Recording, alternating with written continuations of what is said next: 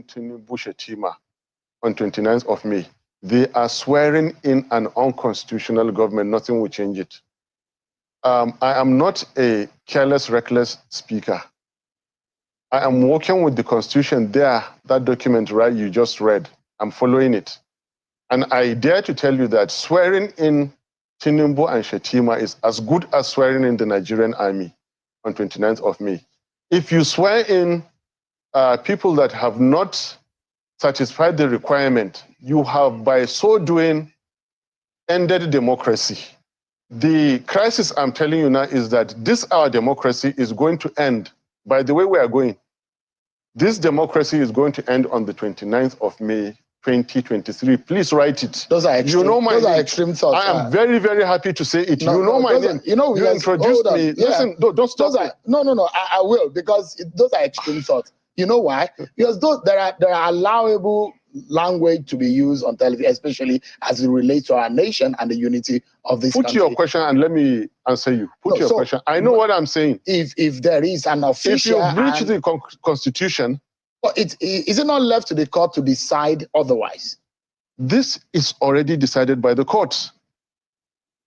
But the authority in charge of the election gave a declaration. Sherwin, if you are afraid for some things, don't ask for them. I am not afraid. I will, as a citizen of the country, by the ethics and the guidelines of my profession, live by it.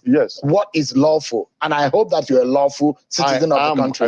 And so whatever the stipulation of the law guides, that if you are aggrieved about something, you go to the court to seek redress, isn't it? This document is a product of the legal system. It has been signed into law by the President, Commander-in-Chief, Federal Republic of Nigeria. I believe in this document. That is why I'm so lawful. That is why I'm so confident. And that is why however extreme it is, Sheung, I am saying it on national TV. I don't like to take risks. I'm not taking any risks. Swearing in a ticket that has not met the constitutional requirements of the Constitution, okay, is ending democracy. Quote me on it. That's your interpretation. That is my interpretation, and that is indeed a correct interpretation. You cannot swear people who have not met the constitutional requirement. You can't do that. If you did it, you have done something unlawful, something unconstitutional. And I'm repeating it. Whoever does not meet the constitutional requirement must never be sworn in. You said my name. If you like, I can say it again. I'm Dr. Baba Ahmed. I'm not taking risks with my safety and with my life. But I'm repeating, swear in anybody who does not meet the constitutional requirements of our country, you are engaging in an unconstitutional act. Mr. President, do not hold that inauguration. CJ and your lordship, do not partake in unconstitutionality. I am taking these risks for the sake of my country. Yes, it is extreme, and I'm saying it. It was more extreme for Yakubu to issue that certificate. It was reckless. He is putting all our lives in danger. All of us. We're already at risk. So what is there again in me taking risks again? What have they not done against Nigeria? What have they not abused in Nigeria? Now they'll take the Constitution where it is clear, it says, and get 24. After that, and FCT. They fail to get it. They are going to swear this man in, and I should be afraid? I will not be. I'm telling you that on the 29th of May, 2023, swear in Tinubu as this result is, you have ended democracy, whoever you are. I mean, you say you're a lawful citizen. I am. So, Hello, guys. Mr. Mr. Onoche, welcome. Good evening. You're the first person here. Thank you so much. Happy Monday, everyone. Chibrike, hello, welcome. How's everybody doing? I hope your week has started strong. Congratulations to Hilda Bassi. Yay! I mean, That was just splendid.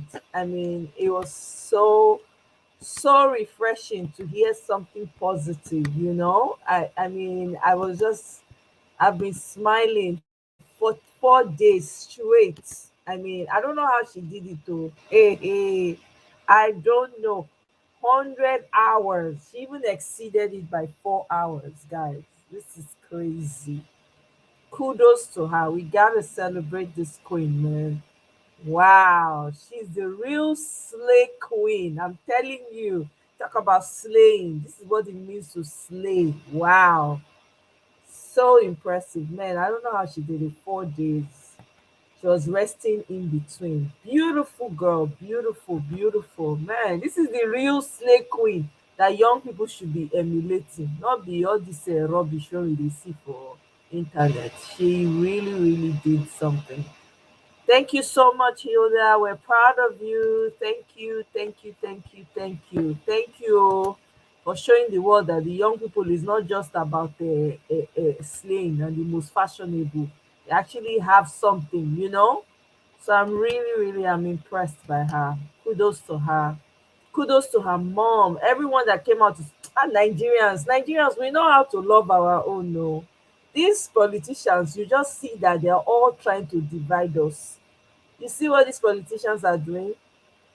They're just all trying to divide us. Don't be carried away. Don't let them fool you. These people just look for ways to divide us. I'm telling you. We love each other. We don't care where you come from. You understand? We don't care, you know. Welcome, victory all the way. Yes, yes, absolutely. Obedience are certainly taking over. So let's listen to this this speech by Ahmed Dati. Distinguished ladies and gentlemen of the high table, fellow Nigerians, dear organizers, all protocols respectfully observed. It is great pleasure to be here, even greater pleasure to feel the kind of love for our nation that you're displaying here and now. I'm only here to encourage your sense of nationalism. I'm here to ask you to keep up the love for our dear country. While the speakers will do the speaking, I will not have much to say, as you very well know. Very little I say, or the very little I have seen before now has rattled the system more than anything else. So out of respect for those who have advised before now, I would just like to encourage those who are going to speak, except maybe just making one or two notes that are fundamental. I have been saying that democracy, as you put it here in the theme, democracy belongs to the people who can practice it. If you can't practice delicate democracy, then it is not for you. The evidence of democracy belongs to the people who can extract it. Human rights and civil liberties belongs to the people who insist, take and keep it. If you can't, it's simply not for you. So struggling to practice democracy is very healthy. We'll continue to encourage all of us. Nobody says that democracy is easy. They only didn't tell us how delicate it was. And without going into so much comparison, because I'm speaking in general terms, I'm not speaking about the 2023 elections now. So no minister will fly to New York and make any allegations against me. If you recall that 80s into the late 90s, there was this genuine globalization of democracy around the world. But then there is a certain part of the world with very old, rich culture and history, namely the Middle East. Whatever democracy is going to provide, the rulers have provided it. So why do you need it anyway? You are safe, you are wealthy, you're comfortable, even as an ordinary citizen. And democracy will never give it to you. So they were clever enough to stay away from democracy. In Africa, however, we democratized. And we saw in the case of Nigeria, what did democracy correspond with? Personal wealth. What happened to the nation? Insecurity, mismanagement, and the rest. I believe in democracy. I don't believe in dictatorship or, I say, kind of monarchy that is practiced elsewhere, even though they are proven to be good. I believe in democracy. But what I even believe in more is that it must be practiced well. What is democracy? It is not having 3 arms of government. What is democracy is the constitution. If you don't follow the constitution, you simply do not have democracy. That is the simple truth. Now, the Constitution of the Federal Republic of Nigeria is different from the Electoral Act. And I repeat, I'm not speaking about the 2023 presidential elections. I'm speaking about we, the people. I'm speaking about the supremacy of the Nigerian Constitution, which says that any law that is at variance with this Constitution is to the extent of that variance, null, void, and of no effect. I'm speaking about the Constitution that has provided how the judiciary shall exist, the armed forces shall exist, the Nigerian police shall exist, the National Assembly shall exist. I'm speaking about the Nigerian Constitution, which says what must happen for there to be a validly elected president. And then interestingly, I have spoken about the opposite or the failure to have those conditions fulfilled. I'm for now staying away from any controversy. I just want to speak about the fundamentals. Without a constitution, without abiding by a constitution, you do not have a democracy. Nothing will change this in the world. Constitutions come interpreted, they come simple, they come understandable, and they are to be followed, not to be disobeyed, and then ask wantonly for interpretation. Nobody has time to waste. Constitutions are meant to be followed. Right now, Constitution was followed in the judiciary, in the National Assembly, in the armed forces, in the police as they exist. The Constitution is to be followed, not to be interpreted, as far as the office of the president is concerned. So, Constitution of the Federal Republic of Nigeria is a different document. The Electoral Act is a different document. I respect the courts. My principal has gone to court. I am with him, and all that we're doing, we wait patiently for the courts to. But now, we, the people, have a problem. If your constitution is violated and you sit watching, democracy is not for it. Interpret it anyhow you want. If you, the people, we, the people, watch the Constitution of the Federal Republic of Nigeria violated, And the best we can do is respectfully to hold lectures.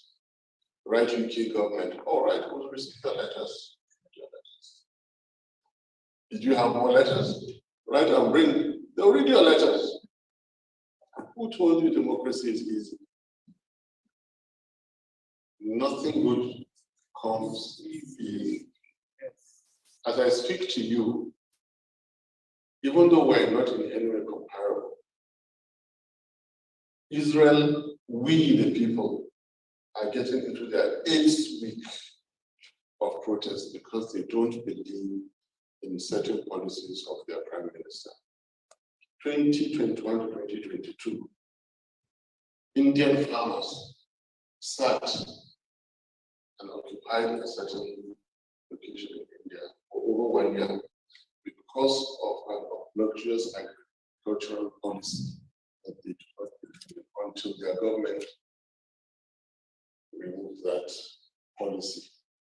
Nigerians, your constitution is brazenly violated in broad daylight, and you're writing letters. Your cosmates in the assailing political parties are rigging elections, changing the meaning of your constitution, and you're writing letters and holding conferences. Well, democracy is yours. It's yours to take and build. It's yours to take and play with. Nigerians, our destiny is ours. You can't come here and scare the UK that refugees will come. Yes, they come from everywhere. A few more from Nigeria doesn't make a difference. That's not how to motivate them. Go and practice your democracy, and we'll meet you somewhere and make it work. Nigerians, go and make your democracy to work. Thank you.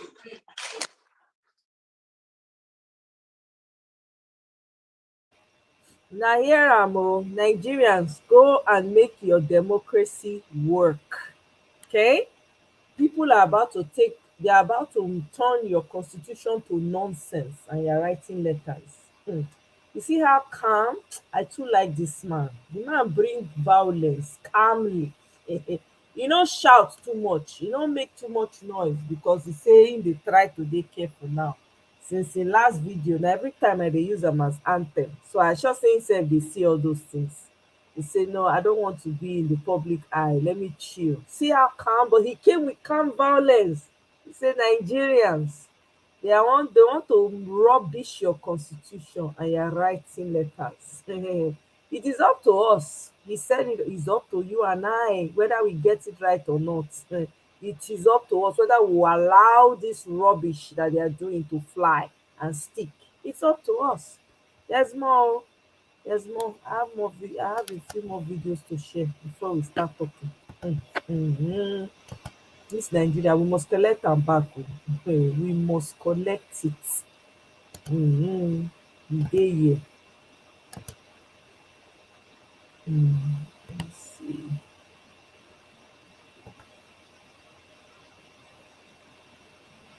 Okay.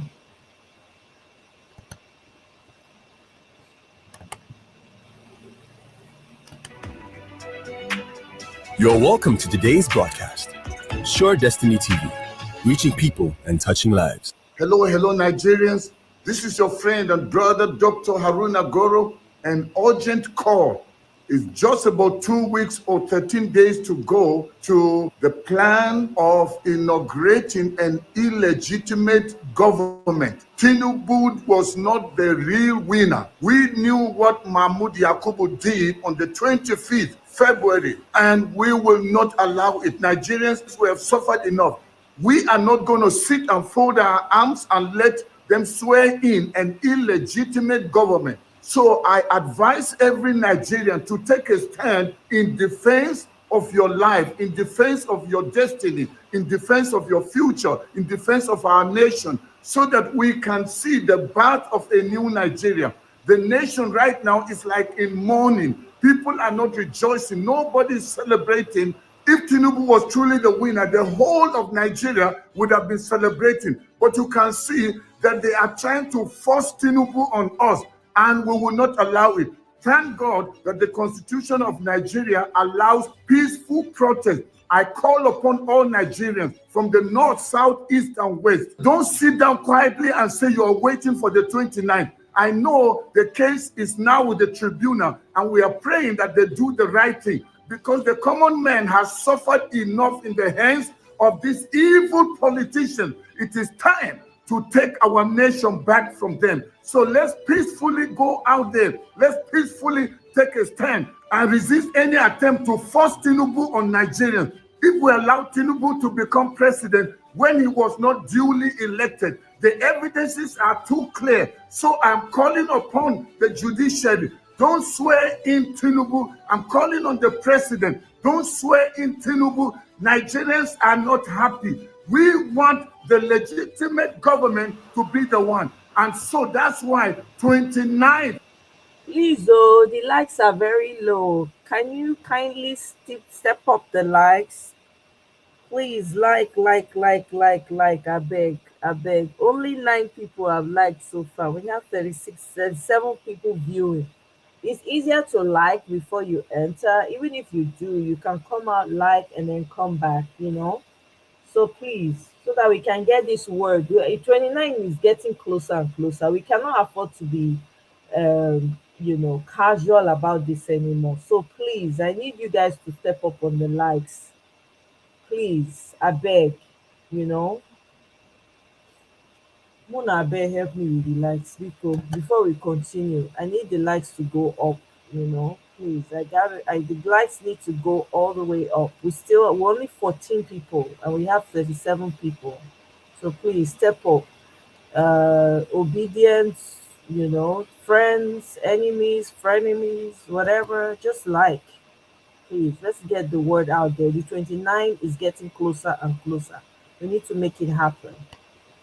Okay? So keep the likes going, guys. Keep the likes going.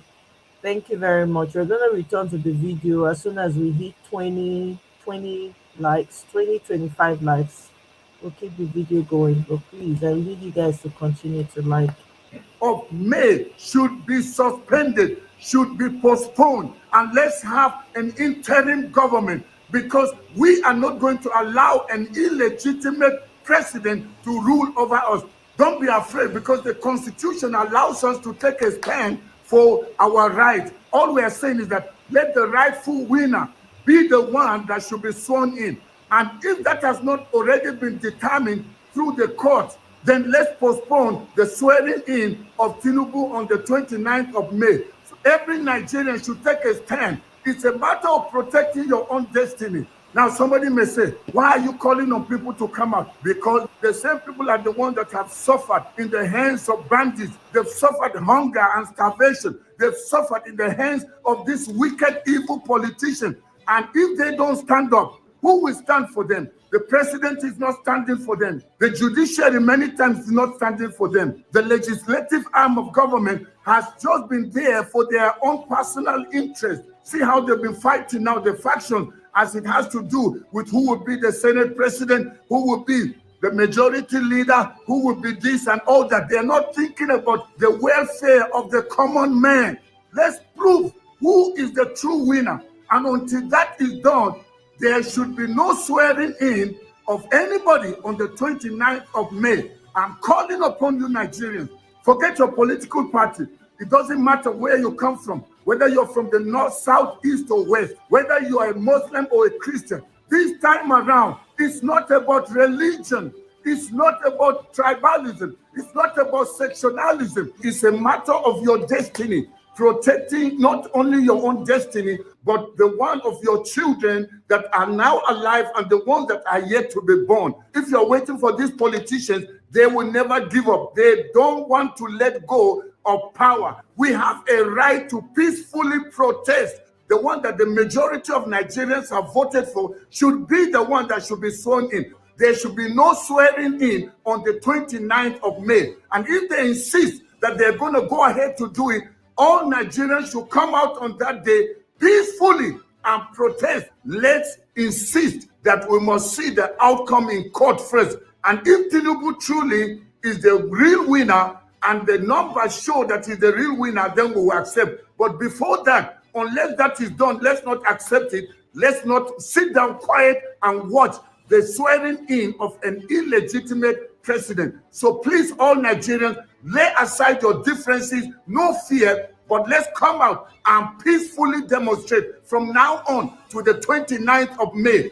This is my call, and I believe is the call of most Nigerians. Share this video. Every Nigerian needs to hear it, needs to know what we should do, whether you're at home or abroad. This is a call to all Nigerians not to allow the swearing in of Tinubu on the 29th of May because he's not the legitimate winner. So that's why we're waiting for the court to decide. Thank you very much for heeding this call. Subscribe to my channel, like this broadcast. By so doing, YouTube and Facebook will recommend it to many more. Okay, so now here our time is going, time is ticking, the 29th. We cannot fold our hands. It's time for show time. There's no need, there's no time for camouflaging anymore.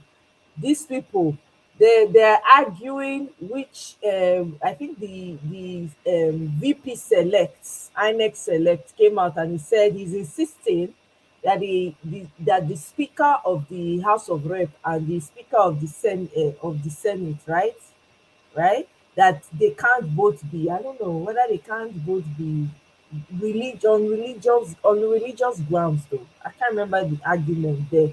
I'm like, oh, okay, so it's dawning on you when you people were doing Muslim tickets, it not bother you. Now that they're trying to bring in a Christian, I think Christians from both sides, I can't remember what the argument was.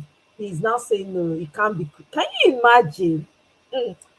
Anyway, we still have a few videos to look at. Let me share this. So I beg, make una share this video. Make una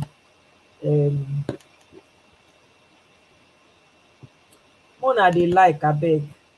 And then this Lamido, or whatever his name, this native doctor, the stunts he was trying to pull in court today.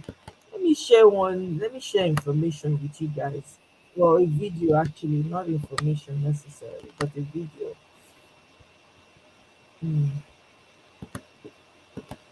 These people, they are trying to cling on to power by fire, by force. You know, fit work.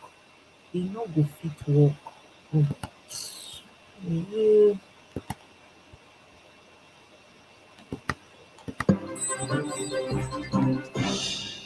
And joining us now in the news tonight is the Rights News analyst, Barrister Frank Tati. Of course, Barrister, thank you so much for being here. A couple of days ago, you and I had a conversation with regards to the happenings in the Labour Party, especially with Apapa, asking the lawyers in all tribunals to reach out to him, giving them that 48 hours. And today now listening to the candidate of the party in Rivers State saying, you know what, her legal counsel have been asked to withdraw from the case. What do you make of all of this going on in the Labour Party? It's important that the determination be made who controls the Labour Party at this time, according to law, not according to opinion or preference of any individual. If the legal position, if the matter of fact is that Lamidi Apapa, as Deputy National Chairman of the Labour Party, is actually in charge as a result of the suspension of Julius Abure as National Chairman, acting, if there is nothing to the contrary, sadly. Well, there's really something to the contrary, unfortunately, because the Labour Party, on their own part, insists that Lamidi Apapa, alongside other executives, were suspended in April, and others were actually appointed to act in their positions in acting capacity. It's important that the authorities, in this case, especially the Independent National Electoral Commission, has that understanding.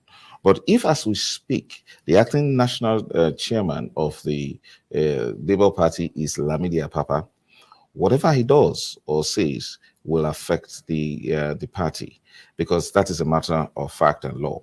So that is an important determination to make. But Apapa wouldn't be this confident and this expressive if he doesn't seem to be standing on a very firm foundation to make that kind of, order, or directing that council to the political party, hand over the briefs that they have received concerning the Labour Party. That is a very dangerous dimension, given the fact that Julius Abure has not been equivocal about the fact that these are paid agents who have been contracted to destabilize the Labour Party to the extent that they have successfully ensured that he has been suspended, and now they are making brazen effort to actually take over Labour Party cases. And the expectation in ultimate analysis is that they will simply just say the presidential in the presidential panel, election tribunal panel, with regarding the Labour Party, they will join their petition, not the petition of the candidate. But that has very, very grave implications for the fortunes of the candidate. Frank, see, the matter has been adjourned to May 19. Friday, May 19, for further deliberations, okay? But then let's look at the internal politics of the Labour Party. How better can they manage their internal politics to avoid situations where they'll be calling for one another's heads? It's a normal thing. You know, the political parties that that possess that kind of heartbeat, whether it was a PDP or APC, and now the Labour Party, at every point in their progression, often face this leadership crisis. And every national party chairman should understand that while he is so busy with national affairs, he should realize that there are a lot of banana peels waiting for him. It has happened to Uche Secondus, it has happened to Adams Oshemole. So you just find that some small disgruntled elements at the ward level that have often appeared insignificant to a party chairman can cause a sort of wreckage to this extent. Now, it's plain to all Nigerians that Julius Abure has been a very hard-working National Party chairman who has worked seriously to ensure that the fortunes of the Labour Party are actually actualized. But to think that from nowhere, particularly from his Edo State base, that he's been hounded to the extent that giving somewhat credence to the accusations that have been leveled against him, to the extent that they've given potent bullets to the court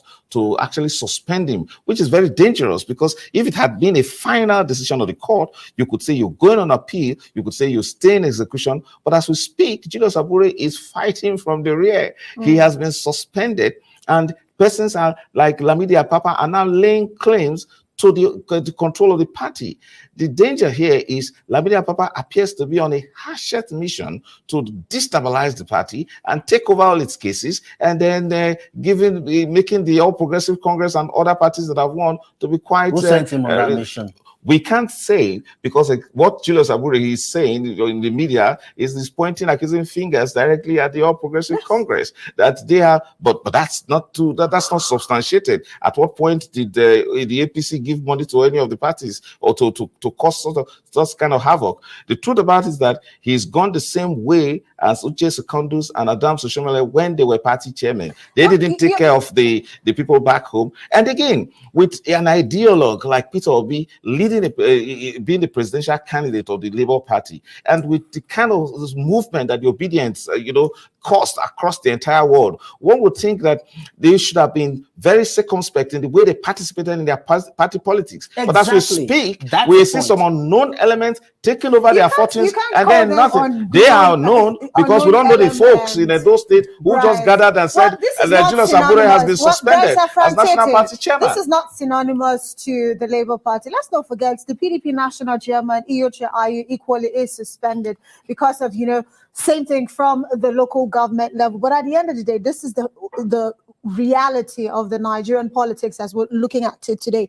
But the Labour Party, you have highlighted, well, they did well, coming out of nowhere and coming third in the elections. One would have thought, they'll put their house in order, especially since they are at the tribunal. But here we are facing what it is today. So I ask you again, looking at from the legal perspective, you say Apapa is in charge of the party. Do you envisage a way where they will be able to broker some sort of truce amongst, both factions for the interest of the party, which, by the way, sponsors a candidate, because the candidate has no stands in the petition or wherever in the court without.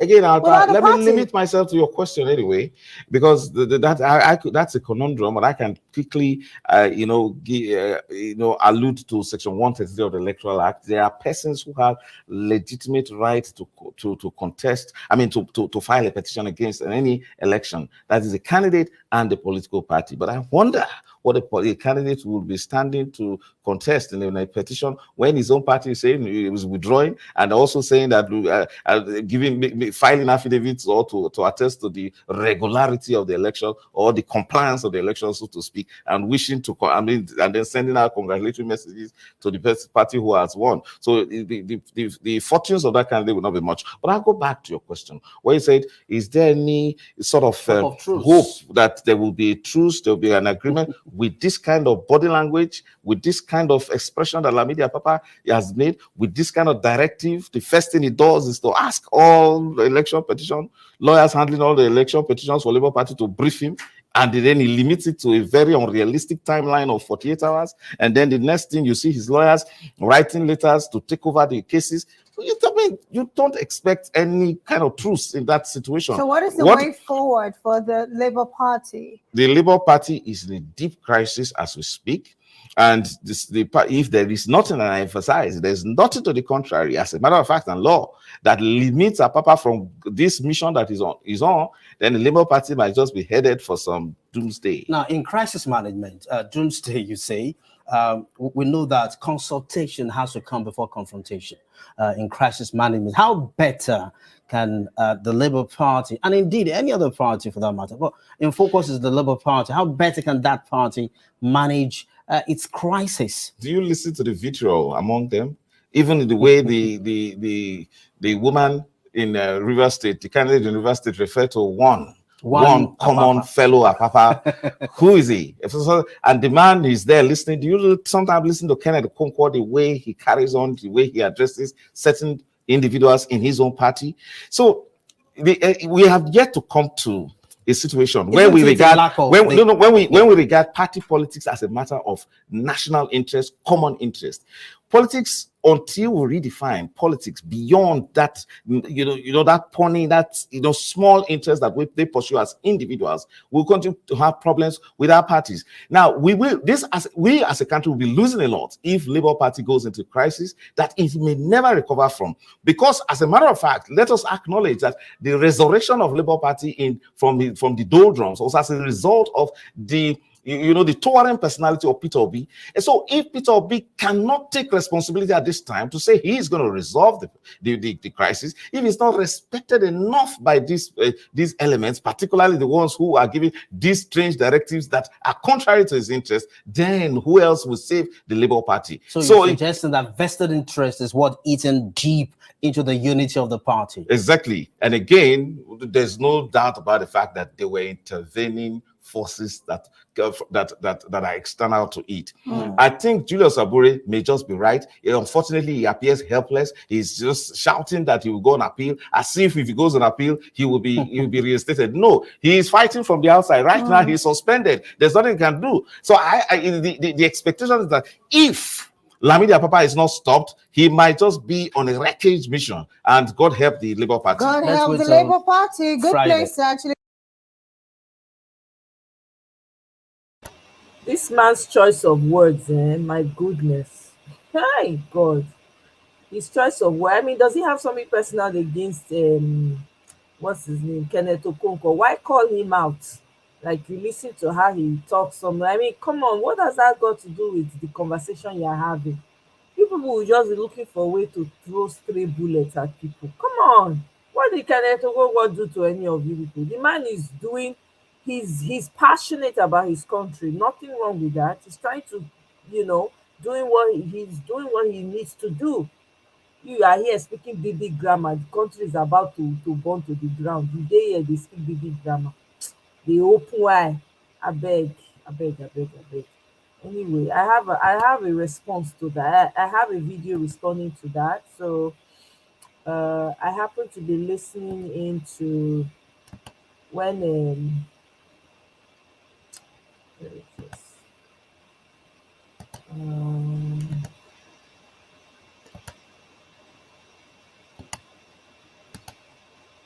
okay. I happen to be listening into Niger Watch when Mr. Abure came to clarify that this was fantastic, by the way, for him to have shown up. So I happened to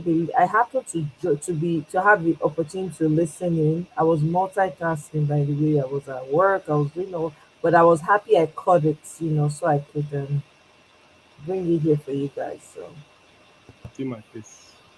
Okay. Good evening to you. It's good to have you here. Yes, that is our national chairman right there. That is the only national chairman that I know. I don't know another one. Thank you. Thank you very much, sir, for joining us. Another one, not day. Another one, not day. Not day. Not day. Enough day. Hi, sir. Very fine.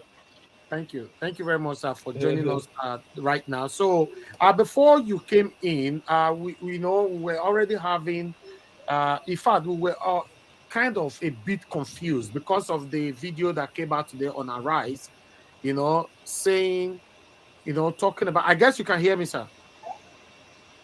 I'm hearing you clearly. Okay, because we lost your video, but that's fine. We can take it like this for now. Okay, you lost the video. Okay. Yeah, we can't see your face anymore. Okay, but I can hear you clearly. Okay, that's fine. Let's move on like this for now. What we want to know, we want to know, sir, what is happening, because a video that we played earlier on saying that Julius Abure is not the national chairman anymore, that you are fighting or making an appeal outside, your normal position. So we want to know what is happening. The native doctor, because on this platform they call her native doctor, and now they call her a name because now we personally give her native doctor for a year, but to make it known for others to understand who we're talking about, Lamidi Apapa, we want to know, sir, please take us through, because Nigerians, we have over 1,250 watching us now across. We want to know what is happening, sir. Go ahead. Well, the truth of the matter is that, these are people, Apapa and co, that you have popularly given native doctor and Babalawo, are fond of propagating false information and misinforming people. It is not true that I'm no longer national chairman. Still, I remain the national chairman of the party. No court has suspended me as the national chairman of the party. They came up with their court papers, and so we filed a preliminary objection to the processes they filed. They went to court with all sorts of allegations and all sorts of things in court, and then the courts didn't hear from us, but granted an ex parte order. An ex parte order by virtue of Rule 43, Order 43, Rule 43, Rule 3 of the Federal High Court, abate after 7 days. And so, but however, we filed all our papers, raised all our preliminary objection to everything that they have filed, that the court has no jurisdiction to even hear the matter. It was that particular objection that we filed that the court said they have jurisdiction to hear the matter. That was all the court said. The court didn't go into the substantive matter of whether any person is suspended or any person is not even suspended, and so on and so forth. Now, when they went to FCT High Court, I didn't know that they are going to FCT High Court, but I suspected a foul play. And I also went to Benin and got an ex parte order which restrained everybody from doing anything. So the two orders came at the same time. The one from Benin came out, their own also came out. And if you look at the news last week, that same Friday, INEC just published the list of candidates in their portal. And it is the candidate that won under the platform of my party, Labour Party, the candidate I uploaded, that is in INEC portal. If you still go to INEC portal today, go and Google INEC website. The name that is there is my name. But these people are fond of carrying fake news because, of course, they are fake. Everything about them is fake. Everything about them is fraudulent. Nothing is true about them. Their soul, their spirit, they have sold it to money. Everything about them is money. Everything about them is cash and carry. And that's why they have sold themselves to the APC. They have sold themselves to the opposition. In fact, before they appear on any television or anything, they write the script and give to them to go and read. This is unfortunate, but that is the situation that is here. So that news that they are carrying about that have been suspended is fake news, totally fake news. But since the court assumed jurisdiction, I now said that very particular point, I'm going to drag it to Supreme Court because no one can take us for a ride. No one can take us for granted. And so I now said we are going to appeal that part of the judgment. The substantive matter is there. We have not even looked at it. The courts have not looked at it. It has not been heard. And so for anybody to be going around to say that I'm suspended, I'm no longer national chairman, it's a figment of their imagination. On Friday, I did a video. I just made the video not long, yeah. Yes, I made the video clearly where I spoke from my office. Yes. I spoke from my office that I'm operating from the national headquarters of the party and that I remain national chairman. Now, the ex parte order, probably I need to educate us on this issue of ex parte order. Number one, an ex parte order is made when you hear from one side. And usually, for an ex parte order to be granted, it is meant to protect the recs. It is meant to protect the property. In fact, it is the law that an ex parte order should not be used as a sword. It should be used as a shield. It should be used to protect. And it's only available to those who have legal rights to the property, who has legal right to the recs. And as at that time they went to court, who has legal right to the recs is no other person but Barrister Julius Apure. And it was unfortunate that the court, out of, I don't want to make use of foul language about the judiciary because that's where I also belong, granted that thing in a very, very wrong manner. Those people are not entitled to any ex parte order, but you know in Nigeria, anything goes.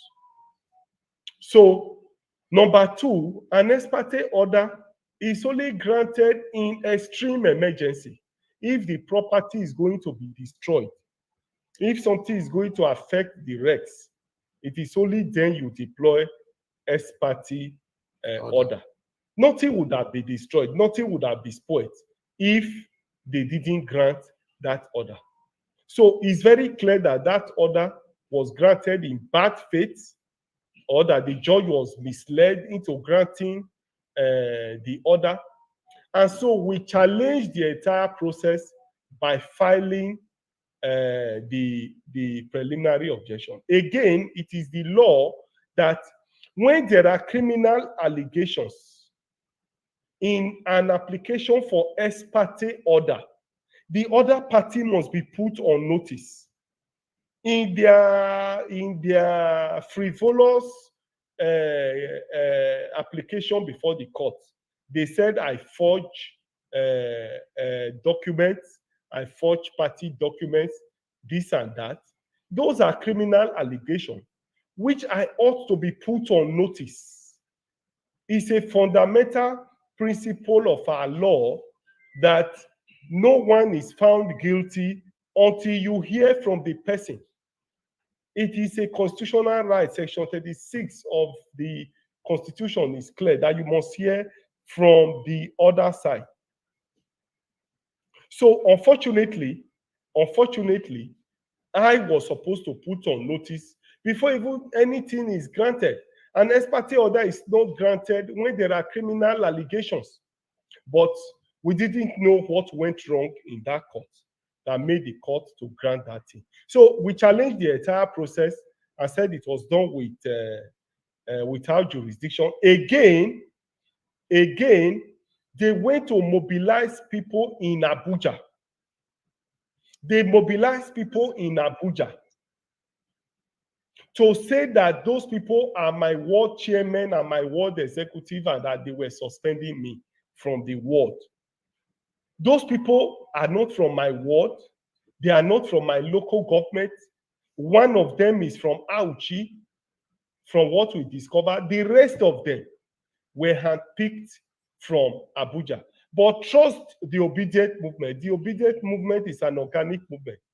Some of them use their fake name, but the obedient movement immediately placed their name and their phone numbers and everything. As I speak with you now, those people that made that announcement are on the run because the police is looking for them all over the country. Those people are on the run.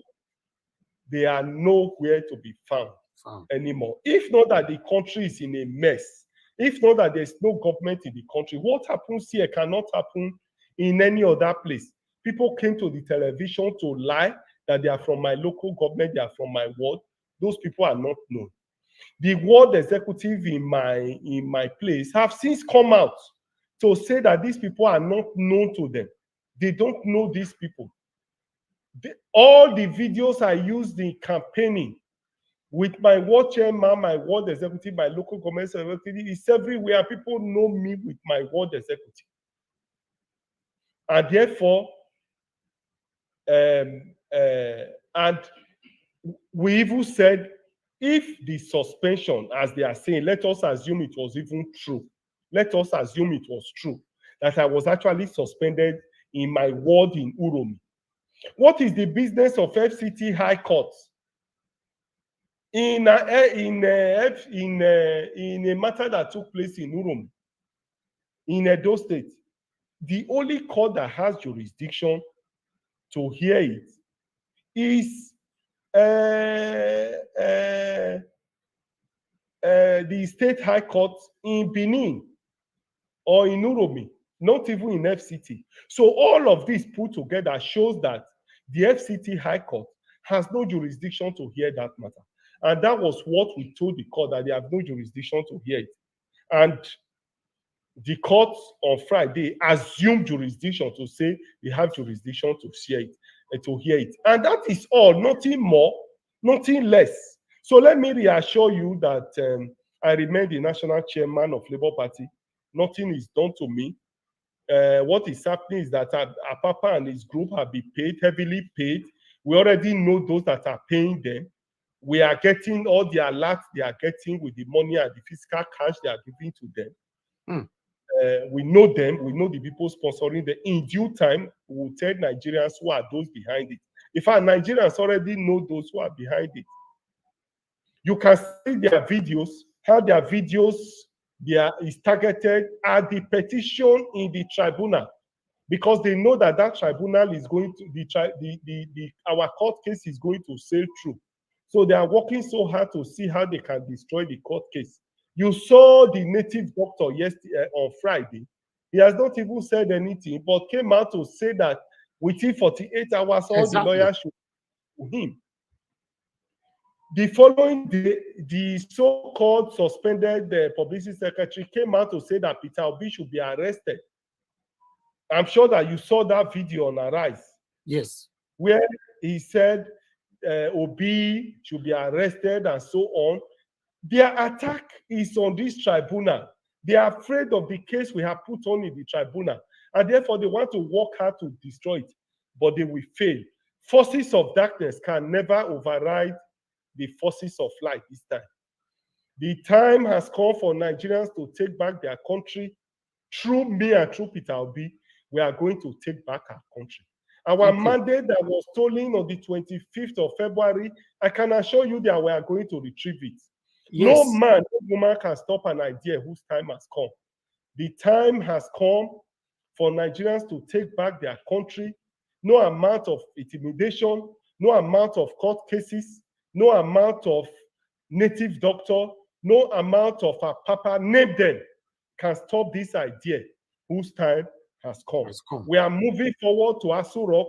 Aso Rock is our destination, and that will be the party chairman that will produce the president of Nigeria, that will change, change the socio-economic narrative, change the sufferings of Nigeria, change the insecurity, the poverty, the unemployment in Nigeria. We have a date with destiny, and me and Peter Obi will pursue it.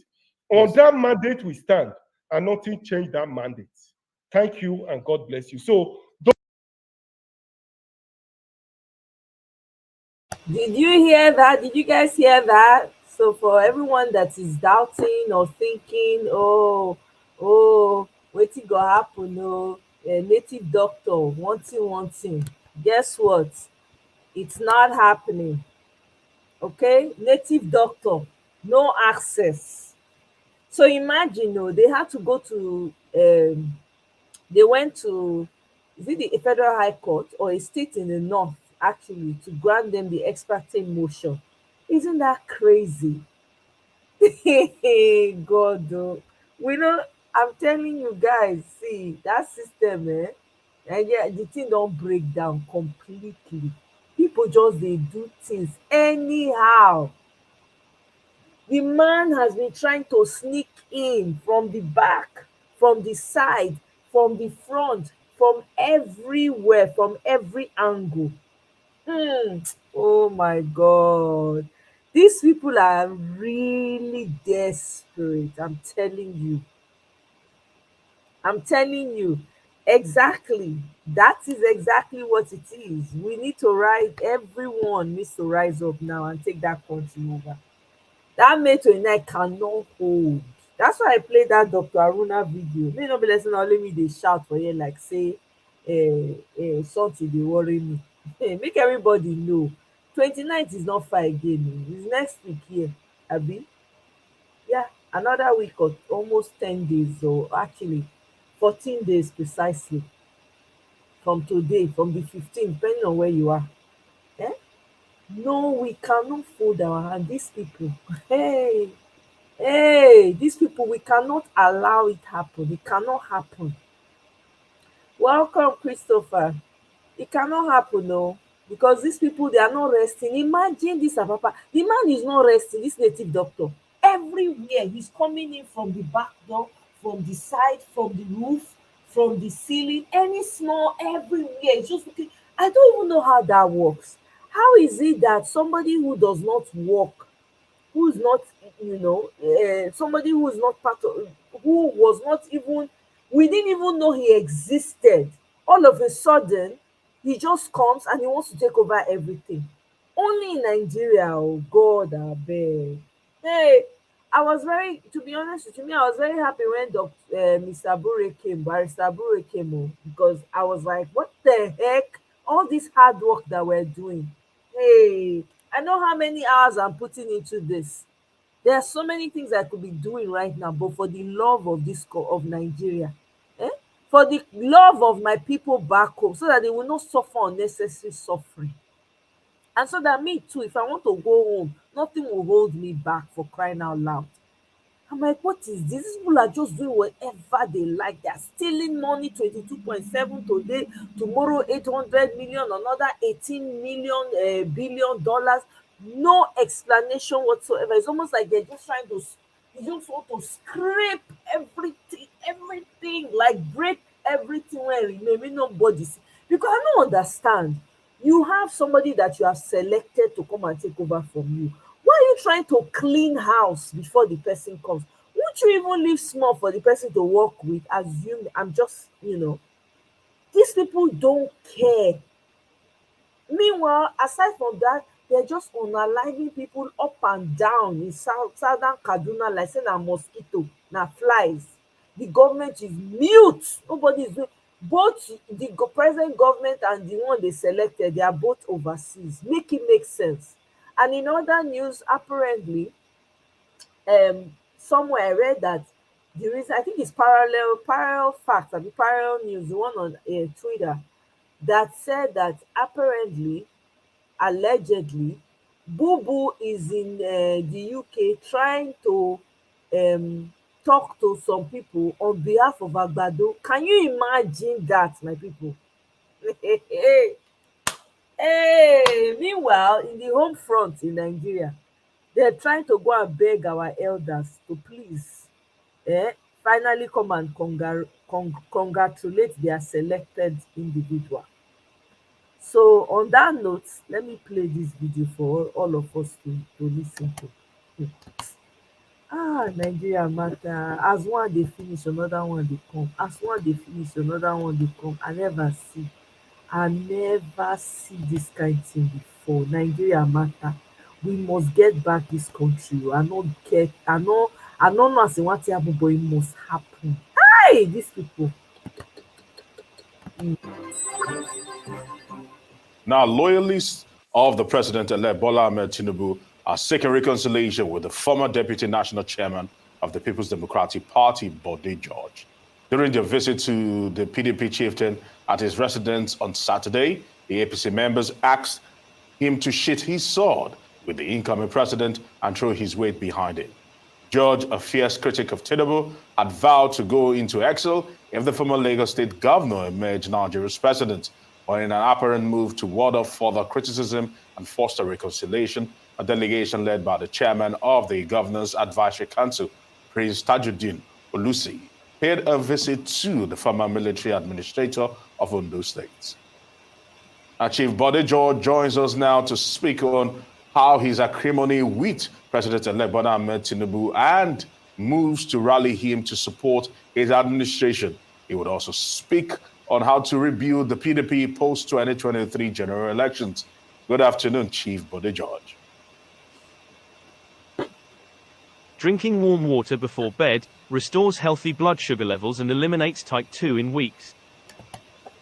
Very good afternoon to you too. How are you doing today? All right, Chief, it's good to have you here on Newsday today. I would like to start off by getting to hear from you. You made certain proclamations, and as an elder statesman and a man of your words and a Christian also, who always seeks to probably live by the words he actually puts out there, it's almost contradictory. Some would say that at one point in time you said, if this happens, this will be your reaction. But it seems that events have overtaken that particular thought, and right now you seem to be going back on your words. Talk to us about this.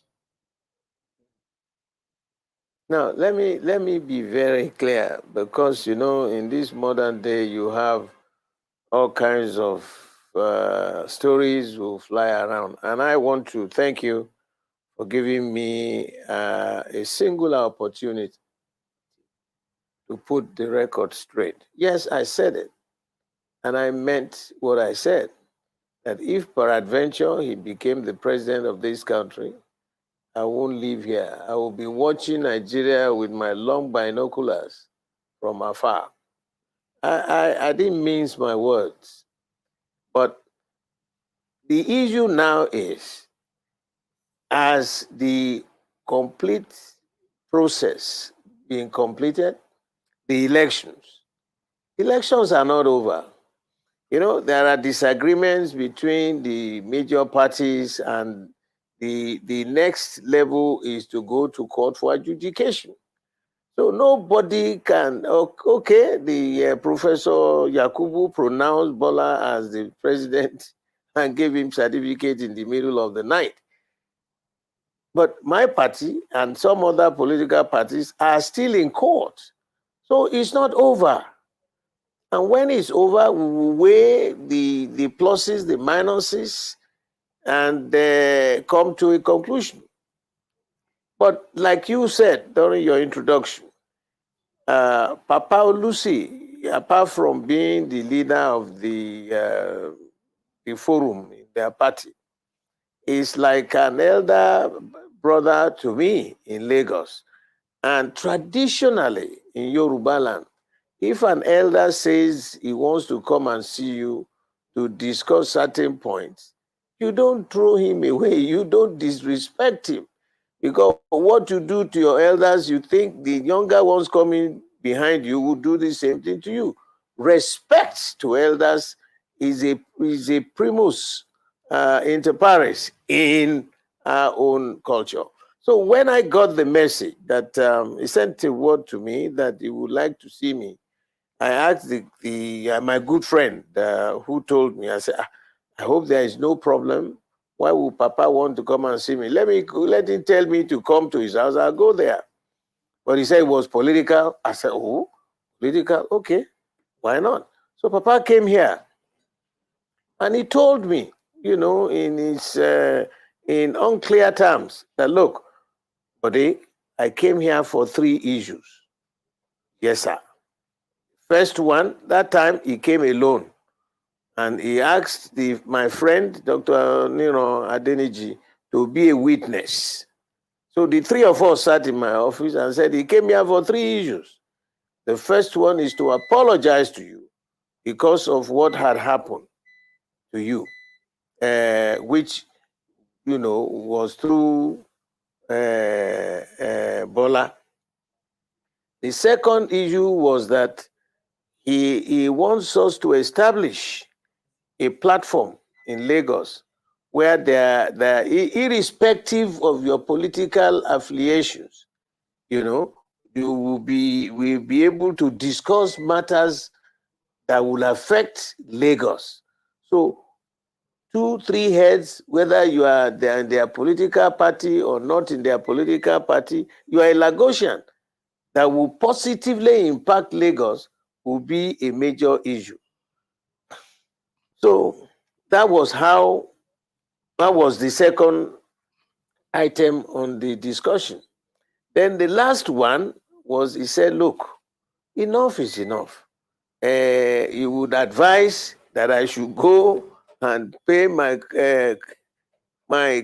congratulatory visit to Bola Tinubu. Immediately, I said, Papa, let me start from where you stopped. I belong to another political party, and I'm an irredentist PDP man.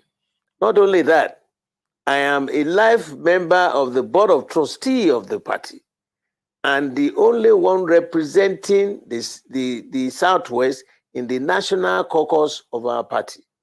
Our party is in court with this gentleman. How do I explain to the party members? How do I explain to my children? How do I explain to my family members? How do I explain to my friends that I would jump the ship and go?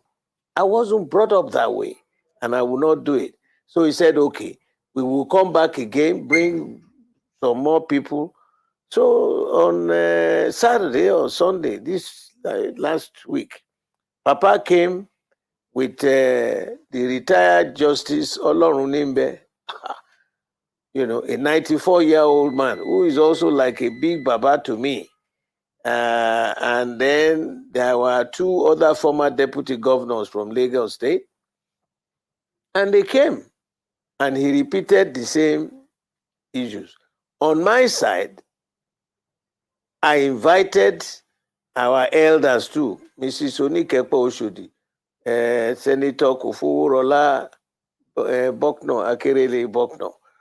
We invited Dr. Akitoye, Dr. Adeniji, and some others, so that they will be participants at the meeting. So they raised the same 3 issues. The first one to come and beg me, And I told Papa in unclear terms that there is nothing personal between me and this gentleman. I have nothing personal. All I disagree with are his methodologies of governance, his own ways of managing the resources of the land for the benefit of the people. It's not impacting on the people. I am a thoroughbred Lagosian. I was born and bred and grew up here. There is so much degradation. Go to my local government. First of all, Femi Gbajabiamila had been here. We had discussions. I told him all the things I want them to do in Lagos. It doesn't matter to me. What matters to me is that let Lagos be like the best city in the world. Make life more meaningful. Impact on the minds of the people positively, because the power rests with the people. But if there is nothing rather than that, the method of management, the financial management, completely despicable. So I said to them, I have no qualms, I have no objection, and as far as I'm concerned, there is nothing personal, sir. If whatever he had done to me in the past as a Christian, like you said, vengeance is the Almighty God's. It's not mine. And I've already seen those who are the active players on the ill wind. They have suffered for it already in this life. You know, so for me, the last option, the last request was that we should, whether the court has finished or the court has not finished or the processes are over or not, I should also join the others to go and congratulate Bola Tinubu, like he said, our group, Wike and Sheyi had done. I say I'm not Sheyi and I'm not Wike. I'm much older than them, and that's their opinion. For me, if peradventure, at the end of the analysis, our party is still looking forward to winning at the court. So if I jump ship, how would I look like? Like a swine? Like a traitor? Ah, come on. I was born into a political family in this Lagos, you know, and respect for what is right, what is just, what is fair. That are the ways of my upbringing. Nothing personal. If they say he has won, and I said it, that it is for me to decide whether I will live under the control of this, and he cannot individually control me. I won't break the laws. And what we want is the rule of law. What is democracy? The government of the people, the rule of law. And when you go to every court in this country, you find the lady of means and the lady of justice blindfolded with a sword and a scale. And she dispenses justice based on facts. So let's wait until the outcome of the Supreme Court. For now, I don't agree. We're going to say congratulate him before. I will never, but the judge will never do that, because that will be a sign of being a traitor. Number two, I will also be breaking the electoral process, because it's until the court decides that you will now definitively conclude that elections are over. I hope my explanations are clear. I have nothing against him as a person. He offended me. That's actually very clear. Come and gone. I'm still alive. Well, that's actually very clear. I can see you're very optimistic about what the outcome of the Election Petition Tribunal will be. But based on past events, what are the likely chances that his victory at the polls will be overturned?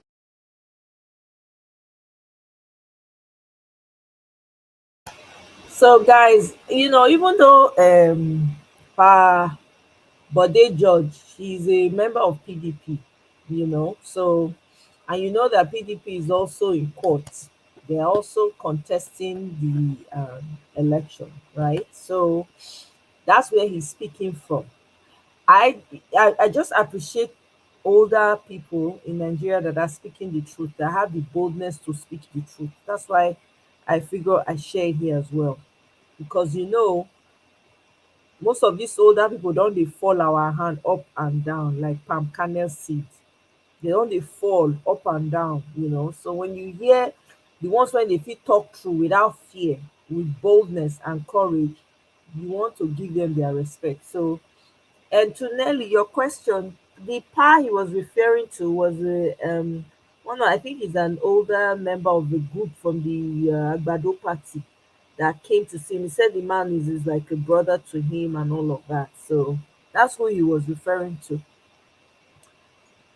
Yeah, I saw that actually. I think let me see if I can pull it up. I saw that on Twitter that they're denying, they've cancelled, I think, what's his name? Senator, is it Secretary of State Anthony Blinken? Let me share that actually. Secretary of State Anthony Blinken don't talk say that they withdraw visas from these Niger people. Today, the State Department imposed visa restrictions on individuals who undermine the democratic process during Nigeria's 2023 elections. The United States is committed to supporting and advancing democracy in Nigeria and around the world. I actually saw the statement by the Secretary of State himself. I just can't remember where I found it at this time. Let me see. I can't remember where I found it, but I know I saw it when he made that statement. Let me see if it's this one. Yeah, including visa receipt. I'm trying to pull up this article and see if it's within this article. But yeah, you guys can go and read it. I mean, it's on Twitter. You can find it and read it. So these people, it just shows how desperate these people are. But the question now is, we the Nigerians, now like this we go fold hand. Our VP don't talk am. They say people they snatch ballot boxes, they read the election. We dey write letters. Now letters we wan write. Now how we wan take collect the election? Because these people they are very unintelligent people. Their own na violence, na be their way. So they won't use intimidation. The question is, will you be intimidated? Because we don't dey reach am now, 2 weeks from now. 2 weeks from now, that country needs to shut down all the way, top to bottom. No work, nothing. Drive everywhere go shut down. Because that mandate must not stand. If this thing by mistake stands, Nigeria is over. So you see, say there's no way out. There's no easy way out. Either these people come back, say, okay, you know what, we don't want wahala, make una take una mandate, abeg, we don't try. We think say we go fit get away with am like we've always done in the past. But we don't see say everybody don't wake up. Everybody eye dey shine like our own now. So based on that, let's wash our hands. We're moving on. Unless that one happen, which I don't know about you, me, I doubt am very heavily. Because these people are they are willing to, they will give all their children just to remain in power. They not care wetin happen as long as they remain in power. There was another article I saw from a Parallel Fact. Excuse me. Let me see if I can pull it up, so I'm not just speaking from shooting from the hip. Let me see.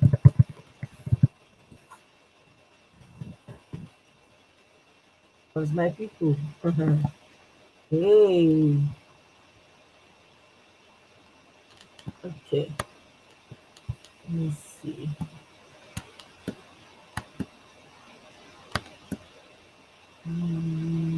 I saw it somewhere. So this was the Secretary of State Blinken imposing visa restrictions. Well, we'll see how that works. There it is again. And then they don't arrest Fela Pikin. So So see the article for you when I see from Parallel Facts. Buhari lobbying UK officials for Agbado in London. It will not work, Oga. We have eyes and ears. This one no go work. And then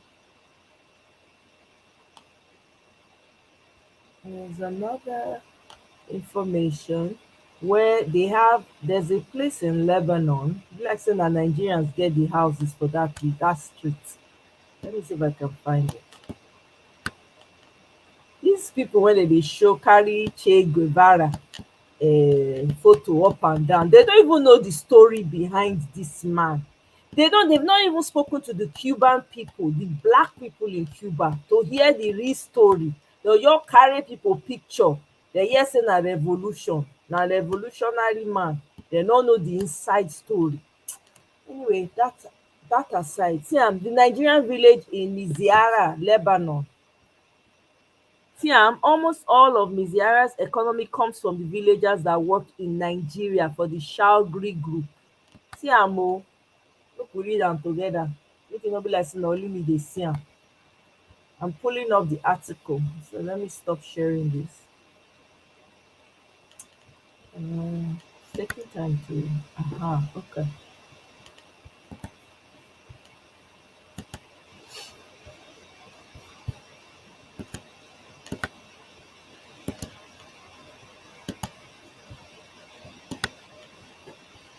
Yeah. If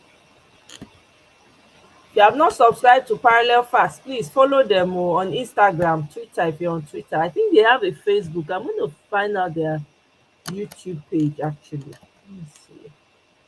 Open a new tab. Yeah. Okay. I need to check out their channel. Okay, here. So January 8th, 1946, the Shagri family that people keep talking about, I don't know them. This is the first time I'm hearing about them. Amiziara, Lebanon, right? Was born in Lagos, Nigeria, to Lebanese immigrants from Miziara. He's the oldest of 8 children and has dual citizenship in Lebanon and United Kingdom. He's a British national, but because he was born in Nigeria under British rule. I see. Today, almost all of Miziara's economy comes from the villagers that work in Nigeria for the Shalgri group. Can you imagine? Shalgri himself is said to be worth $4.2 billion. Shalgri, now a diplomat representing the tiny island nation of St. Lucia, lives mainly in Paris, where his good friend Bats visits him frequently. It is said that Shalgri was able to make such significant contributions to Louvre Museum in Paris that the museum named a gallery after him and his wife. Can you imagine that? Abacha's regime, infamous for being the most corrupt in Nigeria's history, a title Bubu civilian tenure seems determined to compete for, looted an estimated 4 billion in 98. Shalgri says he met Abacha, a young officer, on a flight to Port Harcourt. The two struck a friendship, and when Abacha seized power in 93, Shalgri became the general's indispensable advisor. Outsiders killing us using our own people.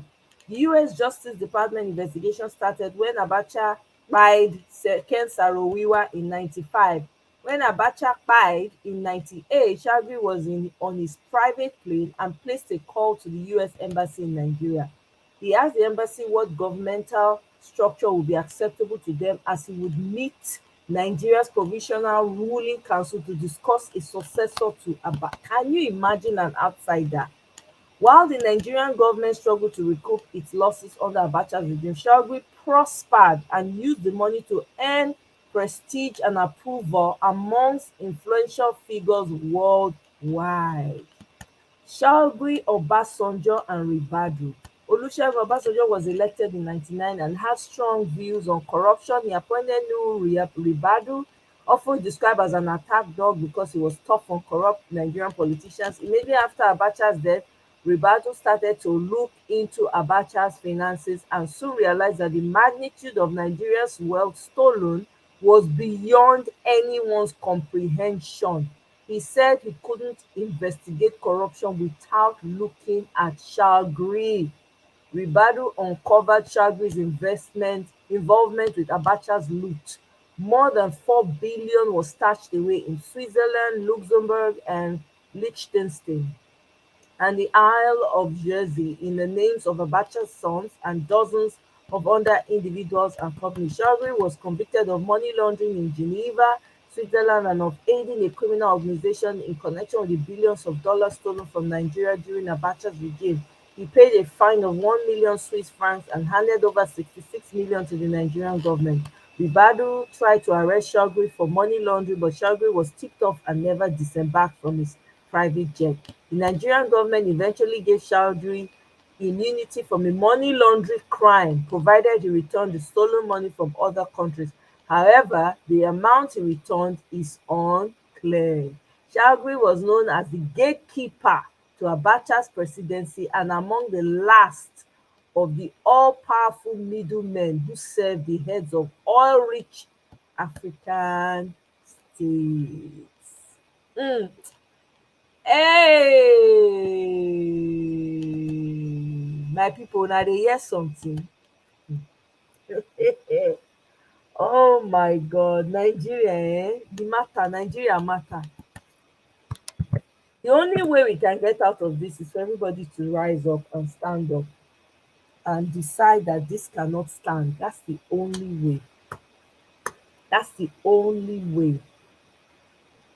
Victory all the way, welcome. Criminal old men canvassing to continue destroying. God no go give them. We must refuse to let that happen. We must refuse. Otobokeyamo Bayo Nonuga FFK must not step foot in America. Nelly. They fit go Dubai now. They fit go Saudi Arabia. Anyway, they like to buy properties for this side, so it's true in a way. And then Papa at his old age is still shamelessly supporting a criminal drug baron, Tifnubu, to continue a retired justice supporting a convicted criminal.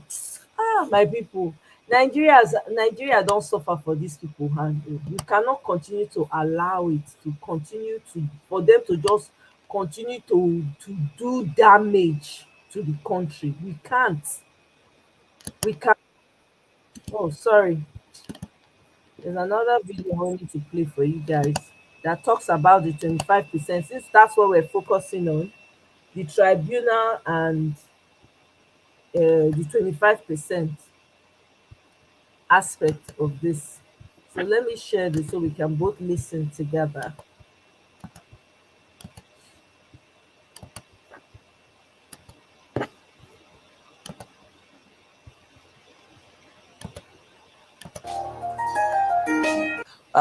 What's on the mind of a lot of Nigerians as we get closer to the inauguration on May 29th is, in fact, if this, I won't say it's a new injunction, because, you know, the PDP and Labour Party are, of course, in court waiting for this tribunal, this petitions to start to figure out whether, in fact, you know, any of their candidates, presidential candidates, would in fact maybe emerge, depending on on what the court decides, would the outcome of this, whether the inauguration is going to go ahead or even this injunction. But I'm hearing now that Professor Chris Wakobia is waiting for us. If you can hear me, Professor Wakobia, okay, yes, there you are. So let's go straight into it. Now we're having the plaintiffs asking for a declaration extension of President Muhammadu Buhari's tenure, pending when a successor is determined in accordance with the Constitution.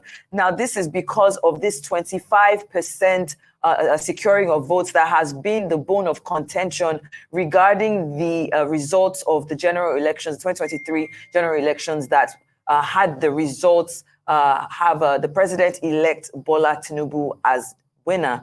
What are your thoughts on this regarding this particular matter that is now pending in court? Shay, good morning. Good morning, Steve. Good morning. It's my pleasure to be on with you. Interestingly, as we discuss our country and our politics today, fundamentally, We're looking at how we make our democracy responsible and responsive to the people. We're looking at how we abide by the intentions, the intendment, and the rationale behind the draftsman's position on Section 134, 2B of the Constitution of the Federal Republic of Nigeria, 1999, and, as it were, the provisions of Section 135, 1 of the Constitution of the Federal Republic of Nigeria, 1999. But let me say clearly, and with every sense of commitment, that those who are saying that the time to make our democracy effective, efficient, and effectual are the ones who are right here. You asked, Shay, if the tenure of Mr. President can be extended to allow for the adjudication, for the litigation, for the matters in court to be fully determined. And the answer is, it is not about extension, it is about what the Constitution envisages. And I hope that the Honorable Attorney General of the Federal Republic of Nigeria and the Minister of Justice are listening. I hope that the DG, DSS is listening. I hope that our esteemed jurist and Vice President of the Federal Republic of Nigeria, Professor Yemi Osinbajo, is listening, because this is very important. We're at that point in our democracy when we must do things properly. We must work within the precincts of what is right, proper, and right. And I say without any sense of equivocation that it is not about calling for an extension. It is about a position envisaged by law, that we may at some point in our historicity, at some point in our nationhood, get to this situation where we must look at the Constitution for direction. And so nobody's saying extend the tenure. The Constitution says that the tenure of a president, the sitting president, can continue until such a time when a new president takes an oath of office and is subject simply to the situations envisaged by the Constitution. We must effectively determine who becomes the president of the Federal Republic of Nigeria. And Section 134, 2B clearly states, without equivocation, that the man who must sit as the president of the Federal Republic of Nigeria must win 25% of the votes cast in the Federal Capital Territory. Must is a word. Because if you look at the Constitution, you see that it clearly says that you will win 2/3 of the states, including 25% of the Federal Capital Territory, Abuja. And what does it envisage? Look at the law. Look at the intention of the draftsman. Across the nation, you're expected as a governor to win 2/3 of the local government, 25% of 2/3 of the local government in the state. And the reason is because the draftsman envisages that a man who must be governor must be popular, must have a wide spread, must have an acceptability of sorts within the state. And then who superintends over Nigeria from Abuja, who is indeed constitutionally the governor, if you like, of Abuja, is the president of the Federal Republic of Nigeria. And Abuja runs as an exceptional territory. He does superintend over Abuja through the Minister of the Federal Capital Territory and the Abuja Development Agency, that's Federal Capital Development Agencies. What does he do? The president who must superintend over Abuja must be deemed to be popular, must be deemed to have won 25% of the votes in Abuja. So the matter in court, essentially, for which we are going to be at the Federal High Court in Abuja, Maitama, tomorrow, is simply saying that you should not swear in a man as president until the court determines his status as president-elect or president-select. Mark my use of words, and I'm saying this without equivocation. Now, if the law says that he must win 25% of Abuja, do the citizens, indigents, residents of Abuja who voted have the right to ask that the man who must superintend over Nigeria from Abuja wins 25% of the votes cast in Abuja? The answer is a capital letter yes. So the argument is before the judge to determine whether he can ask for an extension of the swearing of the president until this matter is determined. And the answer is capital letter yes. I read to you Section 135 of the 1999 Constitution. Section 135, sub 1 says, without doubts, Steve, listen, listen. It says, subject to the provisions of this Constitution, a person shall hold the office of president until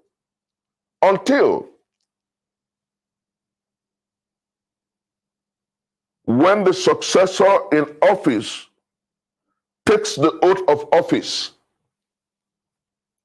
What section? What section is that? B says. Professor Nwakubia, what section of the Constitution is that? Section 135(1). Okay. All right. Go on. Section 135(1) of the 1990. And then subsection 1B says he dies whilst holding such office, or subsections 135(1)C says the date when the resignation from office. And then sub D says he otherwise ceases to hold office in accordance with the provisions of the law, impeachments and all that. Now, what so many people hold as sacrosanct is sub 2, section 135(2) of the 1999 Constitution, which says that subject to the provision of subsection 1 of this Constitution, the President shall vacate his office at the expiration of a period of 4 years, commencing from the date when. Now, you look at the subsections, you understand. Now, subsection 1 holds superintendence, holds preeminence over subsection 2. And what are we saying? That we must determine whether the man who is president-select has truly won the presidency as explicitly stated by the Constitution. And the answer is a capital letter no. Well said.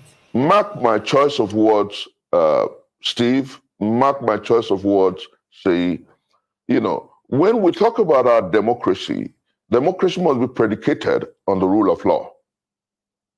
Democracy is not wistfulness or wishfulness.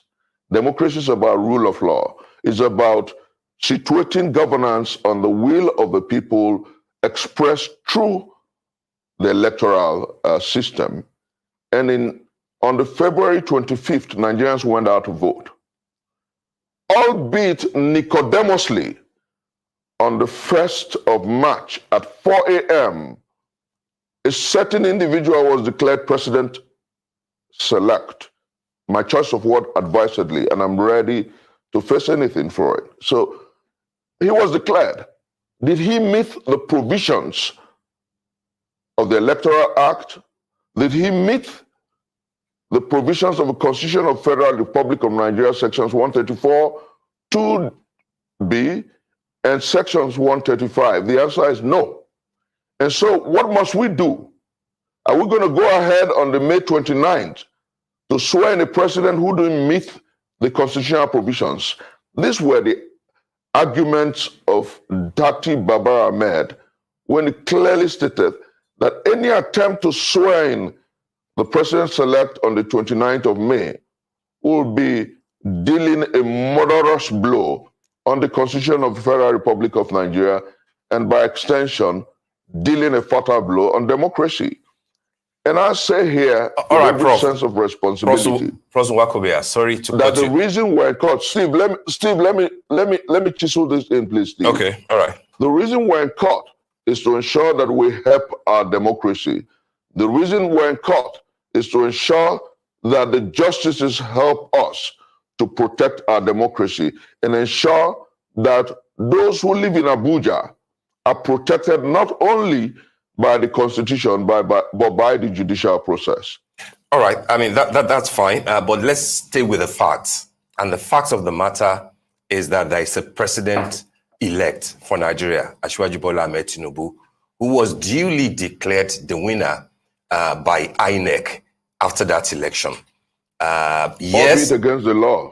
Albeit against the law. No, I do not know of the law that it was against, but you have done the needful as a member of the Obi Dati presidential campaign to go to court, the same way that the PDP presidential candidate and the party, which came second, by the way, have also gone to court to challenge the declaration of INEC.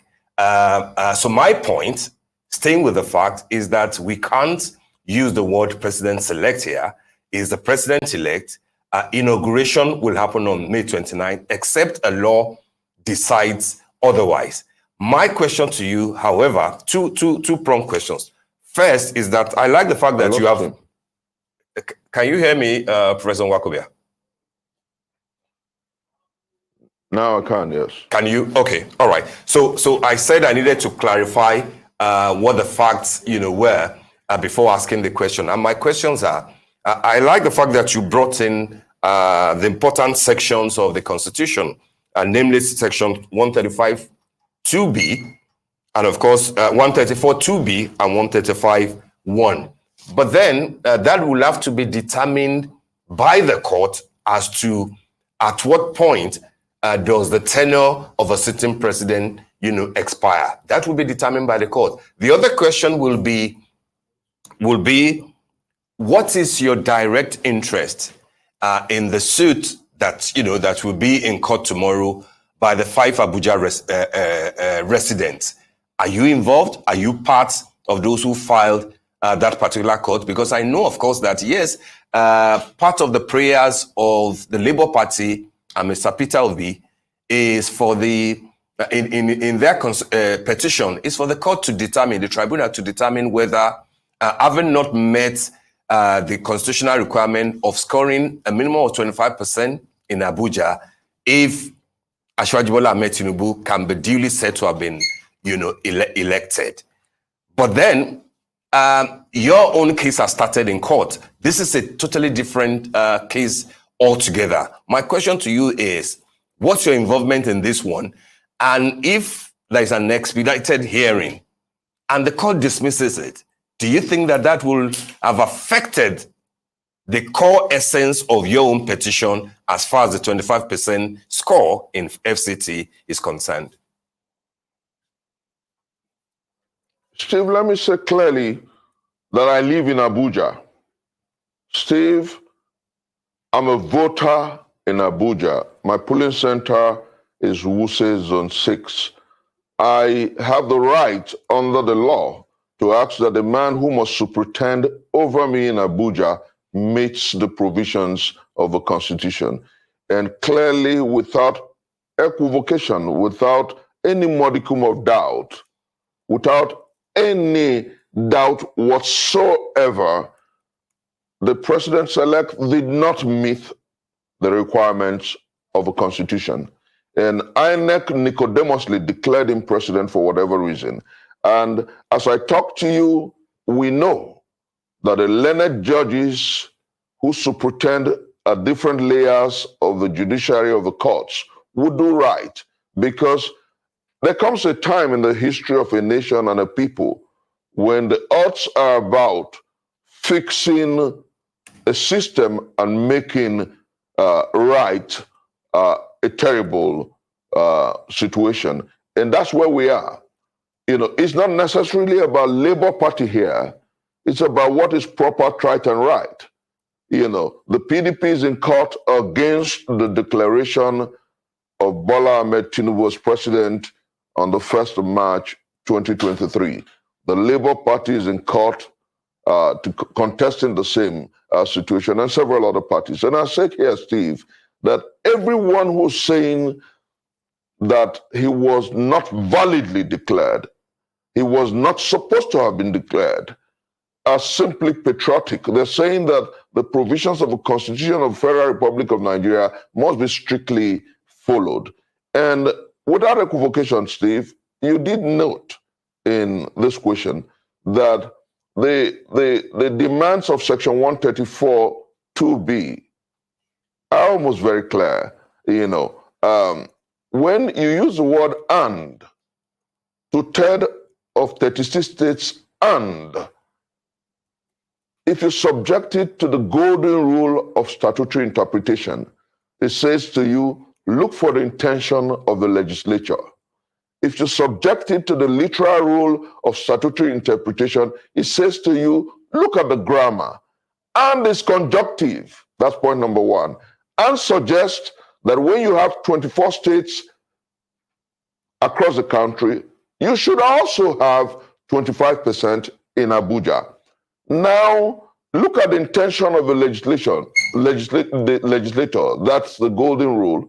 The intention is that the man who must superintend over Nigeria as president in Abuja must be popular in Abuja.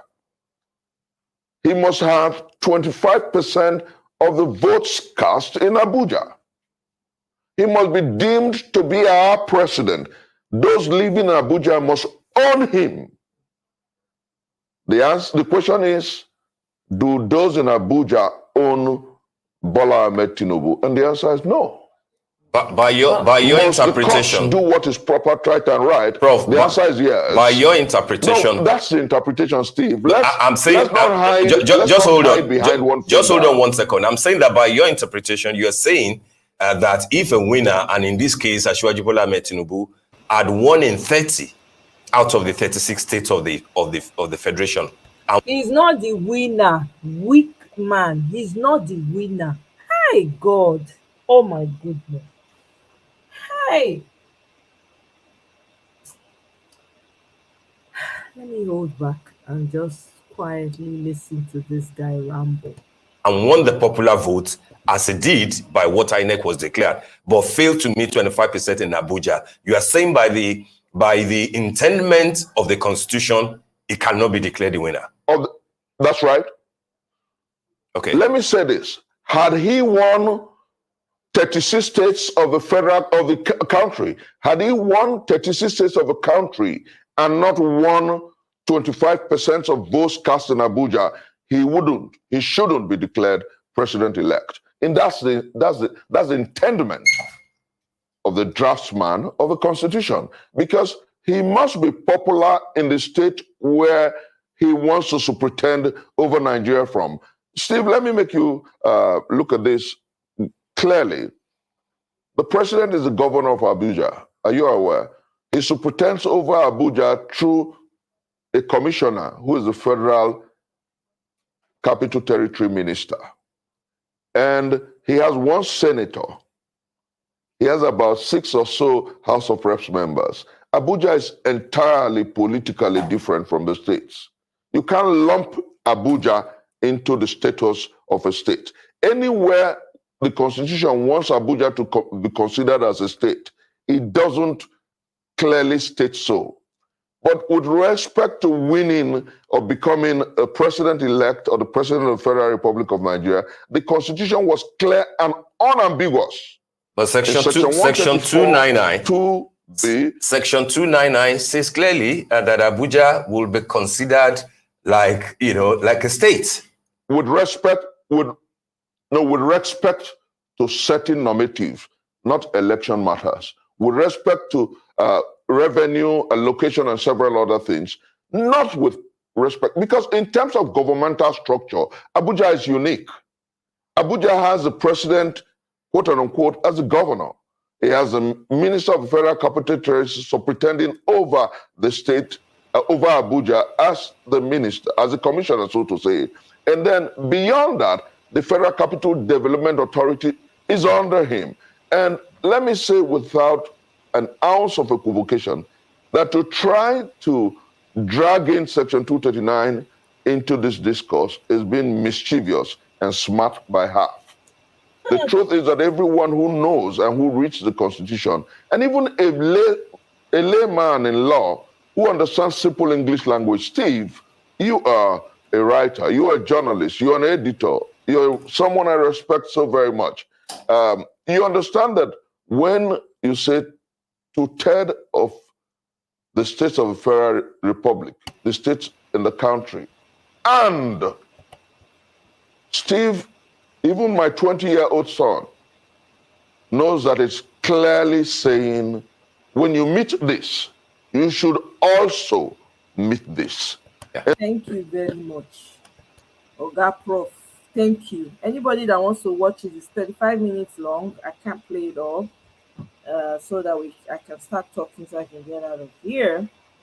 So I really wanted us to listen to this 35% votes because he broke it down extensively. It's 35 minutes long and it's on the Arise News channel on YouTube. These people, we are ready for them. No, God will bless. God will bless all the people when they will stand for truth for Nigeria. Look at how that journalist is dancing to Agbado, all the Agbado in his pockets. Hey, God, I can't stand. Yeah, exactly. Michael, our hope giver is here. Oh, I beg, let's pop champagne for Michael. Don't tell when we see you now. I'm telling you. How now, Michael? Happy Monday. Good to have you here. Yeah, good evening. Good evening, everybody. Shebi, when I told you that Abuja people are filing a lawsuit against Agbado, you people were saying that. You said it. Did you know? I remember. So, first of all, Steve does not have Agbado in his pocket. Steve is just afraid to die. You don't understand. To buy, Michael. Eh? I said to buy. The word is buy. No, yeah. No, but not everybody wants to be Rufai. Some people just don't want to go down that route where they will not be able to come back home the next day and they will not survive. Because Nigerians are very, journalists for Nigeria, Nigeria is the most dangerous environment to be a journalist. Well, that's true. Especially if you're, why do you think David Undayi don't run come out? You understand? Nigeria is if you're a genuine journalist in Nigeria, you're in trouble. That's true. You can't survive. You can't survive. Yeah. The country is not safe for journalists, especially Rufai is just doing everything he can because the guy ready to die for that cause. Then can he do like that? Otherwise, he wouldn't be able to do it. He can't. Agbajalingo that exposed Ganduje on the news. Now he exposed the governor that he was collecting dollar in his agbada. Who went to jail? The journalist went to jail instead of the governor. Can you imagine? You understand? Agbajalingo is in jail. He's been in jail since how many years now? They locked him up. So the Nigeria is not safe for journalists. So that's why Steve is not trying to be a hero. He's just trying to be in the middle. Anyway, the bell rings, he just follows the sound and rings. Oh, Agbado, oh, this, oh, he's just in the bubble, just saying what he can say to save himself. There's a journalist on TVC that came on TV and said he swear with his life that Bola Tinubu won the election. How can a journalist come on TV and say, I swear with my life, Bola won the election? Hi. I hear Agbajalingo is out though. I think, didn't he come? He was on the... I don't think he's out though. He's out. I think he's out. That's what Nelly says. And I think I saw... Because we were still talking about him on Space the other day. Where he went to, yeah. I think his case is still in court. He came out, but he still has a case in court because... Let me see. Agbajalingo. Is he AGBA? Yeah, AGBA, Agbajalingo, the journalist. Agbajalingo. Where is... he was on... I think he was on Arise News sometime. Yeah. He came out, but his case is still in court. They're ready to send him back in there. He's out, but his case, yeah. Okay, that's what I wanted to clarify. Yeah. Okay. So now there's so much happening even before the finalization of this. So before the 17th, you see another breaking news. You see, there's something we are planning to do. One of the things that came out today that people are not... there's this, United States always picks a side when it comes to election. Right. In 2015, they picked the side of Buhari because they were against Jonathan, first of all. If there's nobody that can tell me otherwise, they were against Jonathan. The incumbents, they were against Jonathan. Why were they against Jonathan? Because what was trending, but APC owned the media at that time. That's true. They were painting, they painted Ah, they Jonathan. But really although plot. though, I still have to hold Jonathan accountable because Jonathan people, is very stupid. He went he to use was very naive and use very the weak. He Omokirikiri. allowed them just run over him. It was a So mockery now. It was Reno Omokri that was his PR now. That's why everything went please, left. he didn't And even Ruben choose and them Ruben better, he Abati. not choose better spokesperson. Yes, no. Yeah, it was having Ruben Abati there and Reno Omokri. So The charlatans, the weak ones. yeah, very weak. Oh, Eh, very weak. So there's something we're even planning to do, Seth. This mhm. the list that came out today that the US said they have banned. No, the US cannot release the names of those people until those people go embassy, say them, even if they are sick, they can't go to America. My question now, will those lists, right? What about those who have families here already that are living here with their wives and they have houses? You know, Can they concern, deport them back to Nigeria? we never reached that stage yet. Now that one I want. Now that one you go get impact now. Honestly, may they go. No, seriously. The Nigerian when they desire so much with all this kidnapping and everything, may they send their children and their families go back. May they go live for the dungeon when they create now. I agree. I agree. That's what we should push for. You know, in addition to the visa ban, they need to deport their families back to Nigeria. Make dem come suffer where their papa build, the hospital when they build, the roads when they make dem come enjoy am. I agree. Because if na only them, concern their families are far away, One thing I can tell you is and they go still use the children take siphon money. So e still benefit them. One thing I can tell you is INEC chairman is on that list. That one And his family, they need to be on the list, not just you them. can bet Their family. you can bet your income on that Mahmoud is on that list. Number one. Number two, Oluomo is on that list. You can bet your last card on that because the list is out there that was sent to them. And now the UK will be the next person to do their own because every day, if you go to Chatham House Twitter, and Chatham House has been posting about Nigeria's election since the day Mahmoud spoke there, and everything he said there was a lie. So Chatham House has been exposing every day. They'll send an article on their Twitter handle. If you go to their Twitter handle, go to Chatham House, you see every day, like last day, they will post something. The Nigerian election, blah blah blah blah blah. That means they are watching. The US is watching. This ban that they came up. The people think that letter that Chimamanda wrote was a joke. This is one of the effects of the letter. This is one of the effects of the letter.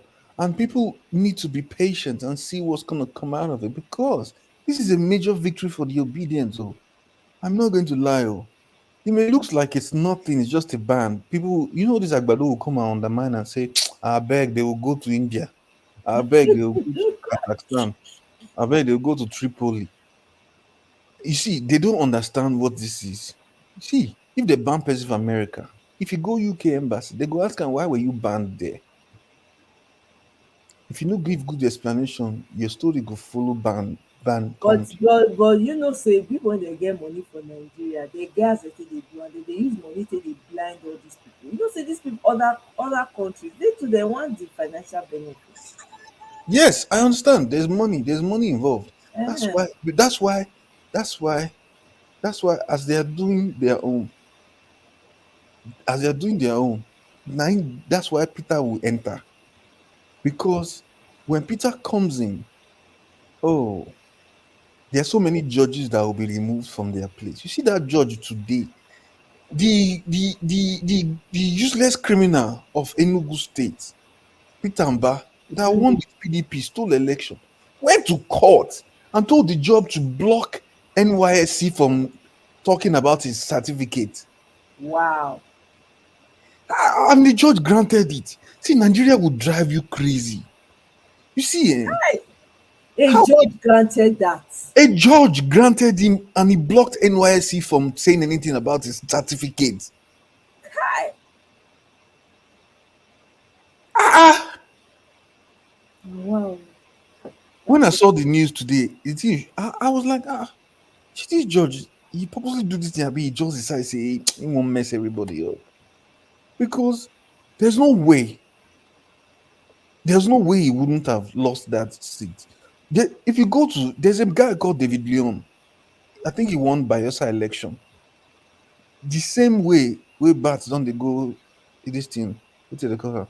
House defense house, do defense academy, go military academy, go every academy we won't go. All the house. Now the house, even if wife don't do house tour for Asoko. David Leon, a day before a swearing in, he go use all the army, all the military men do parade for the state. Now that same day, now George Blocker and not become governor again.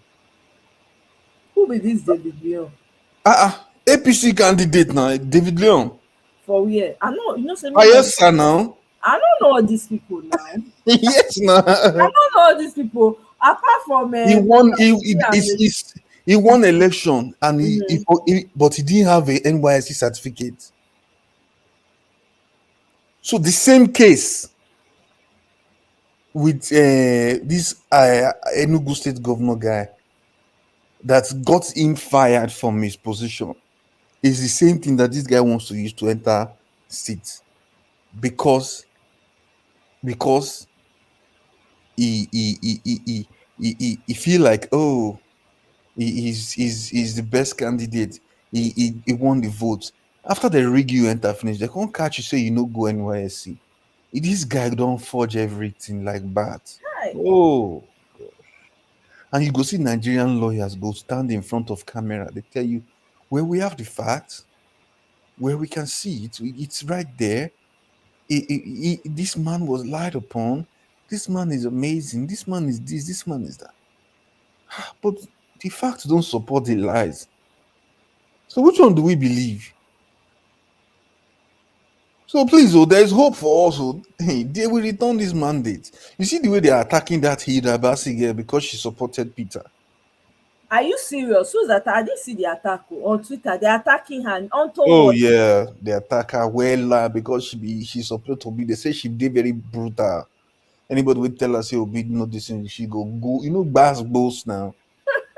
Violence. Now, so obedience can't go under the obedience. You see the way they respond to those Agbado boys. They tell them that's why nobody in your party can break any record. The only person that broke record in your party is your president select. Only him I know win anything, he can't become president. They never count results finish. He don't crown himself king of kings. No be thief be that. No be juju be that. No be juju be that. So the judges are watching. They're watching what's developing. Because okay, tell me why 2 days to the tribunal the US decide to release that list. You see, they know what they're doing, and this from this list that they released, this is to tell you that the US is on the side of the people, not on the incumbent. They are on the side of the people because they have chosen a side. Look, if they didn't choose a side, they won't release any list of ban, because most of the people on that ban are APC people. Even president select is on that list too. And the VP select, the Boko Haram. Oh gosh, that one they go. That one, may God no allow that guy. You know, that one then they talk him, God no go shame us. Shetima bin Laden. Hey God, I beg. What God cannot do. God forbid, though, I beg. Shetima bin Laden. Hey. Tifnubu drug dealer. I beg. God no go let that. If this is a curse to Nigeria, if those people enter, curse. Because now they are begging everybody to support them. They didn't find. I know they are looking for. See, they went to meet Pabode George now. That's yes. How they are. Did you see that? Did you see? Have you seen Lamidi Apapa saying that he has been calling Peter's phone? Peter has not picked his call. Yeah, I heard that. I laughed. I was like, why would he pick your call? Did you Babalawo? Why go they pick Babalawo? Native doctor. You know, Peter. Peter wants to be like Jesus. So we are saying that why is Peter responding to going to see Nigerian that man will get white hair? Why is he visiting him? Why is he doing this? Why is he doing that? We are saying that Peter is doing. Peter does not. Tomorrow, Peter can go and visit Showore because you see, Peter's going. Peter goes to church every morning. Yes, so mass. You know they miss something. Peter's goal in life is to be like Jesus. I'm telling you. Peter's goal in life is to be like because Peter's goal in life is to be like Jesus, to just be there, read his rosary, pray, Hail Mary, he just follow there, go heaven. That's Peter's goal in life. Like 50 Hail Marys, 10 Our Fathers, and then the other one. I remember when I used to go for confession then. They'll say, I'll go confess to Father, say I thief meat from Mama pot that time. Hell, I'm telling on myself, people should not come for me. So the mother will say, why did you steal meat? I said, because she didn't give me enough and I wanted more. And she didn't give me. The grandfather was trying hard not to laugh. You can't look me. You know, all these grandfathers don't can't look you, can't look because okay, go and say 10 Marys, 10 Our Father. Oh, yes, as punishment. Exactly, for punishment. Then after that, then he now say, go, God forgive you your sin. You come to that sign of cross. God, I still remember my Catholic days. I'm telling you, like 50, 100 Marys. Go read now, your hand go the red. So Lamidi Apapa is a person wey get white beard, wey dey fly jet, wey dey pull slippers inside jet. Shey, na there you go know say this one na from Yanopaja, because he dey claim say he no know anything. Well, who sent you to do this to the party? Now that around dog, now even the shock me pass sef. You go come online, they go ask you, say, what do you want? You say, Peter is not our candidate. They'll say, why? You say, because I was there when they elected him. He's not our candidate. He's not supposed to be in our party. He's not this, he's not that, he's not that. I say, So maybe you say you don't want to withdraw the case in the tribunal. You say anybody that wants to stop the swearing in of Bola Ahmed Tinubu must be arrested. In other words, he's saying that let them arrest Peter. You will say anybody that stops the swearing of Bola Ahmed Tinubu, they must stop them. They must be arrested. Must be arrested. So that means he's saying that Peter, Abure, everybody, Aisha, Dele Farotimi, then anybody they can lay their hands on must be arrested. Wow. There's been a video, there's been obedience sky, those people. I don't know who created them, but it is well. I'm telling you, I don't know all the way you when they talk. Everybody on this I mean, the whole is so organic. You can't like everybody get their department where they all fall into organically. Everybody they do it they're supposed to. It's amazing. Anytime I sit down and think about the obedience, I will say now, wow, what a group of people. You cannot intimidate them. They give out to you woto. If you too talk too much, they go bring out the name of your father, your grandfather, the papa when born your papa, the place where they take born and your date of birth. If you dey lie before everything go, no, respect. I saw that guy. You remember when Peter go court? You get one guy where they say sit down for Peter chair. Yeah, when they come take picture, Agbado people come they use and say see, they come they say see nonsense. This man speaks for the Agbado people. Meanwhile, na lie. Peter Obi not send the man message. He just I say after that video before evening, they don't really say the guy they deport him for UK because they do money medical fraud. Can you imagine? You know if you go back to London, they fear because of fraud they do. So now they come back, they find minister of work for under the Tinubu administration. That's why he came back to Nigeria because now UK. That's what they do. Some of these people, when they jobless people, when they'll come support one criminal so that they'll feel go sign. That's why they don't like Peter, because Peter. You see these judges, most of these judges, they are going home when Peter goes in there. They are going home. A lot of people go home. That's why they are praying in their. Because some of these guys, they shrine, they are cult members. Yes.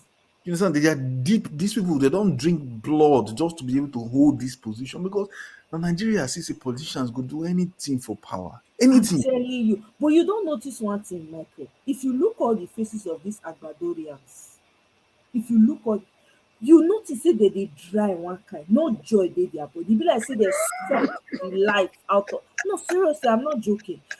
All of them be like. You don't see their leader. They call person Thief Nubu. But you don't see their. No be in the city of the blind. No be one the man with the one eye. Now be the king. Hey, you salo boy, horrible looking people. See this native doctor where they dig am for 78-year-old man. See him bie. That's in bie. Now him Moses carry they spread Red Sea. Yeah. Moses only even fine pass that one. I sure. I'm not dead yet, but I can only imagine. Because there's no those people get bie that time now. But this guy, this Papa Lamidi Oshodi man, because I know say Oshodi road 9 lead to Apapa. This Lamidi man, his job in that place, him and that Bambiala, Arabambi, their job for that place, now to withdraw the case, pata. That's what they came. That was their modus operandi. Right. They just pay them, say, go do this thing, enjoy your life, make this case end. Period. That was their goal. That was what they thought it would be just something very easy to do. You understand? But they have place situations now where, okay, a lot of journalists are afraid to speak the truth on what's happening, right? Because from the way the Bambiala guy, they can't do interview on TV. From what he says, you can tell that their goal is to destroy the party, not to make peace. Yes, it's clear. It's very clear. The criminal with us saying be chairman went on radio station called Smooth FM Ibadan, because when I used to be in Nigeria, I used to manage some celebrity artists. I used to work in the entertainment, so I know all the radio stations in Nigeria. So if I see a radio station anchor, I know the person, I know where they go. Most of his interviews are granted in the West, and that's Lagos and Ibadan only, because that's where he's. That's Smooth FM 98.1 in Ibadan. When they granted an interview of about 1 hour 40 minutes, and all he said in that interview, they asked him more. They asked him, they said, do you Peter won this election? You know what he said? He said, I don't know. Wow. I took my time, I listened to that interview. I wanted to see if this guy really is legit. But then he said, I don't know. He said, I can't tell you yes, I can't tell you no, because we are in court. Bro, that means you're not on the side of the guy. Because see, if this girl where they cook food now, what to be an way to do reward, there's a guy that's with her that has been with her at the beginning. That guy, man, kudos to that. That guy is the real. I'm telling you, that guy is an MVP. You see the way you testify about the person where they with them. Imagine say you did the party, you know if you testify about your own candidate. There's a problem now. There's a problem, which means you are not on the same page, which means you are not supporting him. So you stop lying. Yes. Stop lying. So that's where I have a problem with Papa, with Oshodi Apapa man. Because every time he comes on TV, his goal is to say, no, I give the lawyers 48 hours to come and see me. Baba, I know, you know they put Shakara join Baba, who you be now? You be Ekelebe, I be waiting. Who you be? You be anyway, now so drug lord than they do. You know, here again is successful, a town man. Because all of them drink from the same plate. All of them. Because the truth is, there's no way Lamidi Apapa and Bambiala would be able to afford private jets and fly all over the country. There's no way. There's no way. They don't give our money now. Corn is in his pocket, obviously. Yes, now. People they bankroll them, they get dirty money now. and Get then money need guilty. where to take and do. Exactly. And when I see the plane with these guys come out from fear home, I say, yeah, shall we go fish whole handle? Shall Labour Party handle this guy like this? Because what they did, the judges that gave that judgment, that ex parte order, it should be sanctioned. It should go to jail too. Honestly. For taking that kind of decision without hearing from the other side. Yes. How do you sentence somebody without hearing from them? Yeah, it's because it was dubious now. And you know, most of those, where they went to get that ex parte motion, you see, they say they're not go law school. Some of them, they all did the bench. None of them, they're not go No be these ones, no be these idiots from Kaduna, be Kasina. We almost 50 judges, they no get, they no go law school. They're not good now. They don't carry put them. They dish out punishment. They cut people hand. They cut. God forbid. Wow. I don't know as God wants to judge all this matter, but man, this one we can't give up. Thank you very much for reminding us. We are everywhere. True. We dey air, we dey land, we dey sea. Our eye dey everywhere. Maybe yesterday, the day before yesterday, now some obedience for UK. Go meet Richie Sunak for UK. Drop letter for door. Good.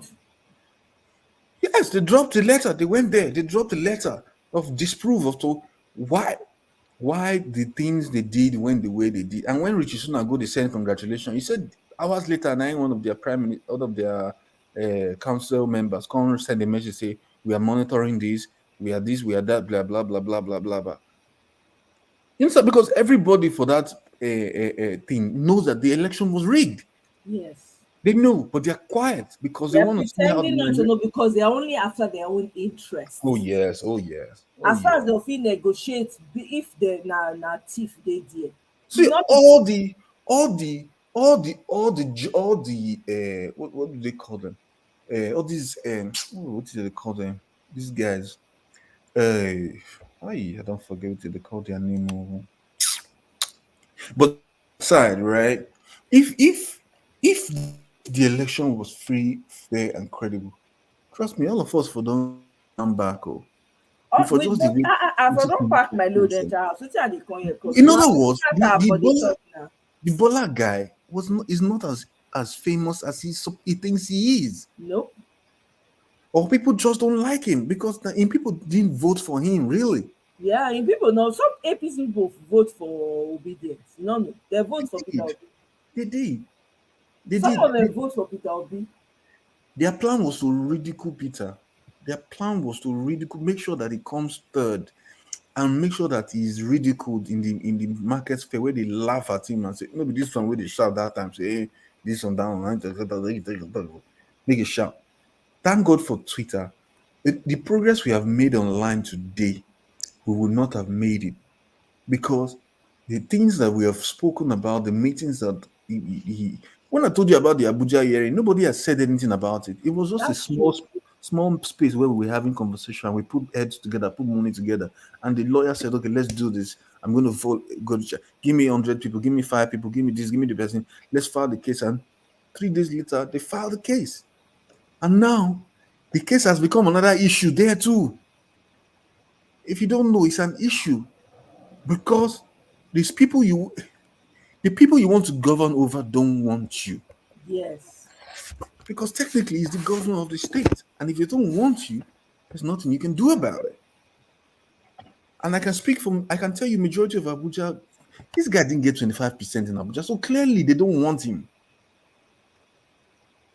But get any part of Nigeria where they want them. No, everywhere rejected you. Even the bees, the rodents were rejected. Have you forgotten?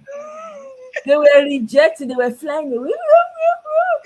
I don't know. So birds they make noise. And bees, I know they make them up. They tell the others, Simon, I not come here. Oh, criminal they decide. Rodents were rejecting him. Flies were rejecting him. Dust they reject them. If Tinubu become, God forbid, if that guy had gotten to become, if to say God, thank God for giving us Peter as president. I'm telling you, my brother, that's what we should be saying. Thank God, because we have a because me, I don't come up for all these exaggerated comment. Too. I don't. My mind don't day on Peter administration. I'm telling you, because the truth is, see, if you think about the problem that they say they won't use 800 million give poor Nigerians because of fuel scarcity money where they won't come out. They say that we're going to remove this from the fuel prices and gas prices and all that. Oh, we want to share for 5,000 to Nigerians. So that comes to about $800 million to give money to the people. The councils, they say they know come out the thing again. Okay, leave the money where you want to talk before say you want borrow. Now be everybody go house, go rest. Now lie yo. You must collect this money before we. Then they call cash out. They won't collect that money by force, by fire. See, what to be name? Commissioner of Police. What to be that one? We get nyash like Ida Basi. We stand with First Lady and Ashwaju wife. Snap picture. Now one person post them online say, how many women can you see in picture? Now one person don't say 2.5 women. The next thing we will see now, police say they are sending DSS to arrest the Twitter handle user. Person we did for whether in Azerbaijan they live a bit for Toronto. Go bring her and come now. Maybe we see how you want to stop her. See, like suddenly, I'm starting to have a problem with Showore big time because I thought he was on the side of the people. I just realized that he's just interested in leaving power in the hands of these criminals. And I have a problem with it. Because Showore go to attack Peter, he go leave Atiku, he go leave Tinubu. That one, they look for relevance now. I don't think he's looking for relevance. So I he's think Showore has a goal. Jealous. He has corn in his pocket. I don't really want to give that guy much attention. To be honest, mentioning his name makes him relevant. He's irrelevant. The guy is irrelevant. I don't know why every time he's looking for somebody to come at him, maybe he wants clicks. He will just throw in anything that's happening, even if Chicken Cross Road. He go say at Peter Obi, Chicken Cross Road because he did not vote. They are hating on the chicken because the chicken did not vote for. That's all he does. Honestly, it's insane. It's crazy to me. What kind of adult is that? What kind of human being is that? Chill, bro. Already, nobody likes you. I mean, come on. So let me give you a little hint about something that might likely happen somebody is coming in from Amazon. He works with Amazon AWS, the people that configure the devices used by INEC. Right. So he's going to testify at the tribunal because all that lie that Mahmoud told about back-end server, about uploading lifestyle, yes, they are bringing somebody. The Peter will be they have decided to bring one guy that works with Amazon. One of the people that installed that thing is going to come as a witness on this case. This case is bigger than you people think it is, because the proofs are just, it's like, when they say go bring proof come, but what do you define day for ground? Just bend down, pick up. Then be this case.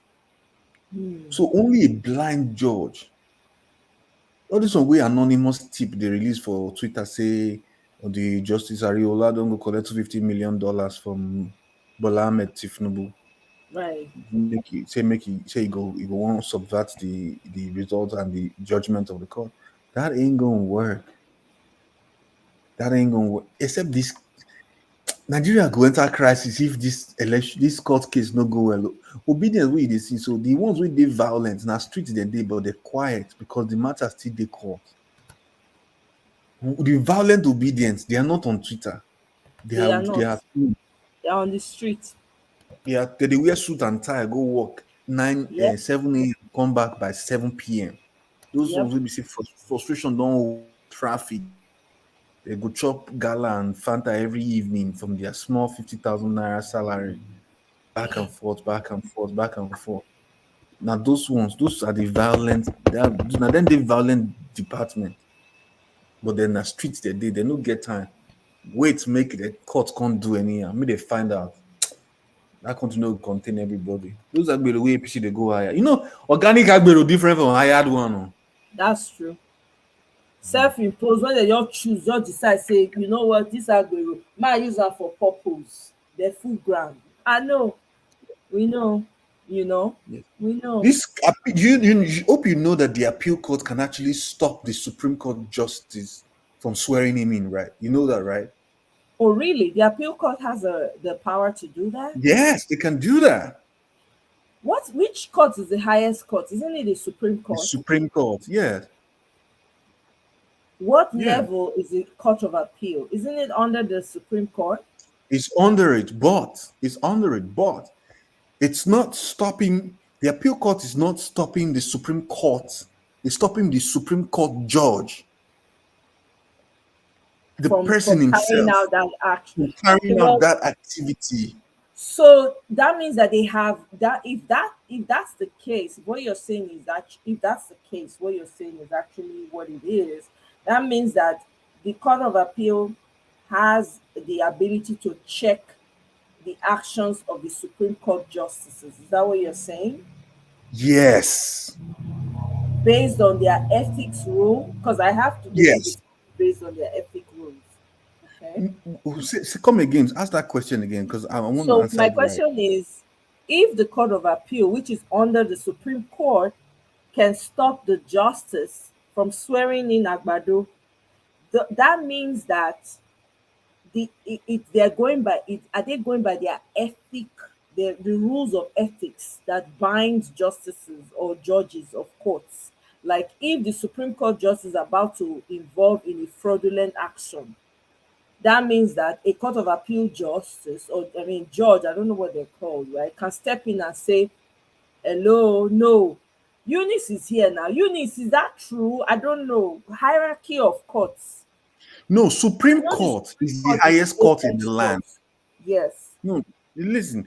Supreme Court is the highest court in the land, where judges, the Chief Justice are there, right? Now, the Chief Justice is a person under the jurisdiction of the Justice, what's it called of Nigeria? The Nigerian Bar Association. Okay. So now, the appeal court can stop the Chief Justice himself from doing. If the case never reached Supreme Court, the appeal court can stop the Chief Justice from swearing him in, from carrying out that 29th activity. It can be stopped. There can be an injunction as to why this is not going to happen, what these rulings were, and what should be done from here on. Because if appeal courts cancel the swearing, then unless the case is heard in the Supreme Court and they pass their own judgment, that's when the Chief Justice can swear him in. But if the case is ruled in the appeal court as do not swear him in, until they take the case to the Supreme Court, they cannot do anything about it. The justice can be stopped. Yeah. Hey, somebody left the studio. Swearing in. I think somebody called in. I beg, don't vex, so please come back. It's because he don't tell when we see Michael. Anytime when we see Michael like this, they give us hope. So we they hold him down. So not vex. I beg, call back. Swearing. What was his name? He left me a note. Let me see. No swearing in May 29. Please call back. Oh, no vex. Nico, we're all in this together. Don't vex. Go ahead.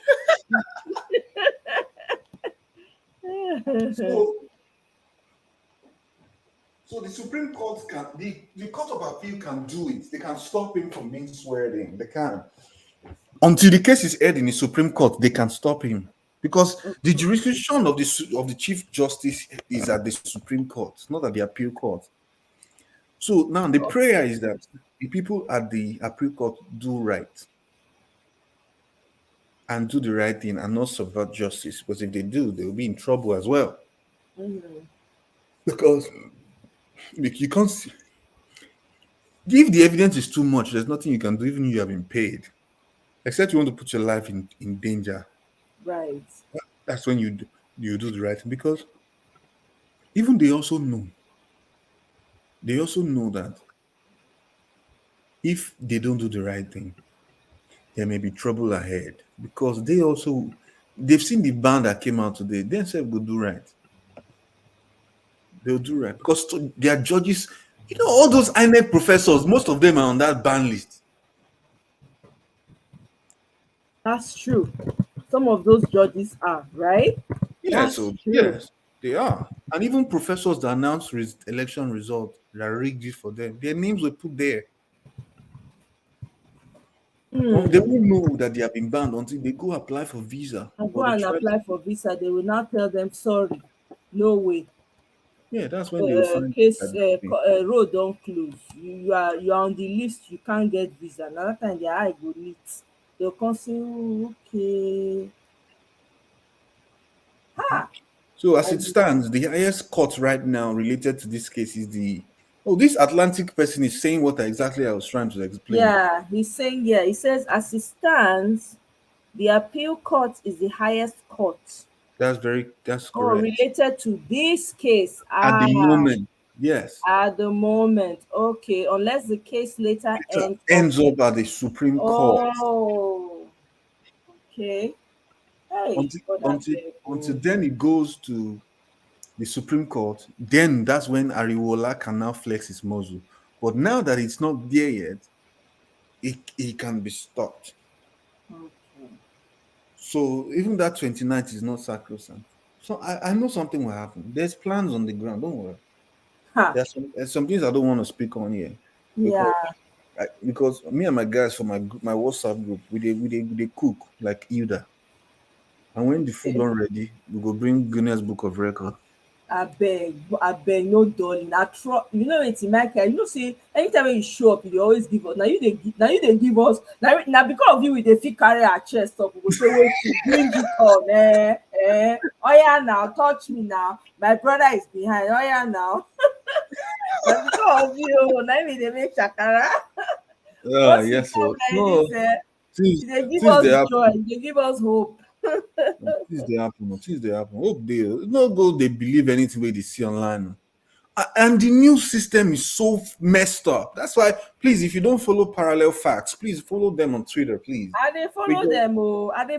But I just read an article from them about this Chagri family. The one Shagori, Shaguri, whichever one. Now Chagori, now you don't know about them since. I don't know about them since. I don't know, my brother. Those people, they don't destroy Nigeria. They are criminals. Nigeria outside down, Lebanese. For Lagos, Chagori for Lagos. Growing up, those people they oppress everybody. Chagori. I don't know, say their hand deep in like that. Now then they give your government advice. We don't suffer for Nigeria. So you mean all this suffering I suffered when I was growing up in Nigeria is because of some wicked, evil people that are not even Nigerians. Oh no, Chagori family, they're not be Nigerians. So the influence they have. They are Lebanese people. Most of those high-rise buildings in Lagos State are owned by these guys. This Chagori family. The kind of money they have in that country, the Tinubu na their right-hand man. I said, growing up, it felt like a movie. It felt like a movie. The man they go meet, I don't know, Agbado they go Britain for France. Yes, now in Lord and Savior with that. Oh, now there they get all those wicked plans. You see, when you deal with wicked men, there's nothing you will not do. Those men, they don't get caring so about the people. Make I clear you. You remember, you know why the Lebanese cannot leave Nigeria alone? You remember one video that came out 3-4 weeks ago, 5 weeks ago, during the election in Lagos, where some Lebanese guys brought packets of Indomies with a truck. When they throw and give people for. That's how you know the influence the Lebanese has in Nigeria and in Lagos especially.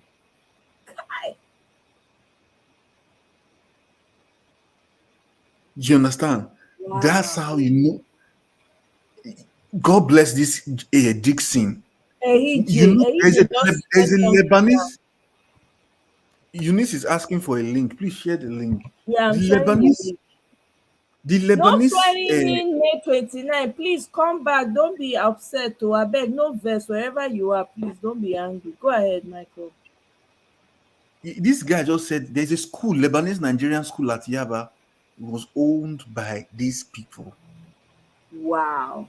Very expensive school in Yaba because I used to live in Yanopaja.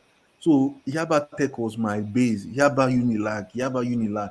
They have been in Lagos, God bless Nelly, since the 70s. And they don't Lagos. So those people, they don't chop money for Nigeria. Bleed Nigeria dry. They say the guy his worth or was worth $4 billion or something. Yes, now Chagoris and construction that they finished Nigeria. Construction. They build everything in Lagos as far as Lagos is concerned. Those guys Lagos as Lagos Jaga rich na dem build am. They don't mean Nigerians well. See, let me tell you, Lagos was not built for people's comfort. Lagos was built for business. That's why drugs can go into Lagos, into hideouts, and you will not know. That $200 million drugs they found, that 200 million naira worth of cocaine that was found in Ikorodu. How do you find such amount of cocaine and there was no shootout? That's to tell you that it was organized. They released that information to these people just so that money go feed. So you see, Lagos, first of all, is a crime scene. You know when American movies, where they go to a crime scene, they use tape and tape somewhere around.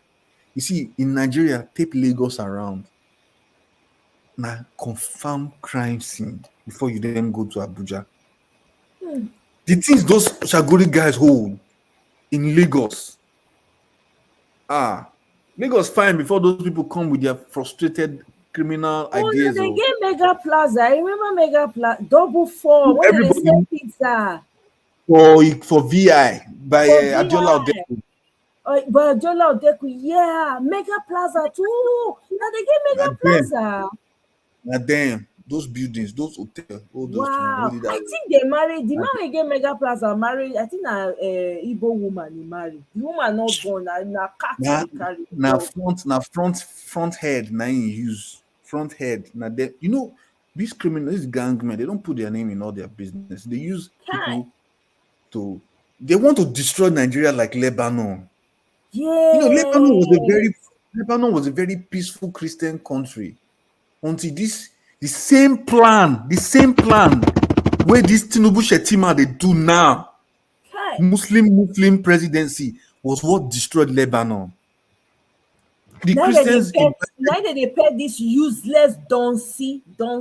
Anyway, Agbado not be Nigerian.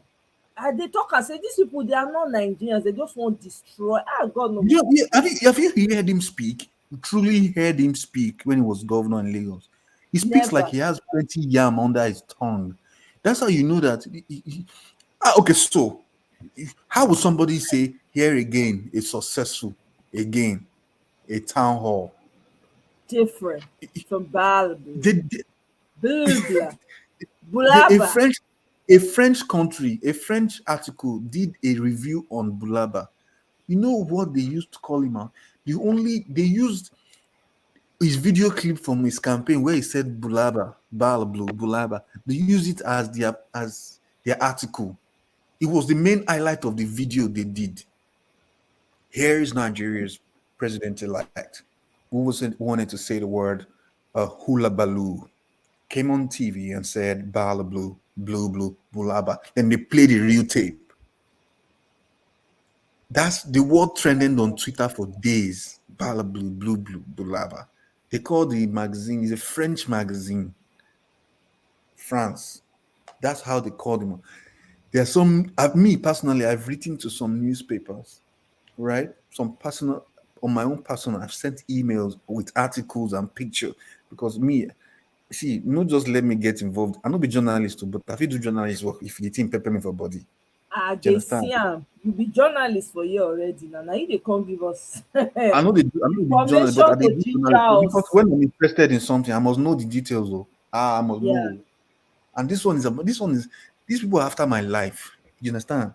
Because at the end of the day, this country, where all of us, they don't where we want to retire put. A lot of people want to go back home. A lot of people want to go, even though it's sweet. If Nigeria get light, road day, water day, I dey go back. Not be say guess what? I will go back. You see that mango tree? I dey miss am. Just sit down with that better breeze when they blow your body. If not only that one, come get small tomato farm for back and water leaf. I dey grow my own food that time, so e normal for me. Just get am for back. Plant this thing, pepper, small pepper, tomatoes. Life go dey go on. You dey jollof your life. You come decide, okay, you wan get farm. I'll come get palm. I fit get palm oil farm because my papa get palm oil plantation that time. I go get palm oil farm. I go dey sell palm oil on the side. I fit be the export importer. Leave that thing. Okay, continue, my brother. Many things one can the person don't join. No, maybe welcome the person. Hey, na true. Before the person come out again, thank you very much. Michael never go. Say you don't too tey. You leave us alone for too long. Eunice, welcome. Oh, happy Monday. Oh, we were looking for you not too long ago. Like Eunice, come and break down Court of Appeal, Supreme Court. Somebody Atlantic now said Court of Appeal is the highest now for the tribunal, for the election tribunal. At the moment, or before it goes to Supreme Court. Hi, I'm so sorry I wasn't. Can you hear me? Yes, we can. Yeah. Hey, hi everyone. Thank you, Michael. Thank you so much for coming in whenever you can. You really make me feel some sense of calmness whenever you come in. You're very positive and you hype us up, and that's really what everybody needs, regardless of what's happening. Thank you. Omoye, thank you for hosting, and good evening to everybody who is commenting and looking for me in the comment section. I had stepped out, I'm sorry, but I came back and my name is everywhere. I'm like, what did I miss? What did I miss? We get it. I'm waiting for my Uber ride. Send it. I know, right? Yeah, so about the hierarchy of court in Nigeria, I know the Supreme Court of Nigeria is the highest court in the land. And below that, there's the Court of Appeal, and then the Constitutional Court that deals strictly with issues concerning the interpretation of the Constitution. And then there's the Federal Court, High Court, and then the lower courts, like the Chief Magistrates Courts and stuff like that. I think it's called customary courts. I don't know, something to that effect. But so the petition has started from the tribunal, and there will be appeals going to the Court of Appeal. And if the petitioner is not satisfied with the decision, they are free to appeal to the Supreme Court of Nigeria. That's how it is. I cannot hear anybody else. I do not know whether you hear me. Yeah, I hear you. Sorry, I had to mute because you were talking. Yeah, so that's just the hierarchy of how it is. But I'm even surprised that this matter had to start from the tribunal level. Like, I thought that was a very low level of the court system. But then maybe that's how they start the process. Maybe the tribunal is a specialized tribunal, actually. So it's just a panel of judges who have specialized in election petitions. Right. So Ishioluwa says it goes from the lower court to the higher court, and then Nigeria starts from Court of Appeal for presidency. That's where they start. Okay. Yeah. But at the moment it's at the tribunal. Level. Yeah. Yeah, so and that's why I take it that it's not a regular tribunal, it must be a specialized tribunal. Okay, so he just says the case starts at the appeals court, aka the tribunal. Oh, okay. which has been dedicated under the Electoral Act. Thank you so much, Ehije. I appreciate that knowledge. Okay, all right. That gives us an insight. Yeah, yeah. Okay. Thank you very much, Eunice. You're the Yeah, and best. that's why I said the tribunal is a specialized. So it's a branch of the Court of Appeal, but they specialize in election petitions. Petition. Yeah, because there could be other tribunals that specialize in issues like trade and economics or things like that. But then that means this tribunal here is set up strictly because they specialize in election petitions. Yeah. Yeah. BBC just released an article on they put Bat's face on that article. They says the mystery of the altered result in disputed poll. I bet share the link make everybody for see and share am for private chat. May I show am to everybody. Wow. It's on Twitter. This is huge. It's on Twitter. Which person page you take send? Might go find BBC News on Twitter. BBC News on Twitter. Hey, they just share am now. BBC News Africa. It said the mystery of the altered result in disputed poll. This is crazy. So they know the results were altered. Now so now they go first pretend now they won't see how Nigerians go take react. No, these people because it's about their interest, man. So if everybody keep quiet, like Jeffrey Gotterman said something today on Spaces because I joined him today on Space, and he said the attack that he has given to Bat right now is nothing compared to what he will give to Pat if Bat ever gets sworn in. Say that again. The attack that, Jeffrey has always been attacking Bat. He's the one that puts up every day. Today is a very good day to arrest Bola Ahmed Tinubu. Every day he has been posting that every day. Yes. Today is a very good day to arrest him. Today is a good day to arrest him. So he said something today. He said the attack that he has been posting about Bat before now that looks like Bat is invincible and there's nothing that will be done. He said if Bat ever gets sworn in, ever, that the attack he will give up on him will double up because there are more information that you see. America will tell you don't eat in Mexico. Don't eat in Mexico. They will tell you don't eat there. If you go and eat in Mexico, they will just ban you and Mexico together. If they can't ban you, they will lay restrictions and put you in a trap that if they say go and bring your land, you will give them your land. That's what America does. Ken, the British ambassador, Richard Sunak, also has his own case in the UK where they are challenging him for all the money that he has as to whether his wife should be having that kind of money and the people they are partnering with. Richard Sunak just did what he thought it was right to do. But 2 hours later, he went and one of the parliamentary officers came under that same tweet and said they are looking into the results of the election. They're looking into everything. So somehow he cannot come and say that, he's sorry for posting. And leaders don't do that. They will just be quiet and let somebody else do the damage control. Because if you go under that tweet and see the way Nigerians bombard him, I'm sure that night, if he sleep, he'll be rolling in his bed. Swearing in or no swearing in May 29. I was just about to come to you and you got out again. Wait till you the best for us. Yeah.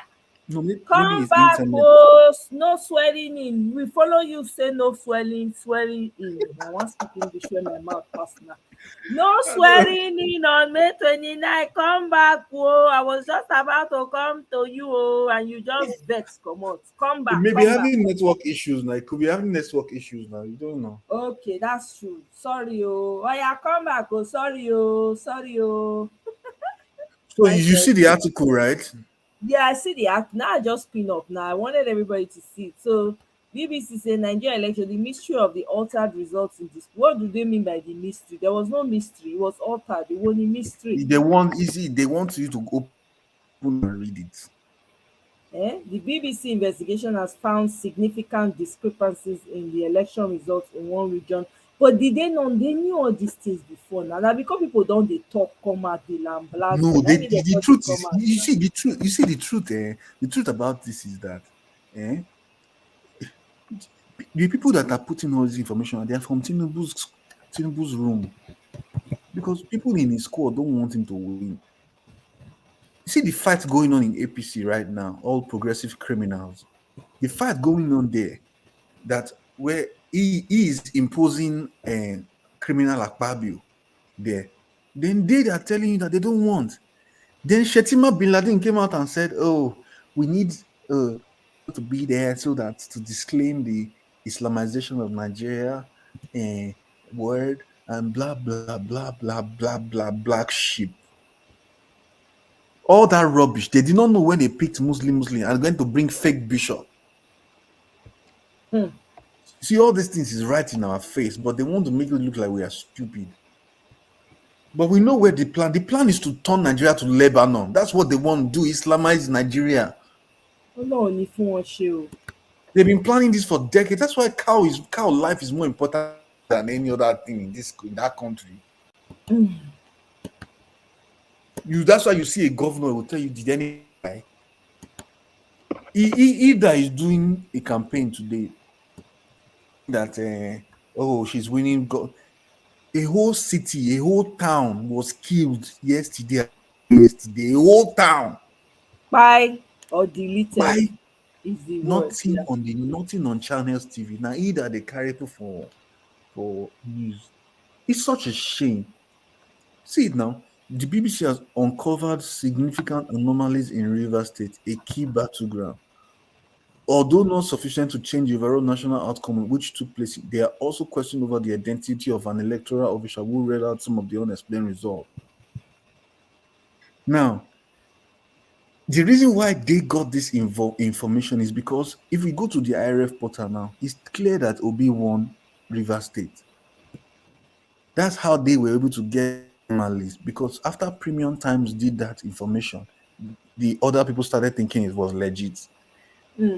Now, first of all, the fact that it came out that Bola didn't get that number of votes in that state, first of all, should have first of all paused everything else first.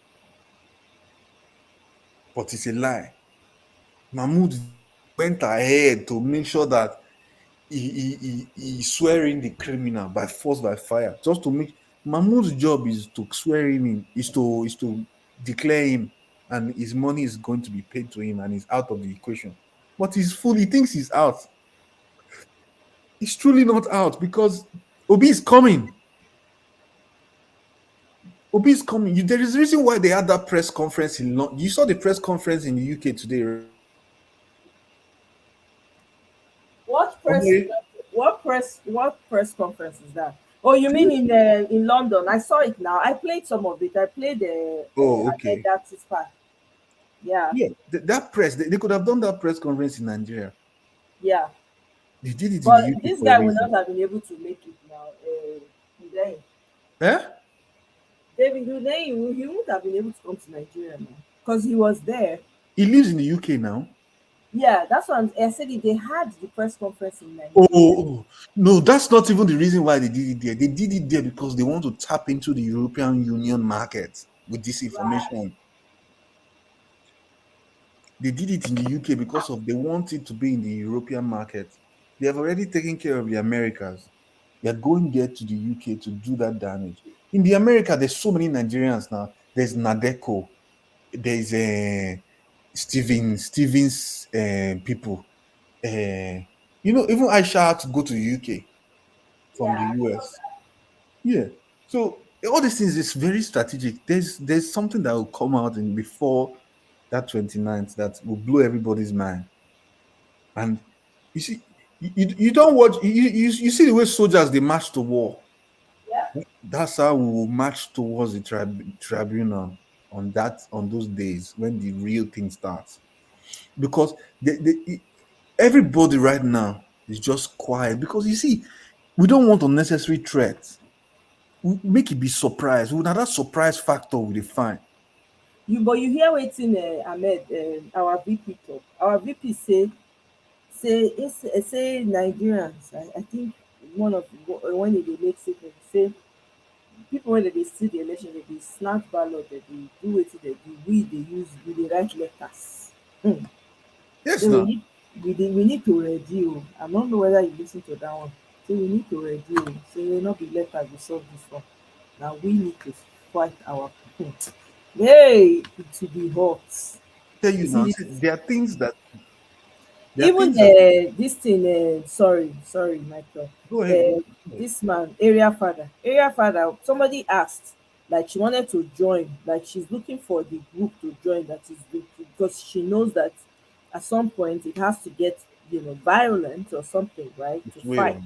She now said she was like trying to sign up. So like, where does she, that she's been looking for a group, she's been looking for the group, that's in charge of that she's ready to sign up, right? So area father come answer and come say no be everything dem dey talk for outside. Say enough people am out like that. Say no be everything dem dey discuss for outside. Now say correct because we don't know whether na agents now. You don't know. Yes, now that's the problem with these guys. These guys have, you see, whatever money cannot solve, more money will solve it. Exactly.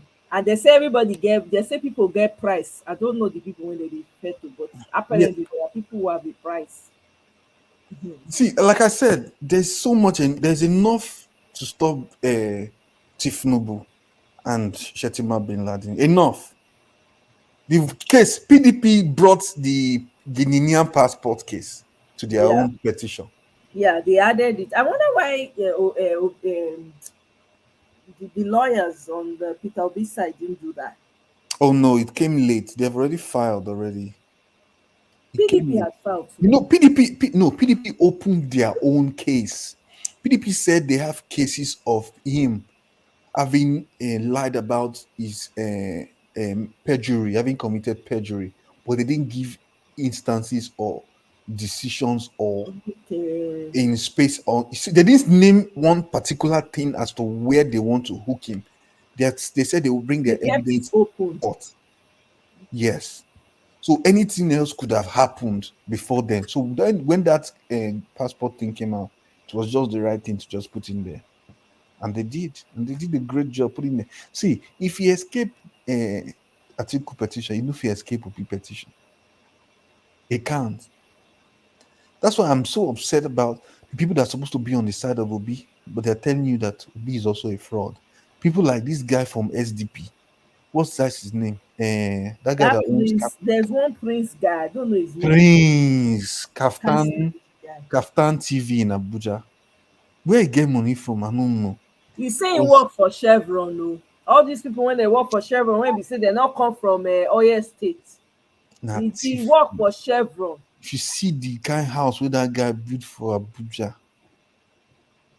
it shocked me. He said he did military before. Mm-hmm. So how did he amass such wealth from the military? And I think he said he also does government contract. I think so. Yes, now that's why he will do anything to keep the status quo now. Mm-hmm. It's such a shame that these people don't have the interests of the people rather than their pockets.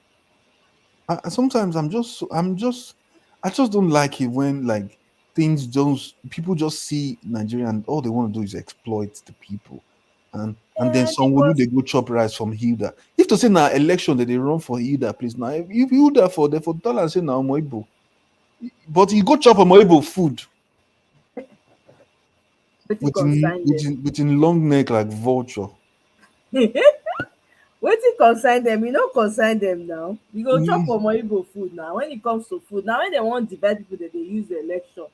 EJ, can you give me the name of the YouTube? Just type the name, then I go find and pull them up for YouTube. Yeah, because I don't think you can share the link on my channel directly. So just share the name, then I will look them up for YouTube. And then bring the video here. Which video be that?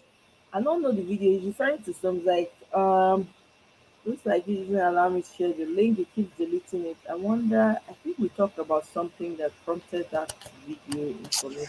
To be honest, the Nigerian judges, is there no integrity among them? Well, we'll find out. All the cases, not when they brought hopeless Uzodinjo into power. They brought that guy in. Now that time I know say problem day.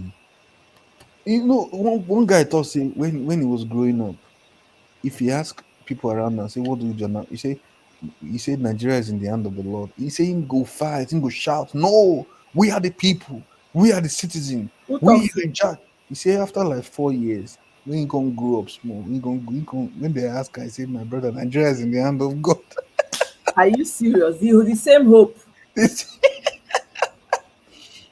I say, hey, they don't kill in hope. He don't join cults. He not fit talk again. Nobody Yes, say they man, kill you don't him. join He court. don't join the cult. You go to APC, you no go join court. How you want to survive?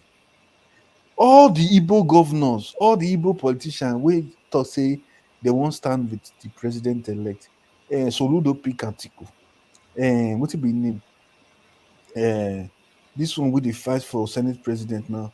What it be that one? That criminal, all use of criminal. We, all of them now. What it do them? Wike, go am now. No, won't be one day Amici take expire. Where Amici now? You know the hear Amici voice again. Where Make don't enter house when she say people no give am time again. Ngige just quiet. You know why quiet? Because he knows that the thing when I see for Anambra, if he happen to bad, that's why he no pick side. Because when they ask Ngige, who are you supporting? Ngige say, I don't want to talk politics. Wow, he dey fear. Because if you go pick a bat, Tinubu Obi can enter. You don't know what go happen. So he just say, I want to be neutral. I told you I'm not active in politics now. I just want to concentrate on my job to make sure that I'm happy. All of them, they're quiet because the thing, I know say, go don't call back, say, oh boy, this guy where you they follow go case, yeah. Now you go tire, oh. You go don't tell her, my brother, he go say, now you go tire, oh, because Peter, Peter know they give up. I never see that kind of man. Go wear slippers, but he go dey look you. You go say, And that because it's made for this time. It's for this voice. When someone comes into purpose, it's a fear the man when he wear black and black. I'm telling, just forget that. When you wear black and black, it's over. Now, when they wear black and black, me no say bless. This black and black, there's a significance. He no say na war, now he won't comply. So he demand the war when you. I'm telling you, that black and black.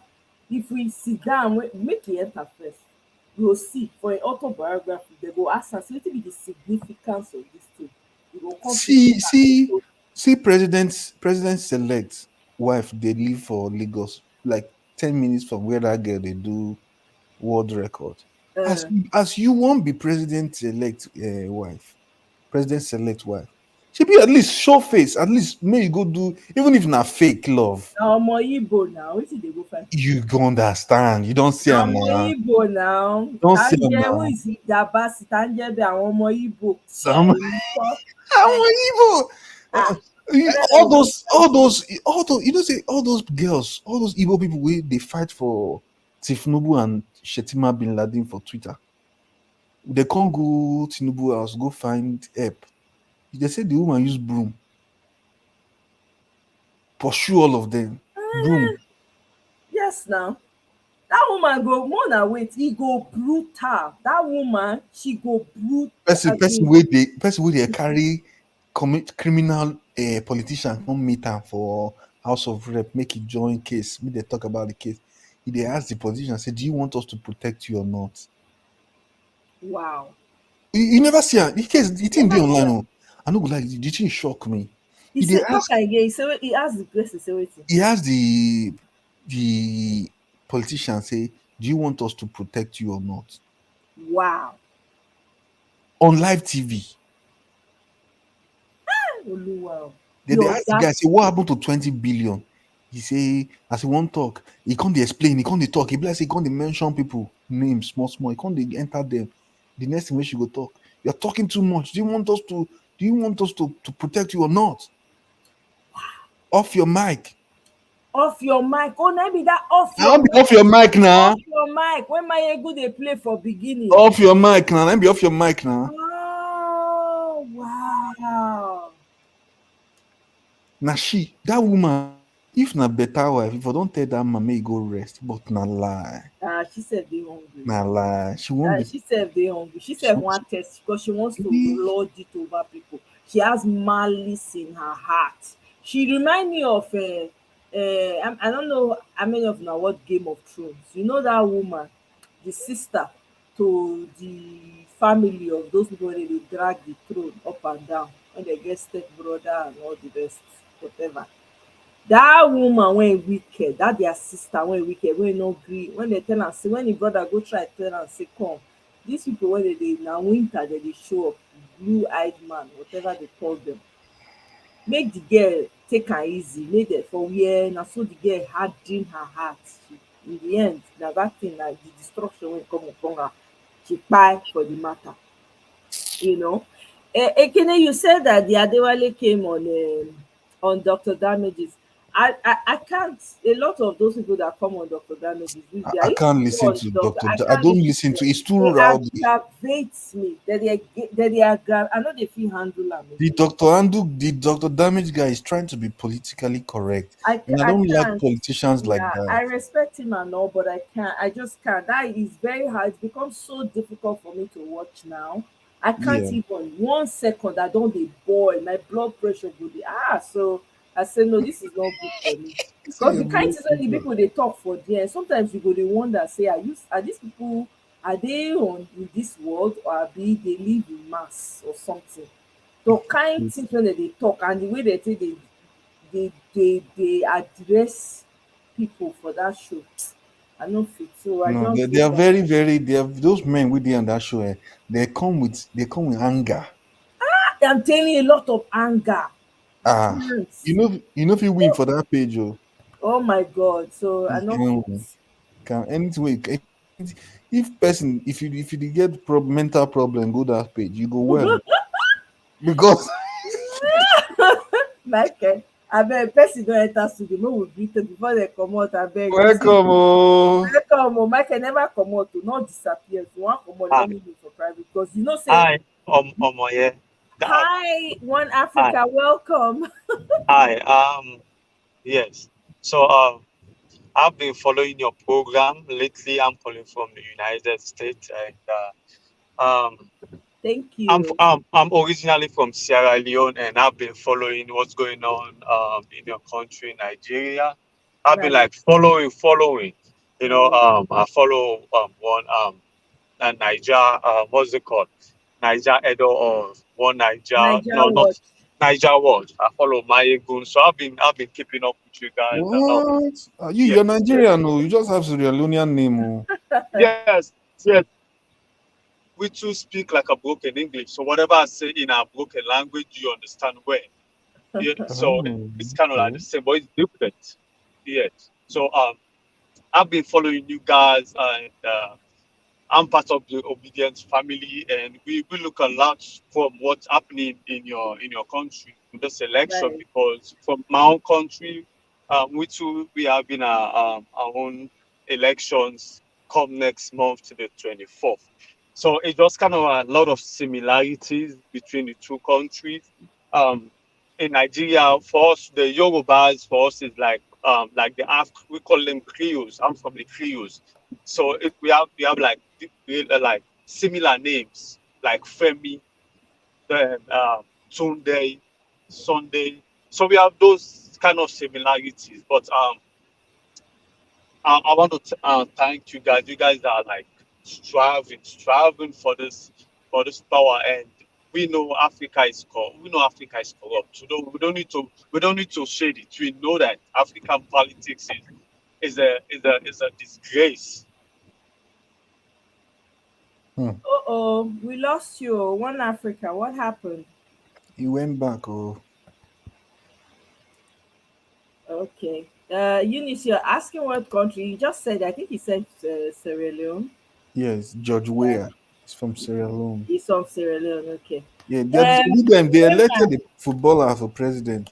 Make Kanu say one for president. I don't think remember say him be lege they play. I know. Wema, which guy is lying? Who's lying? What's he lying about? What are you talking about? I don't understand that. Who's lying and what are you talking about?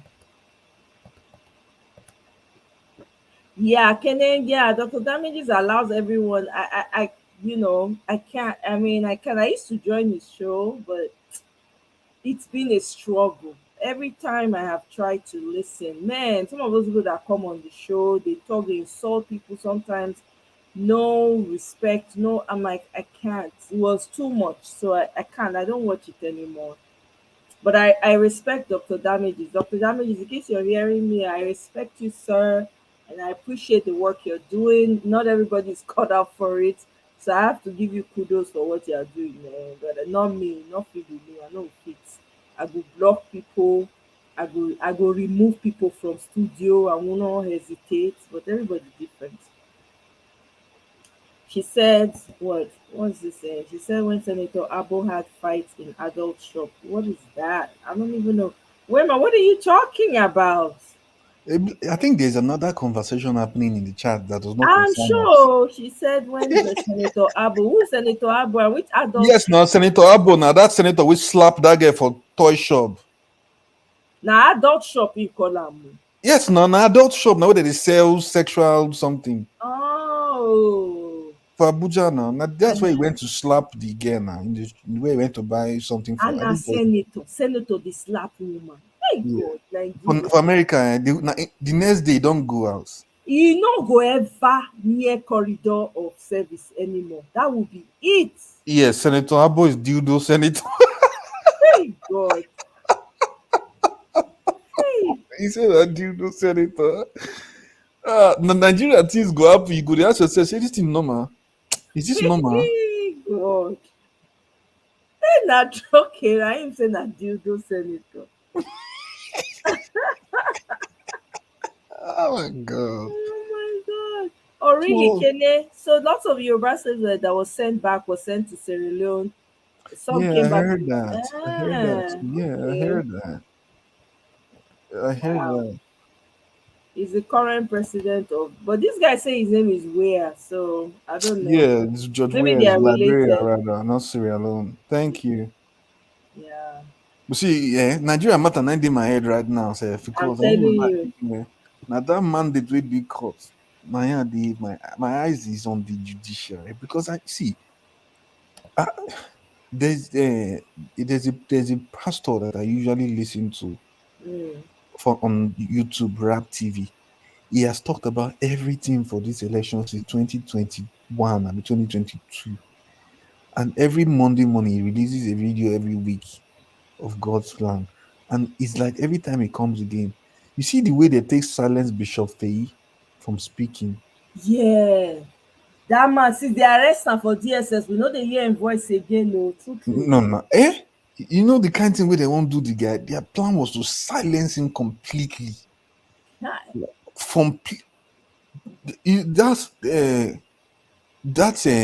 we need to call that pastor Oriyomi for UK. See the way they pursue him, use arrest, they pursue him and his wife come off for Nigeria. You see, God knows that APC is not good. You see, when doctors say this is not good for your health, APC is not good for Nigeria's health at all. Because they don't bite Nigeria. You know when you put apple for person hand, he can't chop the apple round, chop around till he can't reach the stick for me to what did inside apple. Now that stick Nigeria be Nigeria that stick.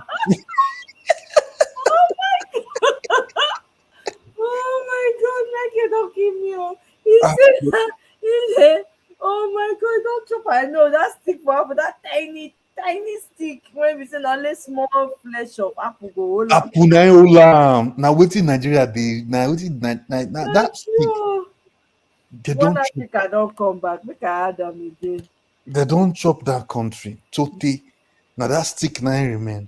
Wow, that's very cool. Wicked and unreasonable. And you know when Bible talks say wicked and unreasonable. People, my brother. That's true. Welcome, One Africa. I think your connection. Yes. Kick you out. Yeah. Yes. Sorry, I never knew that I was kicked out. I was just raging. Oh my God. Well, like yes, we just suddenly just went off. Go ahead. Yeah. Can you hear us? Uh-oh. I don't know where they call from. Nigeria is PO as Peter Obi possible. I'm a big fanatic of you guys. As I said, Niger World, my own. You also, I followed you because it's night time when we are less busy from work.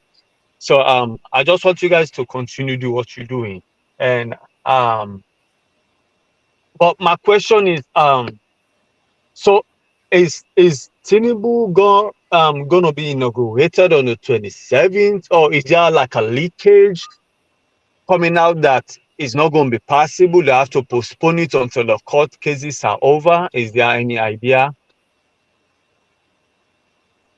So no, he's not going to be inaugurated. I mean, right now, the citizens of there's a particular state, which is the capital state of Nigeria, Abuja.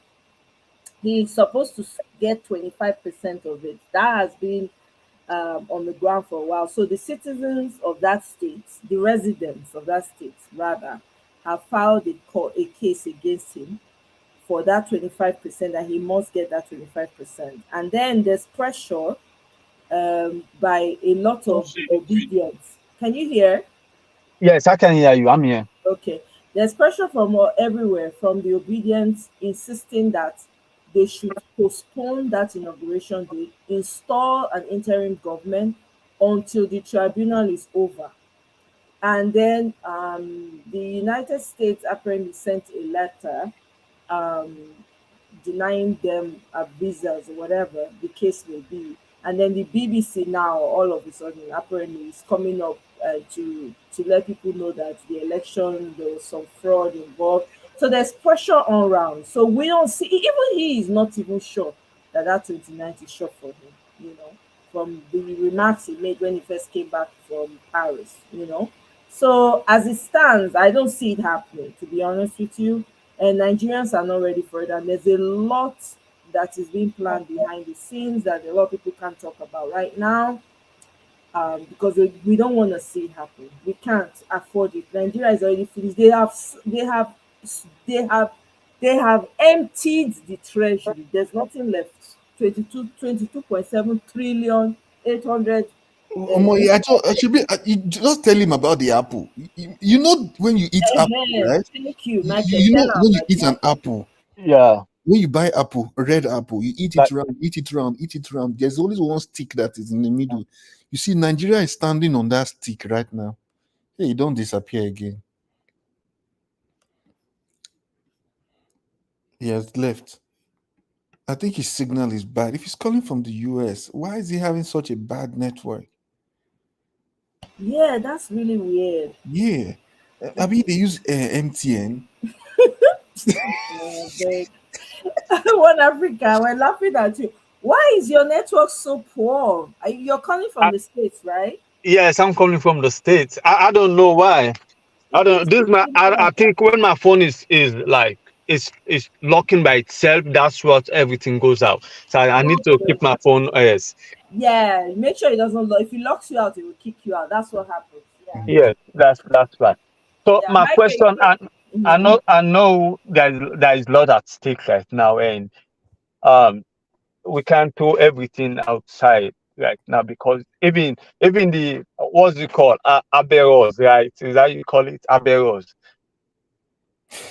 Aberos, yes. Even they are listening, because they might not be showing up, but they are coming on your live. They are listening to what aberos. Yes. Oh, Agbero. Oh. Yes. Oh, there's so much. Oh no, what we talk about here is just bands and hope. Yes. The real work is done on the ground. Yes. So see, I like what Julius, what's it called, the Labour Party chairman, said. You know, Babalawo, I think Babalawo needs to go and sit down. You know, I don't understand something about us. You know, you have children, you have grandkids. These guys are trying to fix this country. Why? You come, oh my God. But whenever I see him, well, I'll be so upset. Like, yo, what you doing? You have grandkids. What are you doing? What's 40 million? What's 40 million naira? that can serve you for 4 years or for 6 years. That can't take. It can't care for your entire generation. No. Why can't you guys give this man a chance? Let him fix this country. But one thing I think again is I think those establishment, they are scared because if PO comes in and change the dynamics, I think all of them are going to be missing in the system, and they are fighting back. You used to get free money, and it come a time now you have no where you can get free money. So you're not going to lose that spot at any moment in time. Corruption fights back. Yeah, corruption fights back. Exactly. Somebody said, who said that? Who said corruption fights back? Was that Me, it's Michael. It's Michael. Oh, Michael. Yeah. Who said that corruption fights back? I think it was Peter Obi. What's his name? Dele Farutimi. Oh yeah, that's true. I bet no swearing in on 29. Don't come back. Oh yeah. No swearing in. No. Boom, boom, boom, boom, boom, boom, boom, boom, boom. Happy Monday. No swearing in. Welcome. Can you hear us? Oh. No swearing in. Don't come out again. Give us our mandates. Welcome. Oh, happy Monday to you. Now you drive no swearing in, come on. Yeah? Be like say that you chase them. Give us a mandate. Can you hear me? You're on mute, too. We can't hear you. Well, happy Monday to you. Now you drive me no swearing in, come on, too. No swearing in May 29, just come out. You go enter. Eh? Give us a mandate. You're on mute again. What happened? Well, everyone is doing okay. Good evening. Good evening.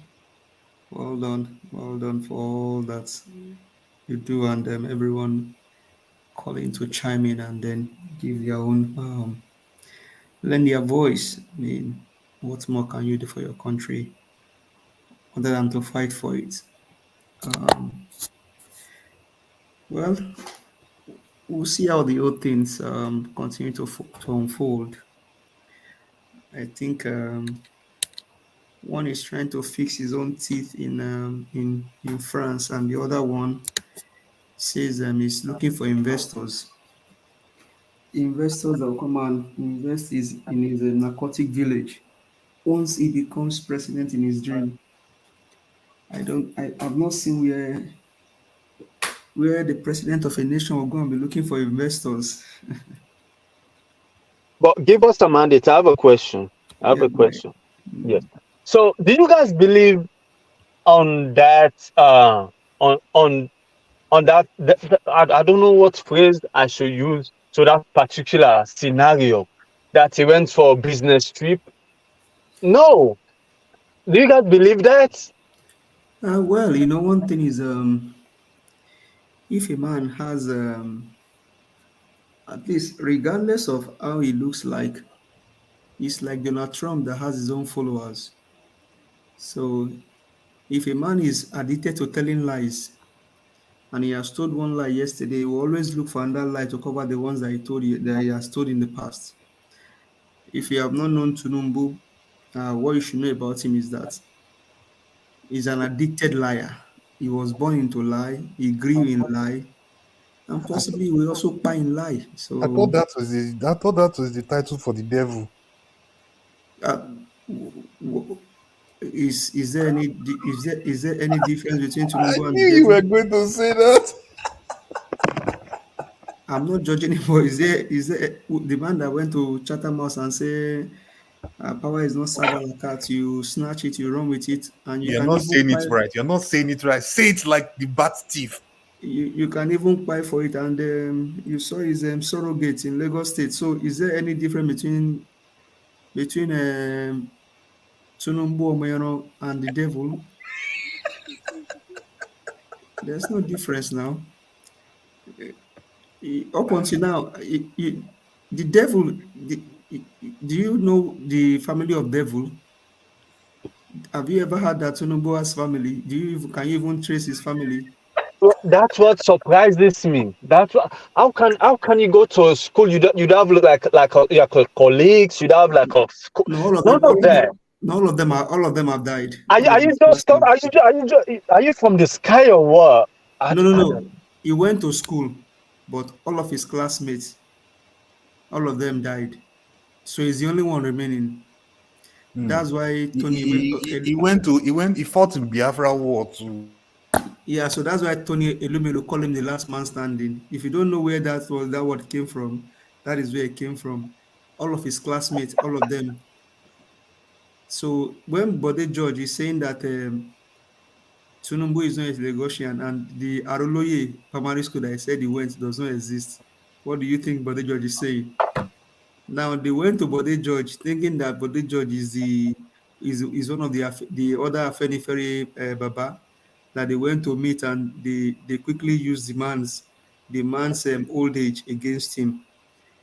They never knew that Bode George still have his senses correct and a very smart old man. You know, one thing is whatever Tinubu cannot fake does not exist. You are the only one that won election. You are the only one looking for places to get legitimacy. Where are the investors? Oh, we are No, still don't be waiting for surprised. Don't investors. be surprised. Let me tell you Maybe something. you say he has gone for investor. Give us our mandate. Where are have you seen any investors since? That you have not allowed me to finish now. Oh You yeah, are one no, of the oh yeah, oh yeah. you are Okay, one of the sorry. investors coming to look for. So get ready. I'm one of the investor now. So now me counsel by play. Imagine when Biden won the election and Biden said, "Oh, I'm traveling to Nigeria to go and look for investors." I mean, see, honestly, I have Tunumbu. I mean, he's on his way to. He already got his boarding pass.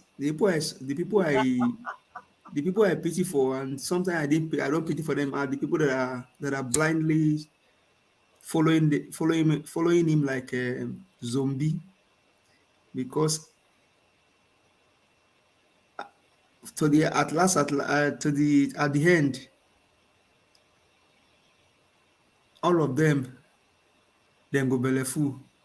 Once Peter Obi get his mandate back and we start to fix Nigeria, then their eyes begin to clear.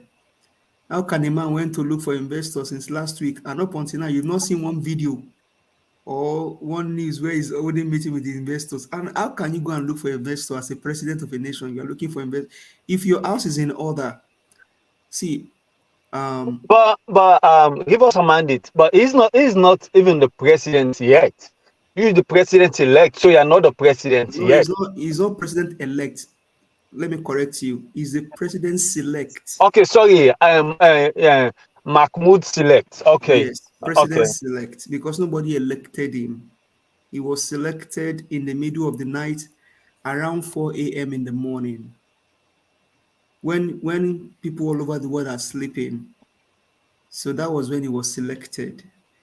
And you know, if you truly won the election, you should be the one that should even see one thing that people should even understand. If Tinubu truly won the election, it should be the one that will first get to the tribunal. The very first day they said, "Oh, tribunal Exactly. has opened."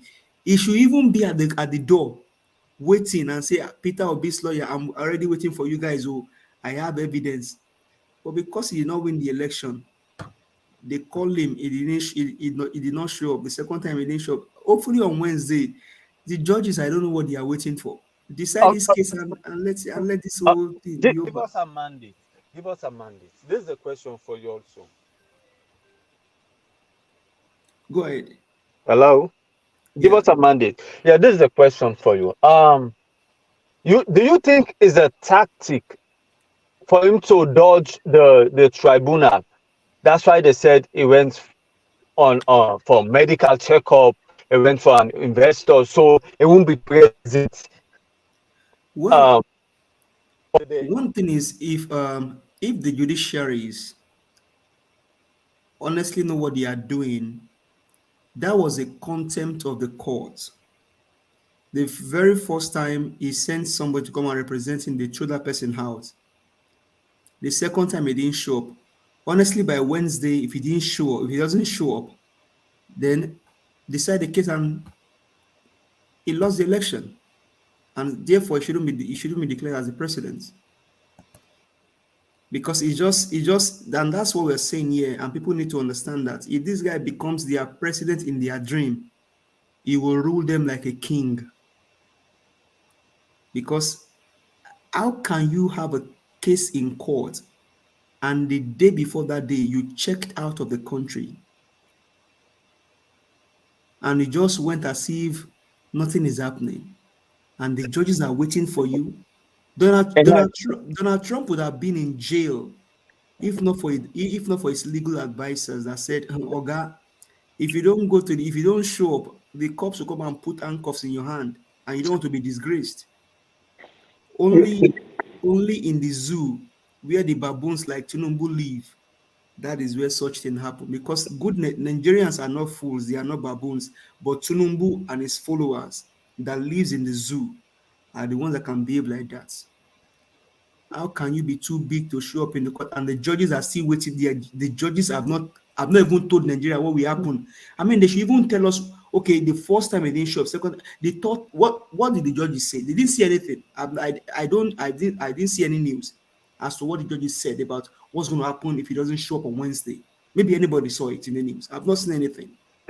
And that tells us that even the judges, and that's what happened between Abures and Lamidi, that a court in Abuja that should have ordinarily thrown out Lamidi's case and say, this is not the place you should bring this case because it is not in our jurisdiction. Go to Benin State, to Edo State, where the whole thing started, and then go and fight the case there.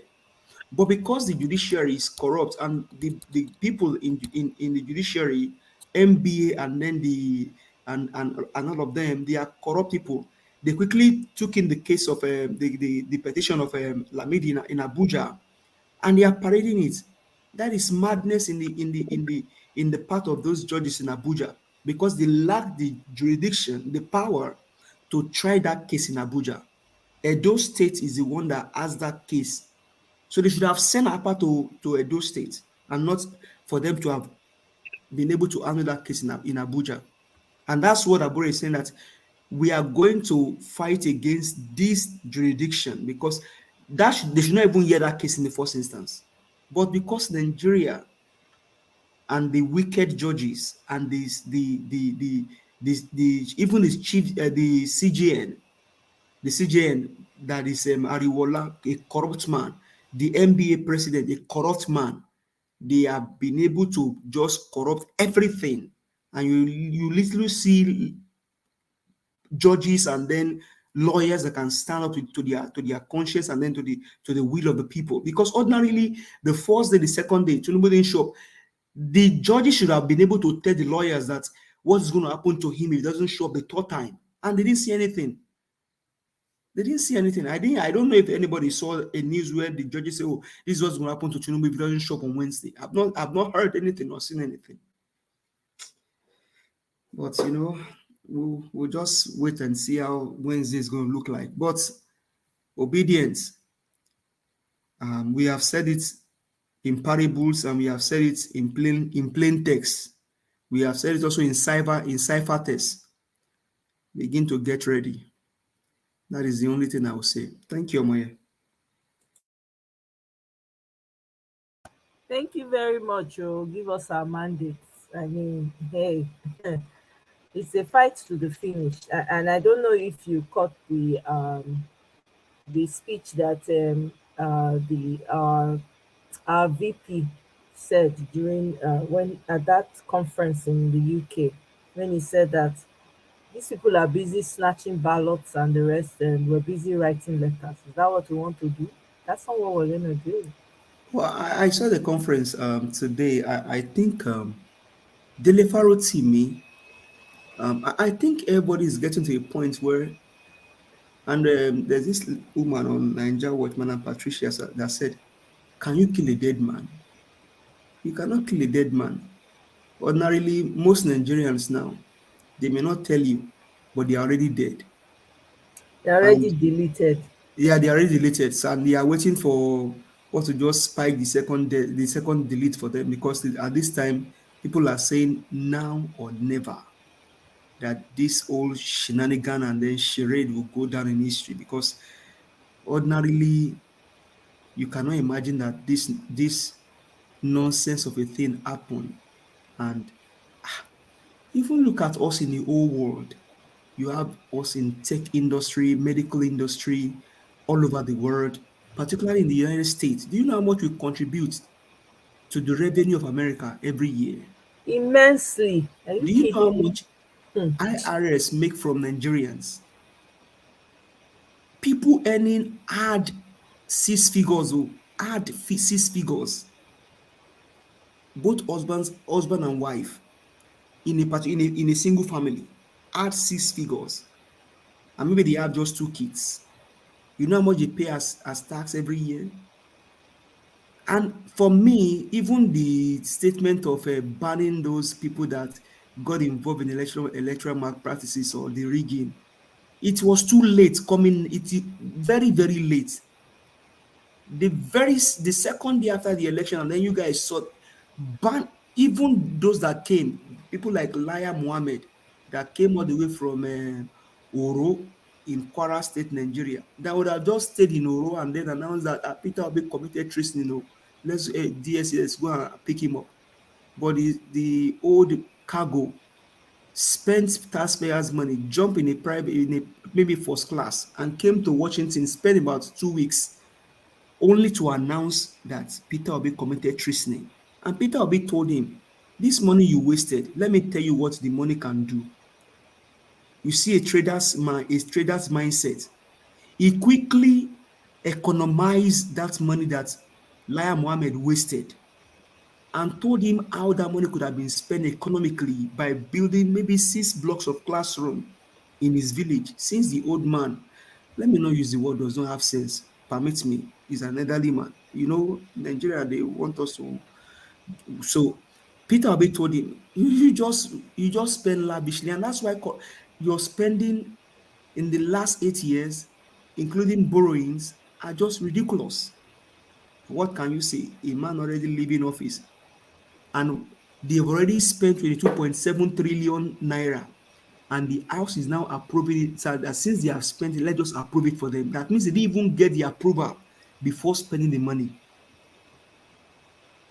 What a I mean, and you see gullible Nigerians, the Agbadorians, saying Tunumbu, man, how can people have their mind and reason in that way, that this guy that is not known for anything good won the election, and people should pray for him to do good? The man that can ordinarily not do good, he cannot do good. The first day he did not show up in court, the second he didn't show up, now they have to wait until the third time, and should be praying that he should do good. You can easily pray for, okay, Peter Obi, for example. It is antecedent that this man is always on the path of righteousness, doing right thing. So if you're going to pray for him, you spend less time praying for him, because his conscience is there already that will arrest him. But you're not going to spend time praying for. How can I even pray that prayer to pray for Tunumbu? No, let's be realistic. How do I? And get me right, I'm not saying I cannot pray for him, but how will I be saying, God, if Tinubu gets there, we should. Honestly, I am still like trying to wrap my mind around saying that prayer. How do you even say? Don't even pray and that man's name in the same sentence. No clue. APC supporters will say Tinubu's presidency will favor me and my family. No, they should pray that their children should be like Tinubu. That is it. They'll be quiet now. We have a new person in the studio. Ifeanyi, welcome. Oh, thank you, Mr. Give us our mandate. Thank you very much. Let's quickly come to Ifeanyi. Can you hear us? You're on mute. Yeah, I just unmuted myself. Okay. Good evening, Hi. everybody. Good evening.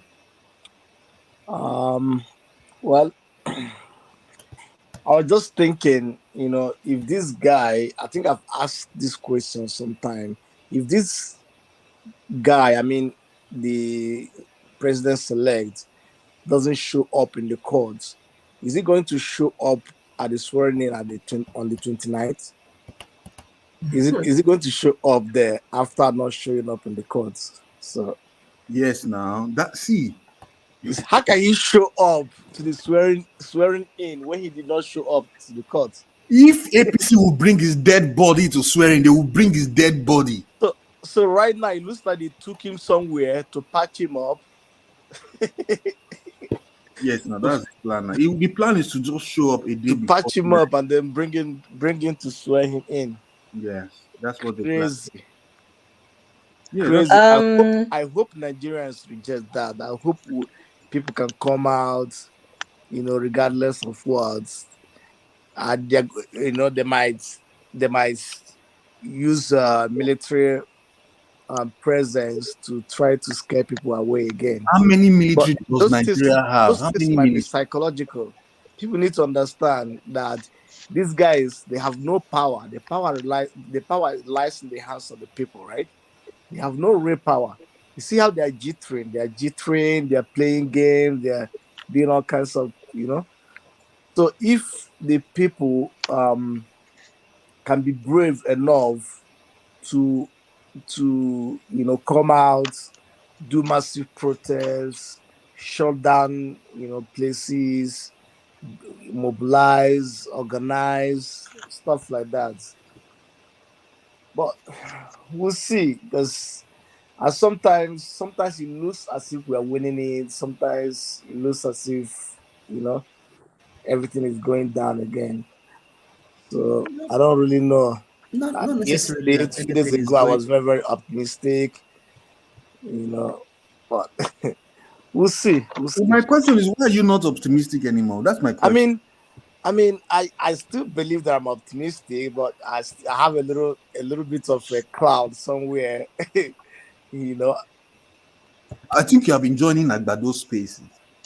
Me, no way. No way. I know the problem of Nigeria way back since 2018, 2008, 2009, after I read Chinua Achebe's The Trouble with Nigeria. That was when just give up. I gave up. I gave up. To be honest, I went to Madonna University in Anambra, right? So when I was in 300 level mass communication student, P2B was coming back for the second time. So I went to that his second time inauguration as to fulfill part of my project to cover, to produce a magazine for my department, right? I was the political editor. So leading up to that election, I was like going around, going to their campaign ground, trying to listen to what they're saying and all of that. We even went to the extent of, we even went to the government house, but we didn't see P2B, but we saw his personal advisor, his political advisor at that time. So you can tell that, he when you meet these politicians or people that are close to them, you see the lavishness around them, right? But it wasn't like that. It was just normal. The offices were like, they didn't change furniture, they didn't bring in new furniture, the carpet that was there, you can tell that it's been there for some time, right? So P-Square said they lost their father or mother. They went to village for burial. Peter Obi gave them 20,000 naira. Is it the same Peter you're talking about? You can imagine. So, Yeah. I wanted to respond to the question that the speaker asked about Mr. Tinubu not attending court. Usually, if the rules of the court or the law provides that you don't have to attend court in person, you can have your lawyers represent you, so you don't necessarily need to put in an appearance. But some courts will demand that you and your lawyers make an appearance. So in this case, maybe I take it that the tribunal rules do not provide that it's mandatory for him to appear as long as he has representation. I think if it that's does. the I case, think it if does that's the case, why would they keep postponing it?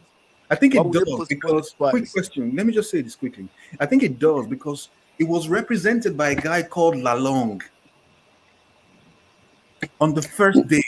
So the judge told him that they don't want to see him in court anymore. That the person in charge, the person that is being whose name is on the petition should represent himself in court. That's when Tinubu traveled the next day. Like he should. Okay, so if the rules demand that he has to put in an appearance, then the initial hearings they've had were to make sure that's what they call a pre-hearing.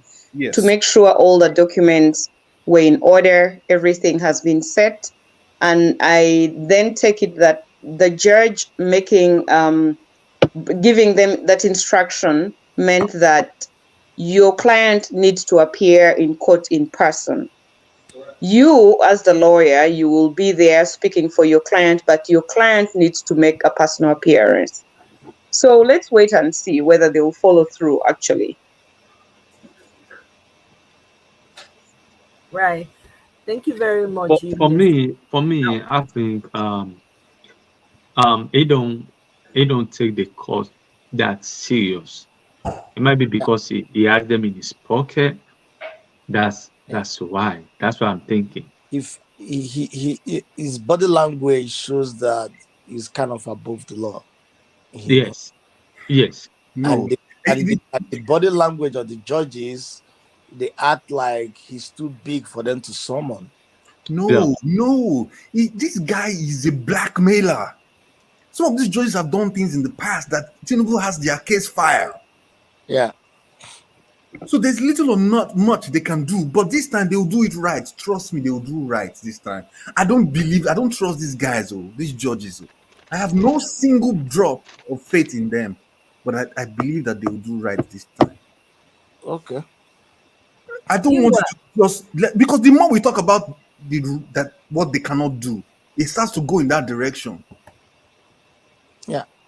This is what I'm not even trying to have faith in the courts. I don't have any faith in them at all. But how long do you guys think that will pass a verdict? Or which one of the prayers are they going to attend to first? Because for me, I think the one waiting they want to start with first. No, they presented the case before the court, and so now they go know as the other. But to say we can't speak directly to which one they're going to hear, we don't know. I think they will go by the list of the case filed by the petition, because if you check Obi's list, it named them one prayer, 2 prayer, 3 prayer, 4 prayer, 5.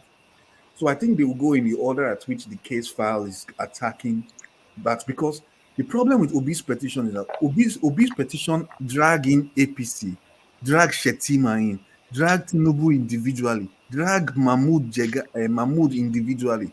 So the petition drags 6 different people in one petition. You understand? So everybody's case is on Obi's file. Now, so is that a problem? No. But that to me, that is not problematic, because no, it's not. It's actually it helps one. It prevents duplicity of lawsuits, so that you don't have to bring the claim on different respondents, but everything is within one petition. This petition could be heard within 1 week if the judges want to. You're very but correct. Also they have the prerogative to actually drag it along, you know? Yeah. But justice delayed is justice denied. Yes. Obi So waited it's years, my brother. I don't think it's denied, because if you can get I know one thing for a fact. Sorry to cut you off, right? No, go ahead. The judges have seen you see, when you open your window in Nigeria, you can smell chaos coming, but you don't want to admit it. The people that went to that girl's show to celebrate her for trying to win the prize of the world, if they had a job, there's a chance that most people will not be there sleeping overnight waiting for her to win that thing. But they didn't have a job. This is the smoke brewing. And the judges can open their windows, they can smell it. When they drive to work, they can see the people aggravated. They can see people's anger on social media. They can watch the news. So they know what's coming, but they choose The to. apprehension is too much. Yes. They can smell the wind, that chaos is coming, except they want to lie to themselves. Please go on. Sorry to cut you off there. Okay. So my second question, if I may continue though, is about ask your question. I wanted to share this punch information, but give us our mandate. Are you sure about this? Anyway, it's on the Punch News, so it probably is. Punch is the headquarter of fake news now. Exactly. So yeah, I mean, I just it's just to answer the question to that what my brother was asking. But all of this is just one thing is even the news editors, or sorry, the news they are media. very deceptive in the way they I used to think they were smart too, until Sam Omasheye released that page on the newspaper where he wrote Obi what was that article he wrote? Obidiots. That's really? I didn't see that's that when one. I lost it. So you don't have to show it on here because let's not give them mileage, please. Exactly. No, that's why I'm not showing it. I've had it up since. I don't want to bother because that's what they want. They want to instill fear and doubt. God bless you. And all of those things we should start debunking them now. Yes. Yes, very good. Because Obi, they went to court. What's his name? Julius Abude went to court with Lamidi He-Goat. And the judge moved the case to 19th. Lamidi He-Goat came out with his white beard and said that, yes, I give 48 hours for the judge to the lawyer to come and see me in my parlor. That's deceptive. How many lawyers are going to see him? That's deceptive because I think I don't know what they call it, but it should be fined or it should be fined or something because you came out and mentioned something that the court did not tell you. Yes, Omaseye wrote obituary and put Peter Obi's picture there.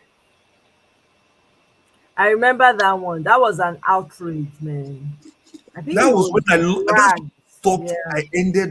I stopped watching TV completely and stopped listening because I used to watch him on TVC on Sunday afternoon. I used to think he was a smart guy.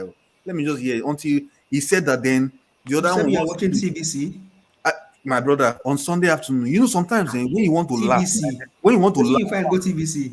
When you want to laugh, watch TVC, my brother. You laugh. As in, I can't even stand some media, not even because they lie a lot there, so I like to watch them lie. Yes, I can't. My body will be this. I think Arise TV also. I used to watch what's trending with I think let me try to call it properly. OG or what? Okay. OG. I think within those guys, I think guys, I'm not going to call out no one, but you guys will know what I'm talking about. Oh yeah, everybody know his name is Abati. That is Abati now. Abati. You know who we are talking about. I used to like him. Oh my God. There was one time they were talking about something and OG was looking at him like, what, you saw what you saying about something? I forgot the last previous. I remember that. Yeah. Yes. The analysis he gave. Yeah. That was about, I think she it was about the him like, are you for real? And then when Tayo now spoke, she was nodding. That man cannot be trusted. Never. Somebody was running with Buruji Kashamu, a drug dealer. And with his status, like somebody like that, you know, he looks, for me, I look at him, I feel like this man has every potential to be a great Nigerian. Which man he is has that? Every potential, but some things surrounding him are just not allowing him to be who he is. I'm sorry. It might be part of the establishment. He's not being real. That man is not being real. Which is it? Are you talking about? He knows the truth. He goes around it, and refuses to, you know. He knows a lot, though. He's very, very knowledgeable and smart, but he's not using it for the people. That's the problem. Are you talking about Abati? Yes. Abati, why are you talking about he has a future to be something? Abati went to jail after Jonathan's left office. He was really? in jail. Yes. Abati went to jail. After he came out of jail, he ran with Buruji Kashamu, the drug dealer with Tinubu that died, as his as his deputy governor under PDP. Yes. I didn't know. You know, I cut myself off Ruben Nigerian politics. Abati, you say Abati has the potential. Abati only has the potential to be a drug dealer. I cut myself off Nigerian politics immediately I left Nigeria until recently when I heard that P2B was becoming, you know, when I listened to his videos and I heard he was contesting. It was just last year that I came back to start listening to what's going on. And I got frustrated so bad, man. Like I was into Nigerian politics very, very, very, very well. So I got frustrated so bad. It was the whole thing depresses me. Let me read something to you, right? Today, there are a list of governors that are leaving office. Let me just give you a few of about 6 or 7 or 8 of them. When they come into office, Ikpeazu came in 2015. He met the debt of 40 billion. He's living with 146 billion naira debt. The governor of Akwa Ibom, he met $52 million in debt. He's living with 239 billion in debt. Autumn came and met 45.9 billion. He's living 154 billion. Wow. Ayade met $136 million. He's living with 291 billion debt. Do you see what's going on? Umahi met 47 billion. He's living with 102 billion. This short finger from Kaduna met $226 million. He's living with $573 million in debt. Yeah, that speaks a lot about the That's crisis. the man, and that's the man that Batman wants to use to spending money. Chief of staff. Terrorism. So where all those money went? Where had all those money went to? Wow. A town hall. Wow. That's These governors keep their money in dollars now. You see, Wike met $46.9 million. He's living with 264 billion in debt. Wow. Sokoto, that one, he met 11 billion in debt. Oh. By the time he was leaving, he left 107 billion. Just in only 8 years. 8 years. 8 years. Ganduje, he made $57.6 million. He's living with 167 billion in debt. Look at Okowa. Where's Okowa's file? Where is his own? Okowa even try self. Okowa made $38.8 million. And he only left with $59.9 million in debt. Bro, thief na thief. My brother. Then that idiot from Umahi went and built a beer parlor, say an airport. How many planes? You see, airports are built because there's activity in the state. That airport will just close up in the next few months because no plane is going there. How many Ebonyi people will be say that they do opening of an airport? Children they chop for inside trash in front of the airport. Now those ones won't afford flight. What will be the development? What's going on in Umahi, in Ebonyi that people will go there to do business? What's the growth? What's the growth? See Niger State. A man came in, met $44.8 million, and is leaving 126.6 billion naira in debt. Oh my God. Zamfara. This Zamfara guy only ruled for 4 years. He's the one that lost to that young guy this year. Only ruled for 4 years. Only. He made $34.9 million. He's leaving 125.1 billion naira in debt. You see? Are you guys seeing anything? I mean, look at the states that has violence They always have high debt. Hi. Because they are in cahoots with the Boko Haramists. Wait till Shwolu leaves office. They are fucking terrorism. Yeah. They were asking my brother, please, this figure you are calling, I wonder if you can just give up everything for us to just loud it on. I'm telling you, my heart just they make me as they mention the money, my heart they if you can share the link to Omoye, that would be nice. It's not even a link, sir. It's a page.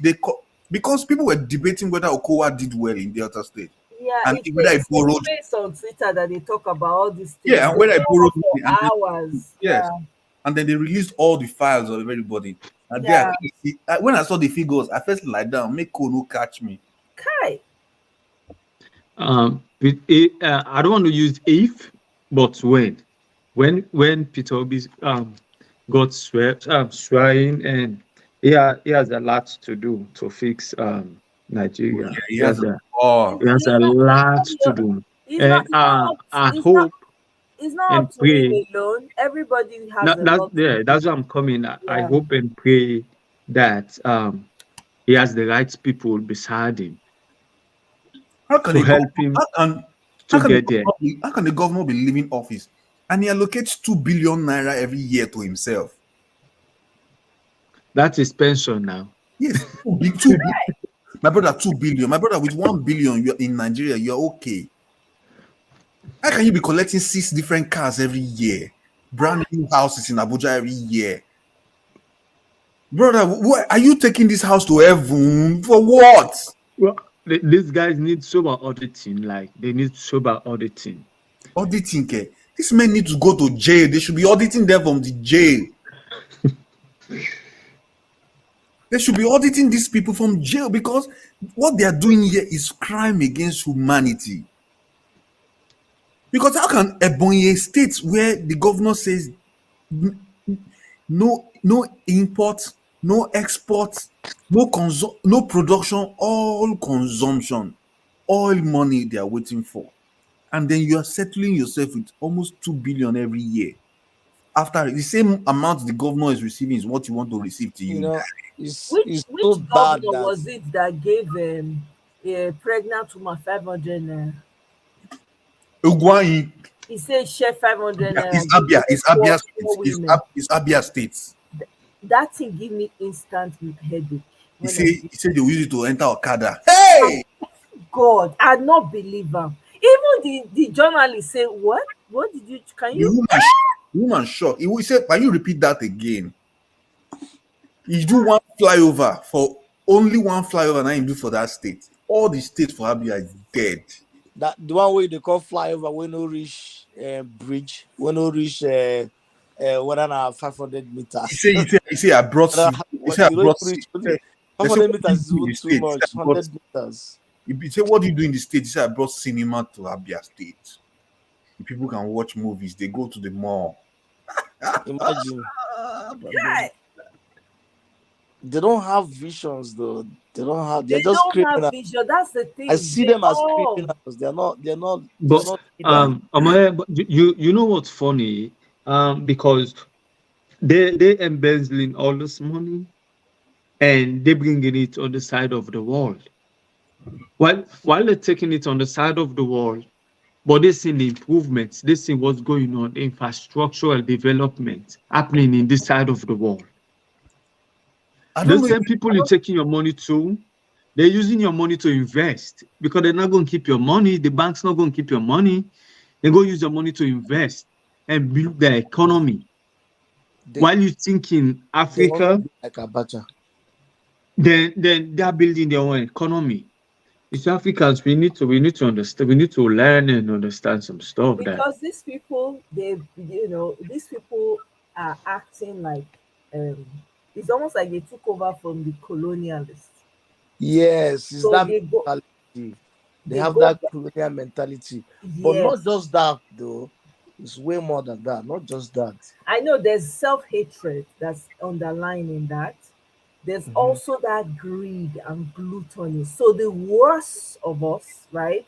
Once they're able to claw their ways, sometimes let's just say it all the way, with the help of these outsiders, because those outsiders are more for their interest. They know that if a smart person is there, they cannot take away and siphon from the resources like they would really like to. If they have a smart person there, it's not just going to let them enter the country and just be doing whatever they like. So it benefits them if they have somebody who's empty-headed, who has no vision, who will do the bare minimum for the people so that you can do whatever they like. So that's why they've been getting away with all of this. Now, since everybody has seemed to have woken up, like everybody is now like in tune with their game, it is now up to us now to ensure that these people will bring them down by any means necessary. Because we have to start doing the hard work. But first of all, healing. There's a lot of healing that needs to take place in Africa. I'm telling you. Let me start with Nigeria. There's a lot of healing that needs to take place in Nigeria on that side. But justice has to be done first. For the exactly that healing has to happen, and then justice will take, because it has to be happening at the same time. Honestly, the healing and the justice should be happening at the same time, so that people can. So that once that is happening, you will now find that people who, the worst people, those who believe that they can scheme their way through the system, they will now go and be running into their holes. They'll go and be hiding because they know now it's not as easy as it used to anymore. So they'll be ashamed to come out. And they need to be high-handed. I know, I don't know what the Peter will be, but I believe that they're going to be very high-handed with these criminals. Because for me, I think one major issue, I think, when PO takes power is the judicial system. I think it needs to be smashed down and rebuilt. Let me tell you something. Do you know that that's not the only thing that needs to be rebuilt? No. It can start from there. It can start from there. Let me say this, right? Do you know that I know you have a lot of more important things, but I think if the judicial system can be fixed, well, I think there's going to be a lot of changes. A lot of those tycoons, those people, they're going to be scared. Go ahead, Michael. Sorry. Yeah, that's true. You're right. You're right about that. Most of the justices, right? The problem with them is that they have engaged in bad things in the past that has been held against them. So that's why they all have to kind of go. But it's not going to be easy for Peter to just come in and do that. Do you know that in the Nigerian Constitution, in the Supreme Court of Justice, there are supposed to be 21 judges. But since Buhari came in, there have only been 12 to 14 judges. So that the judicial system has been missing 7 judges every year.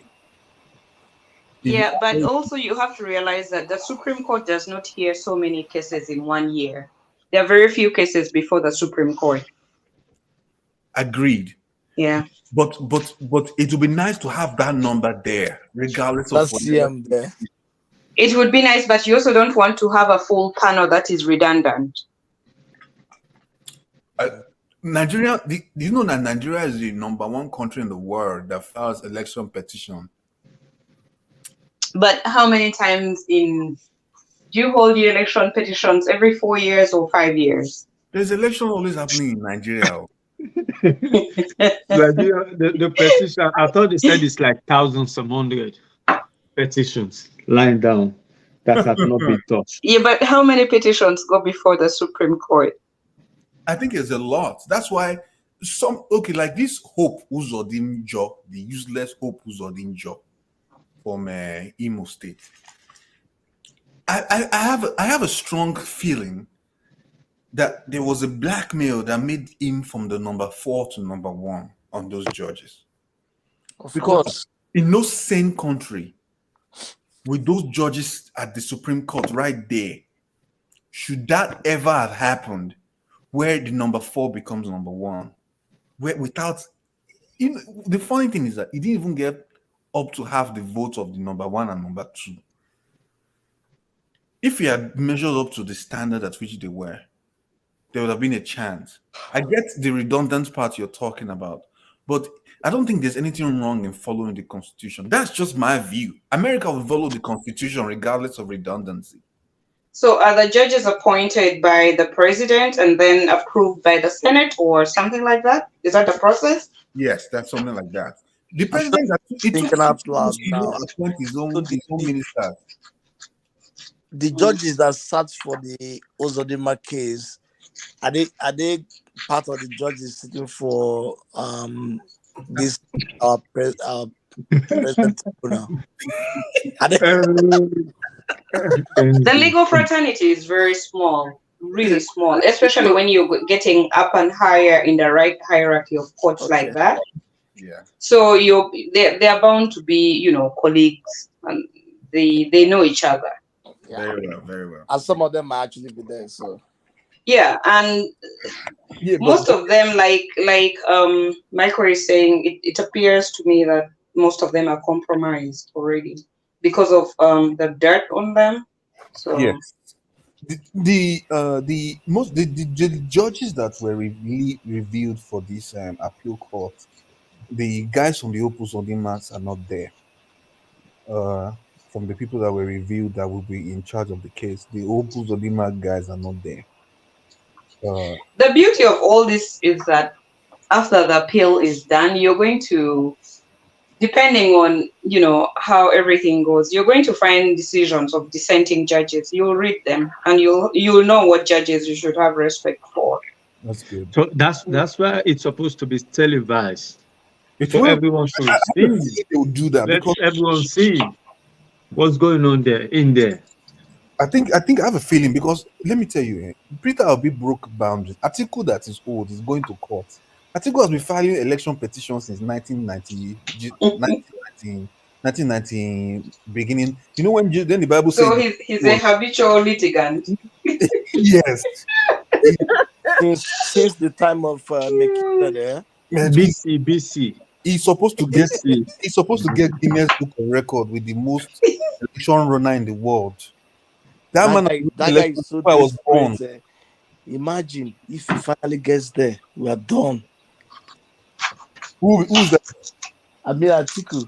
Atiku is not. His name is Atiku. Atiku. You're mistaken in it. You see, there's a Atiku's plan and Bola Ahmed Tinubu's plan. They are very different. Atiku just wants to come and steal and establish children. Right. Okay, my brother. Okay, what you just mentioned about Atiku have been to the courthouse for like a long time. I think this time around is different because I think before you guys were not participating in the electioneering process, and because of this NSAS that came in, is it 2020? I don't remember 2020. Yeah, 2020. Yeah. 2020. Yeah, I think that was the eye opener for y'all. And when you came in the scene, and it's like the light in the room of darkness. So yes. So in that way, I think it's just kind of like open your eyes, and y'all started like, we need to start participating in the election process, because a lot of those times those politicians, they'll be coming out and telling you what you want to hear. They will be telling you about the Constitution, because a lot of people don't read the Constitution. Let me not lie. They will be telling you this and this about the Constitution. But now when they say something about the Constitution, you can go to Google, you can pull it up, you can read it by yourself. Why is every one of us has, we are not in the bar, but you can read the Constitution now, and you'd have to use no technicality on it. Oh, I hate that thing, technicalities. Oh my God. You'd have to use no technicality. You can read it's a simple English. You can read and understand. Oh my God. What 25%? The Constitution, interpreting the Constitution can be very difficult. That's why there's a constitutional court. It's just based on interpreting technicalities like that. It can be a very difficult thing to interpret, you know? I agree. Yeah. But I also feel like the judge, the lawyers know what to do, but at the same time, some of these cases that we are talking about have been heard before. But at the same time, they'll tell you that the judges can decide that they're not going to hear it in that same dimension anymore. Sometimes I don't understand this law. Say, Yeah, God should come down and be they judging have, this case they himself. have to do the reason. The thing is, Some of those things that lawyers talk about is a preserve of the court. It's like the judge has a discretion to overrule some of the things. So you may make your submission, but it's based on the judge's discretion. And if he feels like, oh well, there was a precedent previously, but I don't feel like it's applicable anymore, it's up to him to overrule, you know. So you cannot. That's why it's very the rule of professional ethics emphasizes that you should never guarantee to a client that you are going to win the case. Right. You cannot. You shouldn't actually do that. But if you listen to Olisa Agbakoba, right, during his last interview, he said things have changed in the judiciary, that he's scared that if a person commits a crime in a or in a civil society and the case is manslaughter, normally for manslaughter, if you look at the case, you can tell the direction that judges will go. But he said in Nigerian situation, before now, in the early 90s, when he was going to court, he could tell that he would tell the cost clients, this crime you committed, if you're charged, this and this and this and this and this is what you're going to get. But he says now he cannot predict anymore because he doesn't know what to tell his clients, even when they're guilty, if they're going to get justice. Yeah, because you have to understand that in the 60s and 70s and 80s, I believe, in Africa, law was actually considered a noble profession. Mm-hmm. And the judges were actually judges who went and studied not just in Africa, but they studied in other African universities and they studied abroad and went back home to practice. So they really use their skills in a very competent manner. Right. But at the moment, so many judges are compromised in Africa, generally. Yeah. I can tell you that for sure. That's why it's become very dicey to tell whether you'll win a case or not. You may even be having overwhelming evidence, but the decision may not be in your favor. One of the reasons why nobody should have voted for Bat, the criminal, is because when he was running for presidency, they asked for what's that thing they call it? That's where they write all their plan for elections, for what His manifesto? His manifesto. In his manifesto. No, he was asked. He said something about printing more money. He said, "Oh, there's no need for us to be looking for dollars. That let's just print 1 naira." That's dumb. Nigeria is dumb. You see that if you go to Tanzania, or one of these African countries, you will see that a bottle of Coke is 10,000 something in their 10,000. Where we will have something for 500 naira, 200 naira, they have it in 10,000, in 20,000. Zimbabwean kwacha, Zakata. If they give you Zimbabwean 1 million Zimbabwean kwacha, my brother collect 50 naira and go home. Because you're in trouble. Oh my God. You understand? That's why this guy must not near the seat of power at all, and he won't. Because his plan is to make sure that the country burns to the ground. Somebody that they are saying that, well, the dollar is increasing, the naira is reducing, and the dollar is increasing. He said, what do you need? That guy is not qualified to be. What do you need dollar for? It's recruit. No 50 way. Youth. What do they want to do? Cassava, agbado, ewa. He's not qualified in no way. Corn, beans. Send them out. I mean, they asked this guy what he would do in his first 100 days. The first 100 days, he said, first day he hit the ground running. Can you imagine? That one with me. Second day hits the ground running again. The third day hits the ground running. No be ground don't run on ground. So all the running they do in Nigeria is not enough, eh?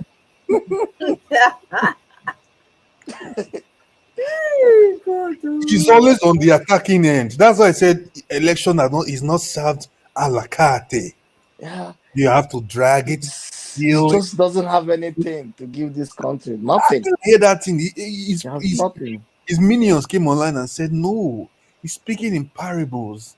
He's You speaking know, I feel like some people are dictum. just ethnically Speaking in Arabic sentence for the judicial mindset. Only the smart, first way they say no go school, say na book they carry book come meet them for house. Now they speak oral English for us. It's not served a la carte. Did we not see the a la carte? The a la carte, no be Okada, those boys carry come. What's that? What's that la carte? What's that? What does that mean? A la carte means bring Okada and gun and steal it. That's what a la carte means in Is that your an own English language. word? What kind of language is that? It's actually a word, but in the sense that he used it is violence. Because the language I know that it sounds violent to me, but I just wasn't sure if that's an English word or something else. He should be the ground he hit running, I make and they go up and down. So when person will suppose they rest, they enjoy all that criminal money we don't thief. Yeah. You see what P2B is doing. He's coming out speaking. You know, the people that you want to lead, make yourself present. You know, be present for now, you know, and then he just disappears. He's gone the first one. I don't even care if they put him in defense, if they put him on the ground of Aso Rock, he will return that mandate. Because as like I was saying to Omoye earlier, there was a governor in Bayelsa, what's his name? David Leon. He had already gone to do parade a day before he's swearing in.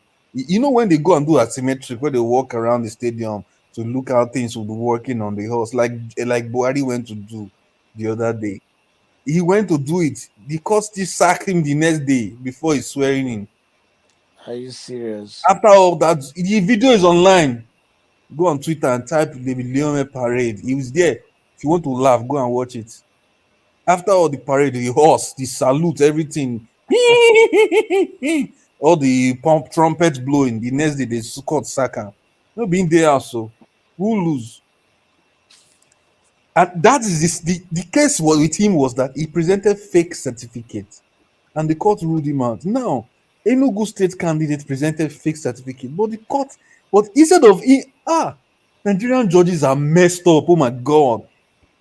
Instead of him to go to the court and defend himself for that filing that they filed against him, he went before they even went to court. He had already gone to court to file a case restraining NYSC from bringing out from getting involved in the information on releasing his original NYSC certificate. Like, how can the judge be doing that? These judges are just criminals. The same one that served the case against Julius Abure. How can you not hear the other side of a case, but you give judgment against him? Now they're trying to destabilize Labour Party with this. I'm glad we're talking about it, because if you look at, because the plan of this Bambiala Arab Bambi guy and the Julius Berger man, their job was to just come there and make sure that everything falls to the ground, and then they can just say we withdraw this case. Because they asked Bambiala the other day, what's your take? Are you withdrawing the case from the court? He said no, but nobody should stop the swearing in of this president-elect. I say, you're not withdrawing the case from court, but nobody should stop swearing. I don't get it. Who is the fool here? He was busy trying to withdraw it. He's been going to all you guys here, he's been going to all the candidates, Labour Party candidates. He's been going to all their court hearings and trying to withdraw the cases. I'm telling you, that's what they said. It was mentioned now during when Mr. Barrister Abure came to talk on Nigeria Watch. He said it. He said He's been busy going around to everywhere LP has cases and he's been busy. They've been busy trying to withdraw those cases. And they come online and lie about it. Say that they're not trying to do something like that. In whatever Said it now. He said they gave them money. These people have been bought over many times. They've given them money. They know how they pay. But Barrister Bure said it. They said in due time they're going to reveal everything. How they've been paid, how they've been compromised. Yeah. So that guy today, they, that analyst today at Arise TV pissed me off. I listened to that man talking. I felt like slapping him. Which one is that? Is it Frank Tietie? Yes. Why you? Oh my God! You're just looking at another Ruben.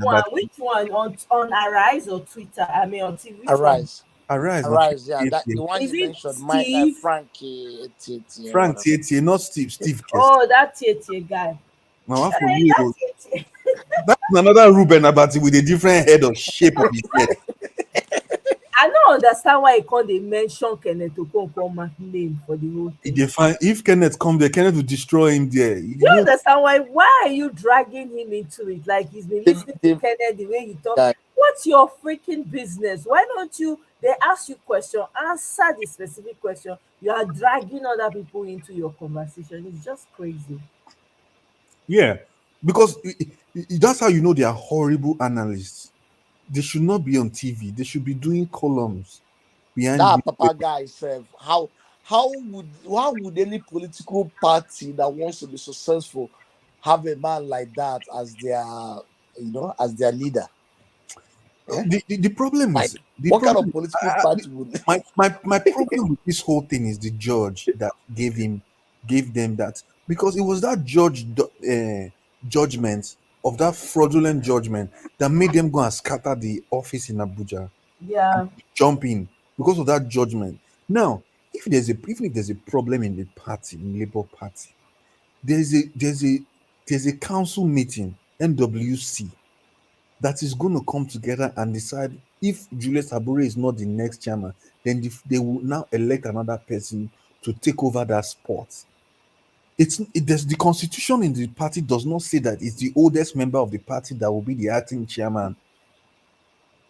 There will be an election which is supposed to happen in June or in May when Abure's time ends.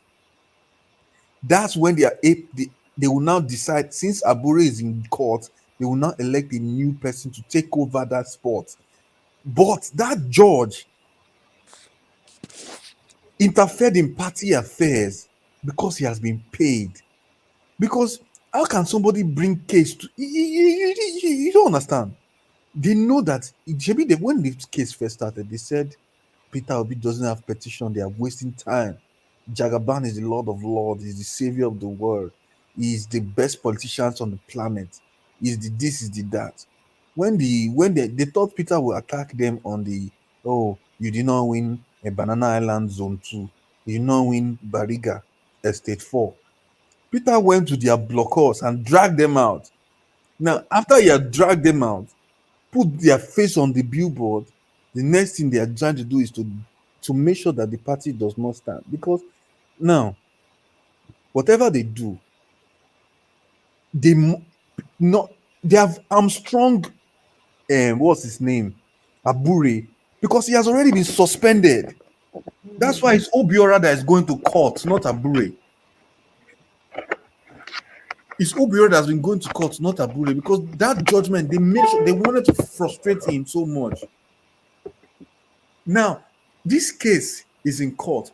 Why is this judge not telling them, okay, let's just adjourn this case till July because your case is in court. Let's not cause any trouble. Let's just adjourn this case till July and everybody come back later. When this case is over, then we can solve this problem. But it's a lie because the judges also are one of the lawyers that is on Batman's list of lawyers is the one behind this case. He's the one behind this case, and that lawyer is a senior advocate of nonsense, and is well paid. So where does Lamidi Oshodi and Arabambi have money to pay him, where they are flying private jet and going to old NWC meeting in Bauchi. So the case is just in the open. What we just need is video of two of them together. You know, when you have found something so obvious that even the guy comes on TV and say that anybody who's trying to stop president-elect is calling for anarchy, that Kenneth Okonkwo is calling for anarchy, that they have southernized the party. That's why they cannot. But are you not from the south? He said they have southernized the party, and all of them is full. The only Igbo people are in the party, that they didn't give them anything. PO did not release any money for them. PO did not release it. He kept saying PO did not release any money for them. But if you find money, go and join APC now. Why are you stressing your life? Agbado will give you money. There's drug money. Why are you stressing your life? Labour Party for us. You understand? If not that this case is extensive at this moment, normally Peter would have I would have preferred Peter to find a fresh party and move on. All this old party, there's too much complications. Too much complications. That's why I wish PDP did not mess up that time. But I also have a second thought that if Peter had gone to PDP, he would have gotten these votes that he got. Because maybe not. PDP is APC. You know, they're like conjoined twins, PDA, APC, like they are candidates. Two sides of a coin. I don't know if they are two sides of a coin. I think they are on the same page. Oh. It's true now.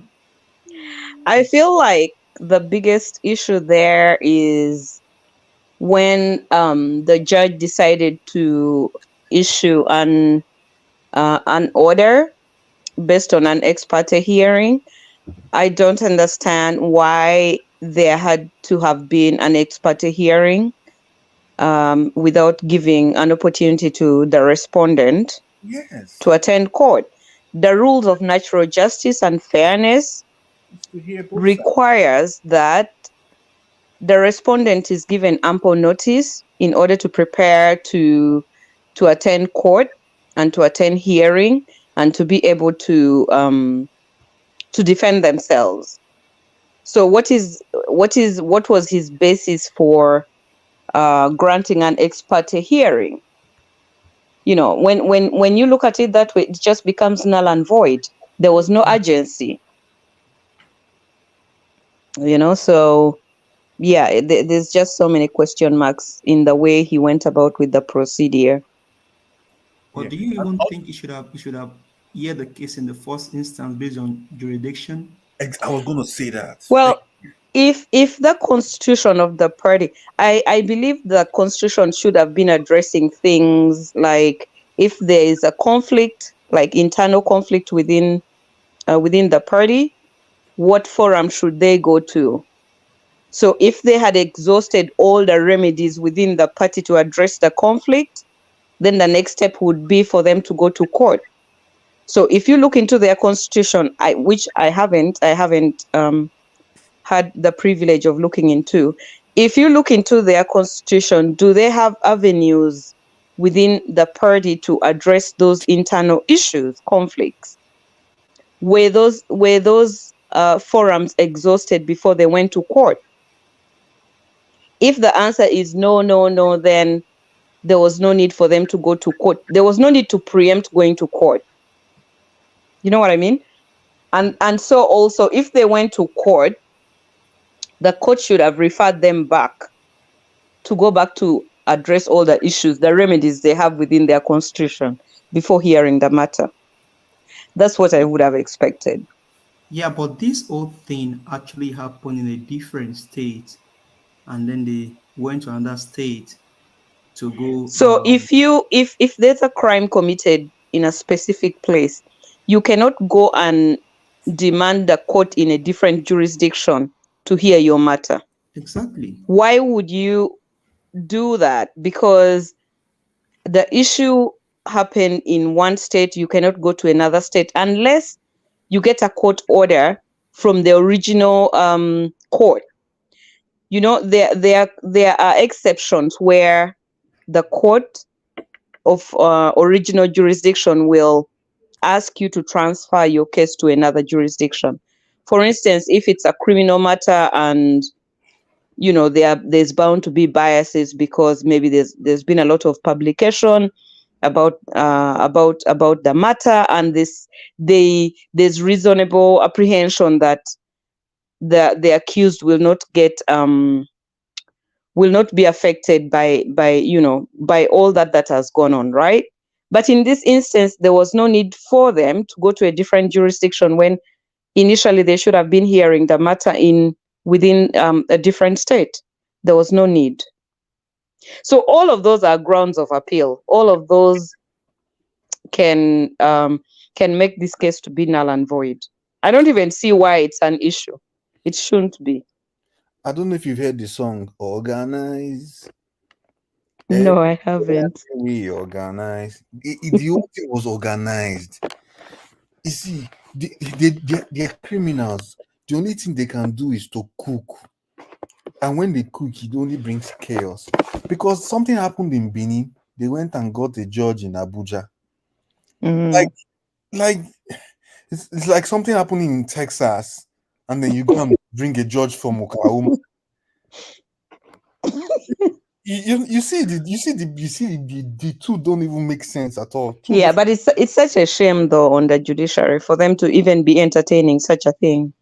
Right. I agree because if you look at the cases, the only thing that I could also see that the case could be heard in Abuja is if there was no competent court in the original place, of which usually, when you have a case, let's say it's a magistrate, let's say it's a murder case, and the court there, the person appears before a magistrate. That's where the crime happened, right? The magistrate or the chief magistrate does not have jurisdiction to hear murder cases because those are capital offenses. But the first appearance is made in that court, and the chief magistrate will then say, I don't have jurisdiction to hear this matter. I will proceed to let you go to the high court within such a jurisdiction. And it will be in the nearest jurisdiction, not very far. So yeah, there are many question marks that about the case. So my people, we've been shouting that these people, our journalists, they report on the deletion going on in the northern part of Nigeria, right? And the deletion by all these terrorist groups, the terrorist attack. So on the 16th of July 2021, the National Broadcasting Corporation in Nigeria, it ordered the Nigerian media not to report any terrorist attacks. So this person said, obedience, we are the only opposition in Nigeria right now, for real. Well, Omoye, sorry to cut you. I understand where you're coming from, right?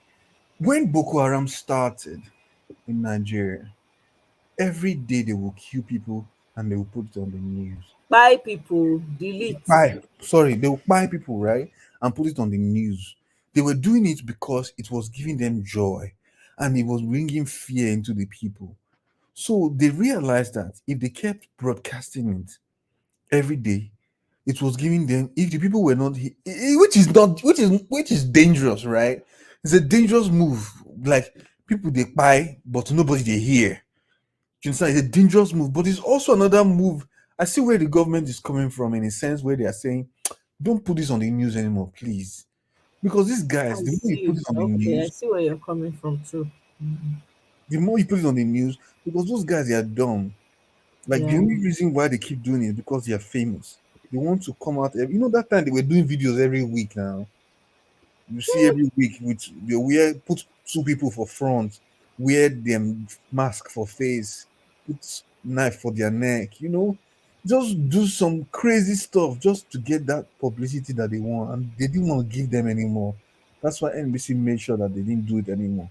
That's why the videos of those guys reduced. Because you Yeah. see video every week. Hi. Something. Allah, Bismillah, something. Bam. They just put knife. Yeah. Everybody go. You know, it was But that scary. was a very scary time. Those Mm. videos popped out and it was really scary. I never watched it though. I didn't allow that into my subconscious. Ugo Will is killing me in this call. He's really making me laugh. He said, "Did you see far native doctor Apapa Granot and Arabami?" Ugo Will, you're on another level, though. I didn't see your comment. I go just dey laugh. It's true now. If they use that, Description, they if make they me use that white baby, granite. That man looks very funny. He looks like a caricature. It's like it's not real, Abby. It's true because if you watch the new interview he did on, he was in a dark studio. He wore dark shades, and his beard was white. My brother, I thought I had seen it all. If you see that guy inside that place with dark shades on, you go to see now one of those 4 people they carry dead body for inside. No, it be like person where they don't use do sacrifice. You know. It's true. See, yeah. As much as we are serious about this court game, I bet more catch small cruise because if not, Nigeria go choke you. I just read the list of what these governors are leaving the office with, and half of the money that they are living in debt, you can't find that money anywhere. But you know what? The regular, like the ordinary Nigerian, does not know the enormity of the date they're in. They don't even, they cannot comprehend. Even we that were abroad, we are owing money. Yes. So you who is exposed, who is abroad, and you are seeing this, it's shocking you and it's just getting you numb. What about somebody who is going to their farm, and if you told them something like this, they won't even wrap their heads around it. People that are supporting Batman, that are going to give their life for it, they say, I'm a Yoruba, I'm not Omali, I must support Bat. They did not read this manifesto. They did not read anything he said. In 2015, he came out and said, we will give you student loan. You will not pay any money to school. 4 years is 4 years. My sister, no be 16 years, men, they graduate. Some are still in school since that time because ASU don't do back to back is a hit for them. You understand? So there's nothing. It shocks me, right? Like you see that Yoruba actor that went naked for Batman. You understand? He put his nyash on the bleached man, no, bleached. He put his nyash on display on DVD. I have to look for it. I didn't watch that video. Oh my god! You didn't see it? No. Oh my gosh! He came out and was striking thunder on his nyash. It was effect. Front of the river. Movie effect. You know, it's in Yoruba movie, so it was using effect. Thunder and lightning effect. He came out and put thunder and lightning. Come the shaking ash, they go. God was Tinubu, you will win. You will win. My sister, let's say na one kind thing that they watch. Until I realize that this man block us and they watch for TV. I felt assaulted. I felt like I was assaulted. I was forced to see what I didn't want to see. How can I be seeing a grown man nyash on live TV with thunder? For what? You experience second-hand embarrassment on his behalf. Can I say native doctor be like I am spontaneous, but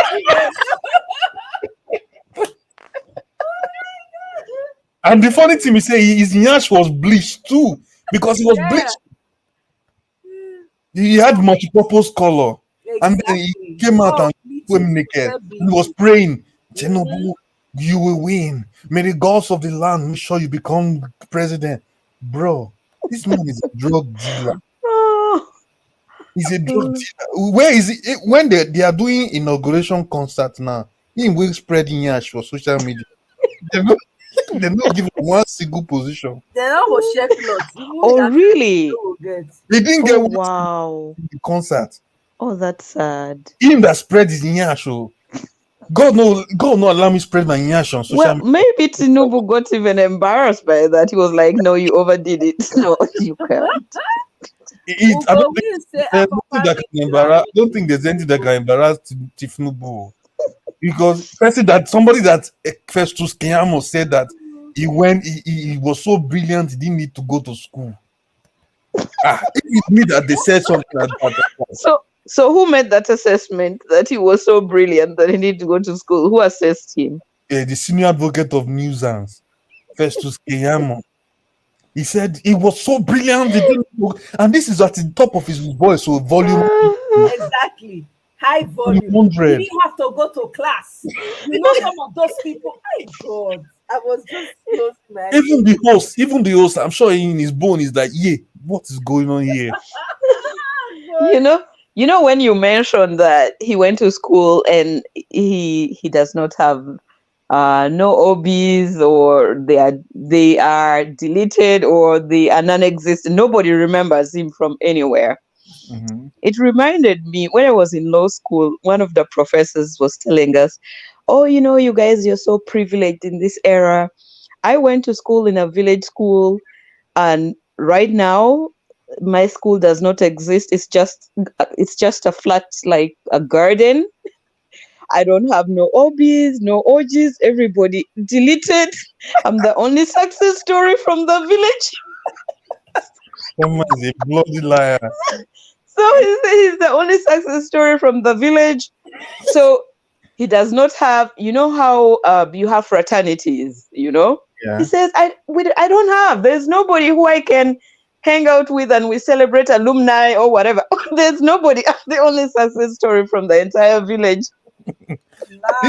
This Tinubu guy, when he was running for governor, he first lied that he went to school in Ibadan with some CWO. There's a popular school there.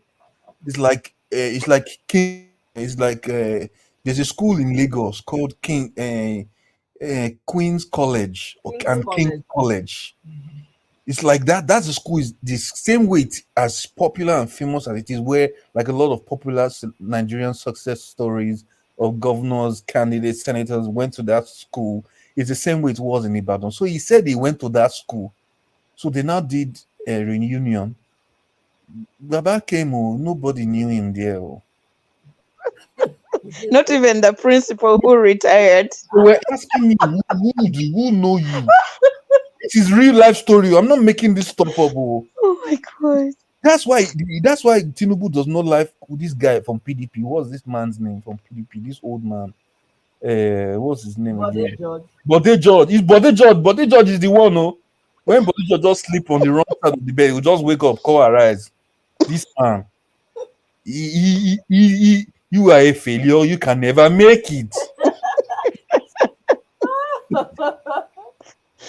How many times do they tell you Nigeria is not for you? Kenneth says, why waste cream on the bat? I know, Kenneth has been killing me. This obvious yash of lies. How can you open yash for a grown man and they come on one team position they cannot give you on the whole show? No, they'll give him another used car. Listen, a used car make him prostrate. So they carry and go hospital. They can't go give him treatment. So maybe this time around, another used car. He will come back again at the airport and say, "Here again, it's successful." That's how you know he's from Guinea, because Nigerians don't speak like that. It's successful again. I'm telling you, we don't. Even the ones who not go school. The ones who not go school are very go school now. intelligent. He's a genius. But when Festus Keyamo is lying, his voice goes up to 100. Exactly. He increases the volume when he's lying. I don't know how he's able to do that. Is a way of intimidation, to intimidate you, so that you make you believable. Like Sheung. If you count how many times he called Sheung name on channel, I'm telling you, he said, "Listen to me, take a pen. If I were in class, I would have Sheung, listen to me. Take a pen. This is when I'll school you. take a pen. This is what I say, what's going on here? He said, take a pen, I'll school you. The man is so brilliant, so exceptional. He didn't need to go to school. He didn't need to go to school. He had to bring the book to him in the house. That's when I knew that, Shehu has invited madman to the studio, because only a mad person will come out on live TV and tell everybody. Even Albert Einstein went to school. Not to talk of a Bulaba. No, but somebody who is so brilliant and who is going to school you about something will not be warning you how they're going to school you. Exactly. They don't, you know. Festus Yeah. Festus that stupidly went to US. Instead of going to US and jog on his own, he took a picture of his house and was doing video. And instead, from there, we found out that the criminal has not even done any job as a you see, that's how you know stupidity. Anything that comes from the camp of APC cannot be good. They first said, where is Tinubu? Where is Tinubu? When they join the cult, they have to. It's a prerequisite. You submit your brain, your common sense. You can't think anymore. Just submit their brain. Yeah, you have to be a dunce. When you come outside, you have to show yourself as a dunce. It must be really stupid. The person must be really stupid though, because I'm not going to lie to you. Nigeria is a you see, if you want to laugh, just have data. There's a video going on around now of God forgive me of Tinubu. They said Tinubu went to meeting. So somebody created a picture of Tinubu on bed with monkey face and put him on bed with 15 doctors around him and put, these are the international meeting people he's meeting. Investors. Oh, those are the potential investors meeting in Europe.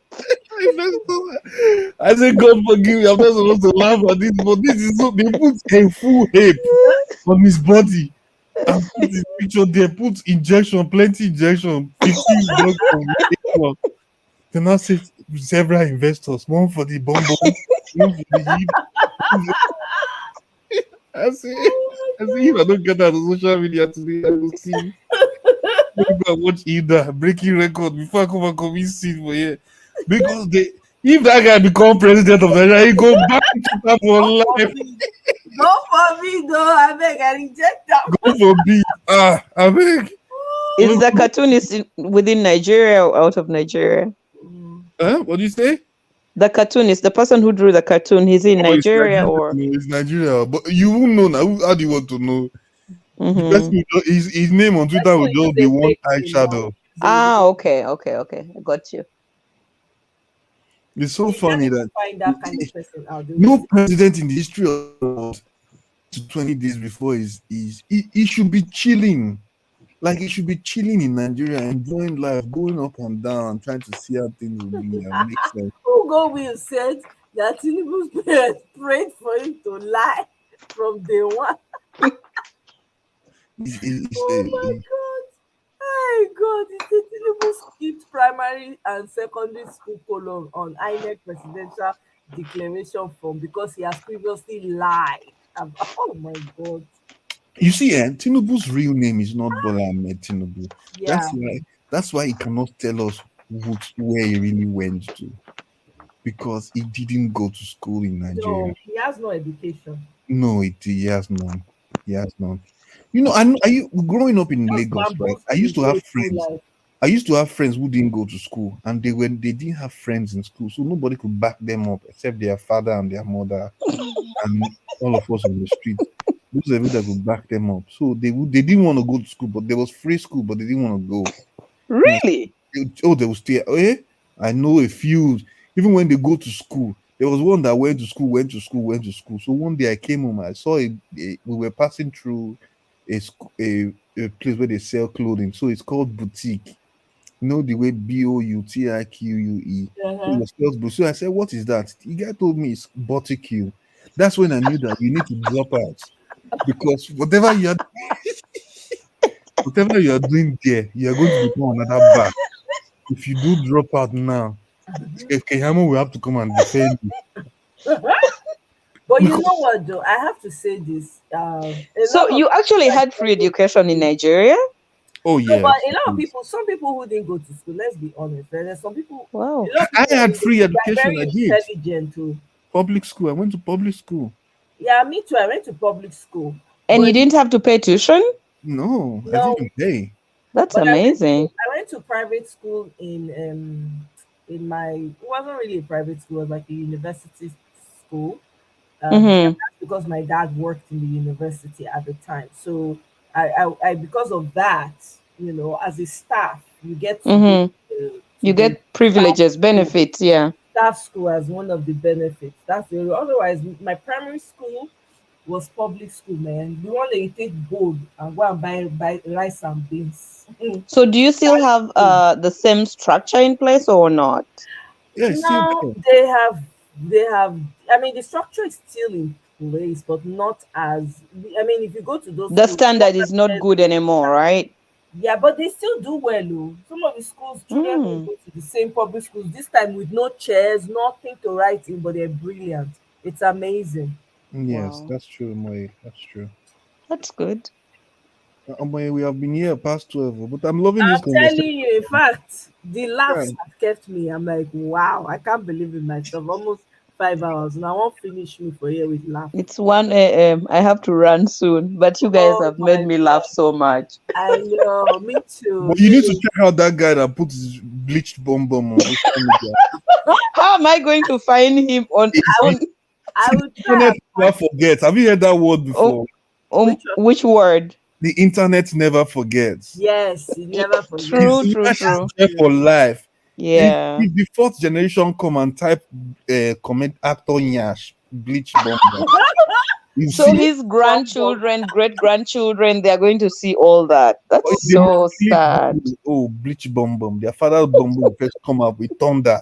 And your father's Nyash is right there.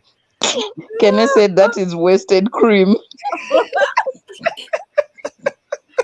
Wasted cream for the bomb bomb. The guy bleached, man. It was It's so a shame horrible. that it's a shame. When I saw that video, I first logged out from his Twitter. I went and did something because my mind was trying to. Somebody set him up. Somebody set him up. Somebody set him up. The next day, this guy went and did you on TV and said, "Oh, I have to do that. I was supposed to do that. If I didn't do it, God will not forgive me. This man saved my life, saved my soul. He gave me salvation. He healed me. He's my Lord and personal Savior. He is the King of Kings and the Savior of Nigeria. Without him, in the beginning, God created the heavens and the earth. And without him, the earth was without form and void. And God said, let there be light. And there was light. He cried more than the bereaved. I'm telling you. And God saw the darkness and shouted, let there be light. And there was light. You see, What a shame. Nigeria will make you think idiots are good. Yeah. You see idiots, you'll be looking at the idiot, you are a very stupid idiot. You'll be looking at him like, to him, he's very smart. Mm-hmm. But to you, you can see, idiots. And the problem is, these idiots, they have left newspaper stand and come and open Twitter accounts. These idiots, if you go to Bariga, Oshodi, Ebute Meta, those boys at the newspaper early in the morning newspaper, they have not brushed their teeth. They have not done any. They just wake up, wear shirt and slipper. They will come there in the morning. They will read all the newspaper you are selling. They won't buy one. They will gather all the fake information in that newspaper. They will be waiting for somebody to argue with. If you mistakenly pass there with your suit and tie, waiting for boss, you say good morning, you are finished for that day. Just know that you're going to have a bad day at work because you never win that argument. So those people on the streets, the argument is very useless. They have come on Twitter. That's why they have come online with their stupid arguments. So it now looks like APC, but they don't have minions. You have idiots who go and read newspaper and come and put it on Twitter. False information, like newspaper. Okay, let me give you an instance. Some days ago, it was reported in the news that Peter Obi said something in the news. Punch carried it. They said Peter Obi left kidney has failed. I'm just giving you a scenario of how how they carry the news in Nigeria. You will just see them say, Peter misinformation. News, you'll be like, very misleading. Yeah, you read the news, you'll be like, but I watched the video now. Is it, am I crazy or something? You ask yourself, is something wrong with me? But I watched the news. I watch him talk now. He didn't say that now. How did he get there? I said this thing has happened to me 3 times. I said you started doubting yourself. Yes. Is something wrong? Something wrong with like I went back. I went to check that video again. I watched it. I came back. I saw the news. People have not started writing tweet under that article from Punch. I went back to that video the 3rd time and watched it again. By the time I came back, I now saw somebody write fake news propaganda ministry. That's when I knew I was sane. Because they thought, imagine if we didn't have Twitter to verify this information. Yeah. You understand? And then the whole agencies are corrupt. Then NDLEA will come out and tell us they're arresting drug dealers. Somebody asked them on their space, why have you not arrested Bola Ahmed Tinubu? The guy just went mad. This is my space. I created this space. I am the host on this space. Bro, you say you're arresting drug dealer, but one is right in front of you. Go to his house. You know his address. Arrest him there. The guy got upset, changed his mind, was pissed off. Oh, you don't come to this space and say whatever you like. You don't come to... Bro, are you afraid to die? Are you afraid to die? What are you afraid of? Yes, sir. So the news has become so...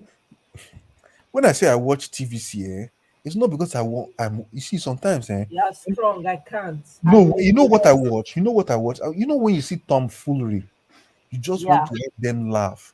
That's what I do.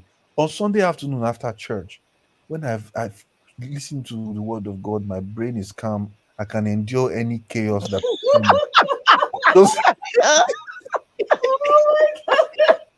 nothing shakes you after church. The only time I watch TVC is when I'm boosted. Because if I go to church and I pray and the big God saved me, oh, he saved me. I come home, there's faith, there's hope. My body is happy. I say, okay, let me enjoy a little. So Nigeria takes you in a space where you have to go and psych yourself. You see, I don't know that to you. It's torture. TVC is torture. I say a journalist, what's his name? Otitoju. A journalist on TV said, I swear to God, Tinubu won an election. God. I say, that's against professional ethics for him to speak like that. I say, he said, I swear to God, Tinubu won the election. When I heard this thing, I say, God, thank you for faith. Thank you for hope. Thank you for strength. Because that kind of thing will make your leg wobble. You just realize that you're wearing shoes, your body is shaking inside the shoe. Because these guys, they have no conscience. They have lost their conscience. That means every Sunday you have to go and church and recharge. Because one day you should watch. If you have the soul and the strength, one day after you have received faith from God, you can withstand anything. Just mistakenly think and say, just watch a little and say, God, help me. Help me. Let me stay strong after this torture. Just watch 5 minutes. The first thing you see is, I think the APC great party. Yeah. When you hear it, first of all, you first think again, is this good for me? Should I be here now? Tomorrow is Monday. Should I be? Because let me not tell you, there was a day I watched TVC. I got to work the next day. I was just upset for no reason. You were so depressed. It affected your work. Yeah. The thing kept me. I just thought, how that is it that this journalists, when they lie, they don't go and watch themselves again. Like, you know, there's a way you lie. There's a way you lie, and you go and watch yourself and say, now me lie this lie. They don't care. Like they just go on and on and on and on and on. And then this IGP of police, this was his name, Abayum, whatever his name, came on TV and said if we want to find a thief, we will find him in 48 hours. They say Sheun Kuti is in Ikeja. After 48 hours, they send the guy tweet on Twitter. Where is he now? 48 hours king. Baba said, we are still in the process of doing more investigation. I say, Baba, investigation. Video is in front of you. You see, you're looking for investigation. You know, that reminds me of the police spokesman in Uganda. He's like the chief, you know. He's such a liar that whatever he said, nobody believes everything he says. Even when he says, can I tweet? He said, put on the breastplate of righteousness before you go to. I can't. I kudos to you guys. I cannot. When it's Friday and he says, have a good weekend, people just say he's lying. We say, no, they know tomorrow is Saturday. They say that guy is lying. That's how much he lies, right? Those journalists, that there was a day I was watching an issue with Jide. The guy said, good afternoon. I open window to be sure that it's afternoon. So that will not call me, my brother. You're at 9 p.m. Nigeria. Don't kill yourself, because this guy said you really have to put on the breastplate of righteousness before you go TV. Because I can't. TVC will shock you. There's no day I don't get shocked on TVC. Kene, you need therapy. You've been traumatized for too long. He said, when I saw that, he said breastplate of righteousness for TVC. The thing shocked me. I said, no, this guy, then they go. Can they saying they go fight them for TV? Did they go their YouTube channel?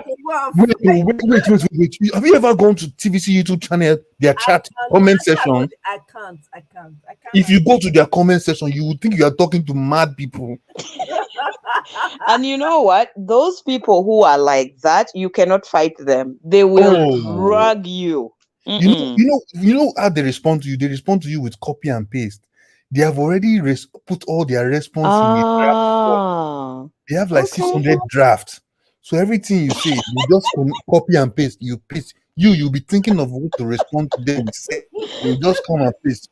You say this interviewer is a liar. You just see you useless IPOB.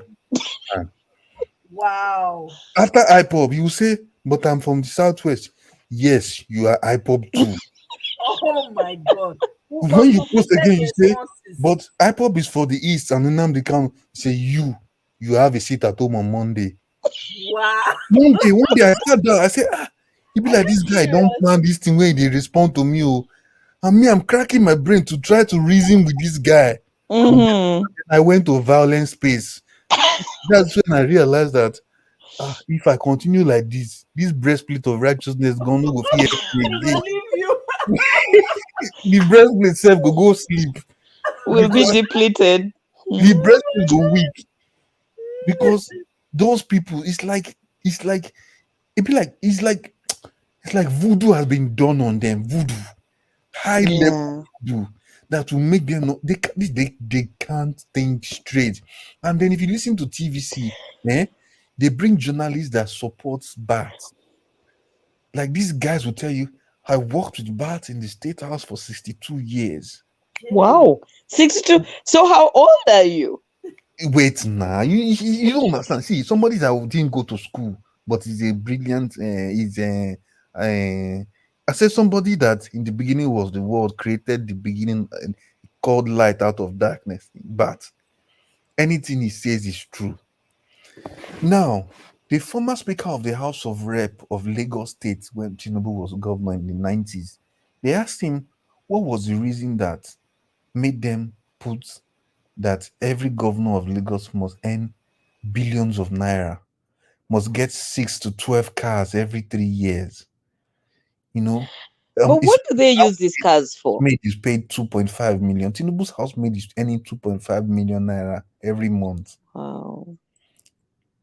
Housemaid, 2.5 That is insane. Now, this money mandated by law by the speaker, they asked him, Tufai asked him, so what was the reason behind the idea of he said, well, Jaconde used to drive to work with a car that couldn't start. So we decided that if people serve us well, we must serve them well. So Arufana said, so, no, Ayo, the other girl now said, so you're saying that because you found one jalopy car with this man, that's why you give 6 cars every 3 years, every 6 brand new cars every 3 years to one man? The speaker said, you will not understand. When people serve us well, we're supposed to serve them well. When people serve, I've seen governors in Lagos, in America. I've seen in the Western world. When they are done with they go back to their 9 to 5. Yeah. I don't understand. Some of them ride trains, some of them ride bicycles. Yes. Biden used to ride the train to work for how many years? Yeah. So many years. Obama has been surviving on his books that he has written. He just paid his student loans on, after writing those books. Yes, Mike Pence has books in the store, $24. I see store it today. They have books in the store that they're selling. So I don't know where all this idea of you serve us, we have to serve you well, brother. But African rulers are very. Thank you for calling them rulers, because that's what they are. So depressing. They are rulers. They're not there for anybody. Anybody.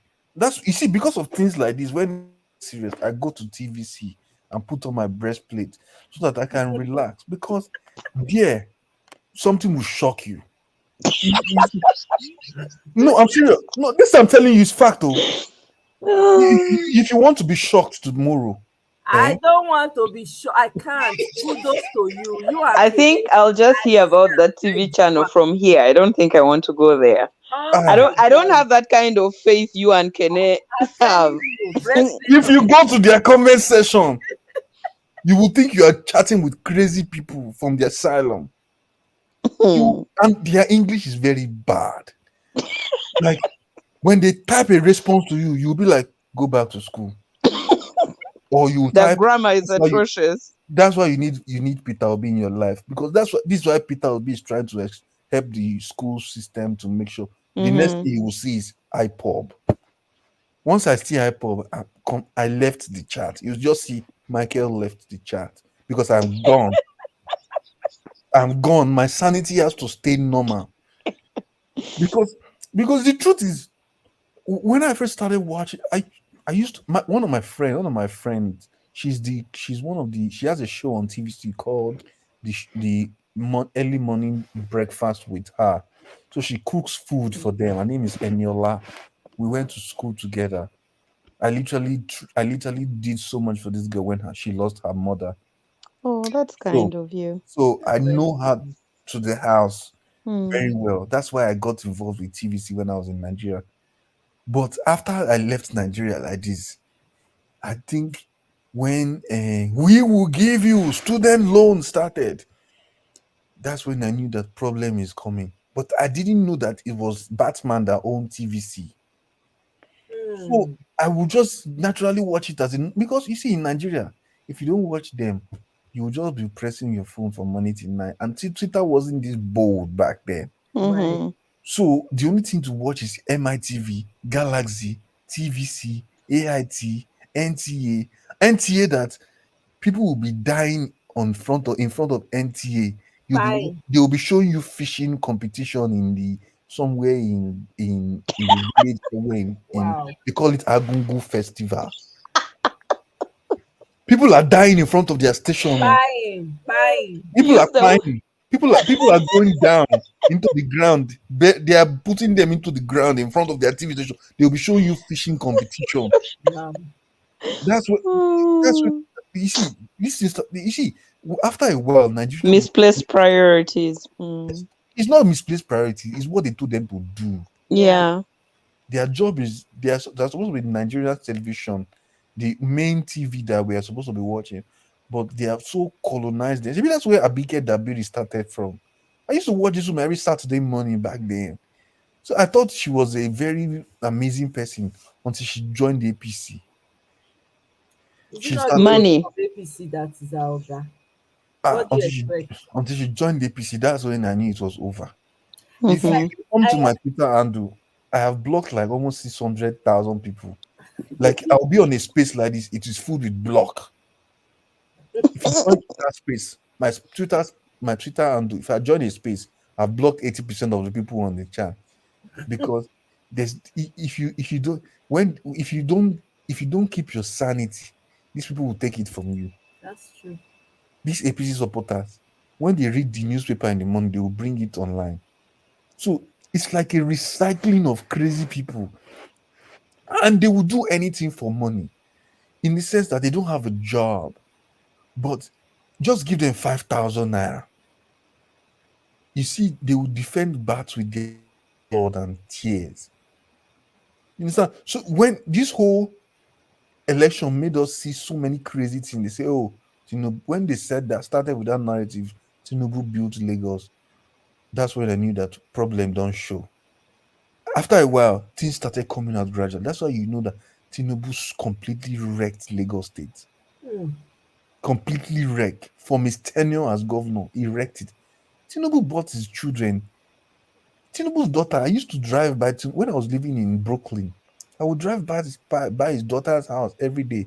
That house cost $2.5 million. This girl was in high school when she bought a $2.5 million house. Imagine that. I would drive past that house. You just Brooklyn. I just drive past the condo. You don't know anything now. It was David Undeyin that now brought this. When David Undeyin broke this thing out, I drove past the house. I looked at it. I said, this house that I've been driving past every time. So it's one criminal man that owns the house, and the criminal daughter now don't turn to transgender. That's what I heard. I saw it. They've been showing it on thing. No, now she's not hiding it. Now it's on her Twitter. If you go to her Instagram, she's there now. I know they follow him. The girl, he go do fashion show. Now he wear cat for face. Gonna shout meow meow meow for walkway. I watched her this weekend and I couldn't believe it. Yeah, I watched one of something about his children, all his children, and I think she's the baby of the family, but wow, what a life, you know. Yeah, there's just so much money to waste for them, you know. Una try, una watch the fashion show, una try. No, now when And I think he has a daughter in England and she's addicted to substance abuse, right? drugs, yeah. He bought that house, $3.5 million. Waste of money. Waste of money. That's when we found out that even Sheyi that is there is not his real child. Oh, really? Mm-mm. Oh, whose child is he then? Oh, you'll be shocked now. You see, in that family, if they tell you that tomorrow somebody will die, my sister run because somebody will die. Use the word delete. Delete, sorry. I don't know why I'm using that. Sorry, Omoye. No, Hey. chat. Continue. So I just feel like it's time for like people to I just wish Nigerians can just get up, and come out and be like France, Paris, and just come out in their millions. Total shutdown. If we do total shutdown for Nigeria, you know go funny, you go bad. Total shutdown. But you know, people can actually do that, but it's Peter Obi is not letting them do that because he's a very peaceful man. He does not want to project. It's not up to him. The truth is, it's not really. I know it's not up to him, but he's not giving them that go on the street yet. Forget that, time going. Forget that one. He's waiting at the tribunal. Yeah. Let's see what happens on the 17th. Yeah, I feel like that is going to be the triggering point if things don't work out the way people should park their cars on the freeway, like block. People should literally wake up in the mobile, block. You need that third mainland bridge. Everybody should go to work. Block to the airport. Block. Nobody. How they want to clear the cars? Should block. Nobody should go to work. Even the work. How much are you earning? I used to work in Citibank. I used to work in Citibank in Lagos in VI. I was living in Yanopaja. I would work in Citibank in VI with white people. I was making how much? That's 50,000 naira. I would get up at 4 a.m., get ready by 5. Boss would pick me up. I was in traffic. I would work 8 hours, traffic 4 hours, 5 hours every day for almost 3 years. By the Oh, time so you started hustling from Nigeria. did Omoye tell you that she did not hustle from Nigeria? All of us. Umoye is a privileged child. Yeah, by pretty. Leave that thing, oh. I hustle. You know that song, Fela song? Them regular, hey man, that is why now. Exactly. Everybody If run, you've run, heard run. that song, if you've heard that song that says 49 sitting, 39 standing, 99 standing, yeah. uh-huh. 49 sitting, 99 standing. That's the Uh-huh. line. What does the song mean? It means that there's a bus called Molue. You don't enter to Okay. the door, you enter to the window. Yeah. Oh wow. Oh wow. So you have to rush. It's If you don't rush to the get in, you bus get doesn't stop for anybody, even though you it are doesn't walking stick. stop. You use your Yeah. walking stick as spring. Mm-hmm. Use it to fly, don't you? Oh my god. When you People enter that the would bus, when ever you stand, go there's no space for anybody to tell you I'm a woman. Don't come too close. Yeah. I'm a man. Don't if Oh they will tell dear. you to come down from the bus.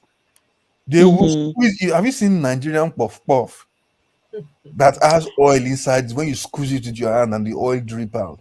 Is that like festivals? Like donuts? Yes, it's like donuts. Yeah. It's so soft and choked together with oil in it.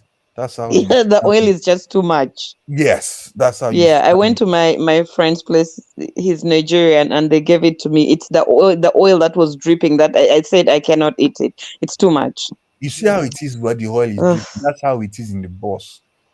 If you spray perfume when you leave the house, you'll be smelling like tomatoes. If you shower in the morning, by the time you get to work, your white shirt has become black.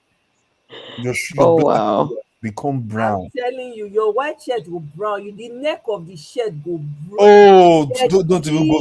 Your neck and your armpit is gone. Gone. You can't wear that cloth again. Then you soak it for 3 days to get Oh wow. out. And even after that, you still remove the water, soak again for additional 2 days. Make it for clean well. Yes, so.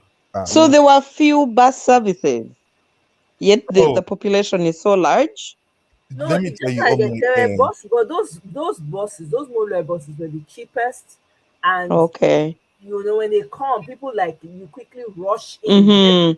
Okay, makes sense. Makes sense and then. it's cheaper, right? So people, Yeah. the more you can get in, the better. But a lot of people will rush it because it's cheaper, right? And you only few people will be able to sit. The rest are standing. So you are holding on to something.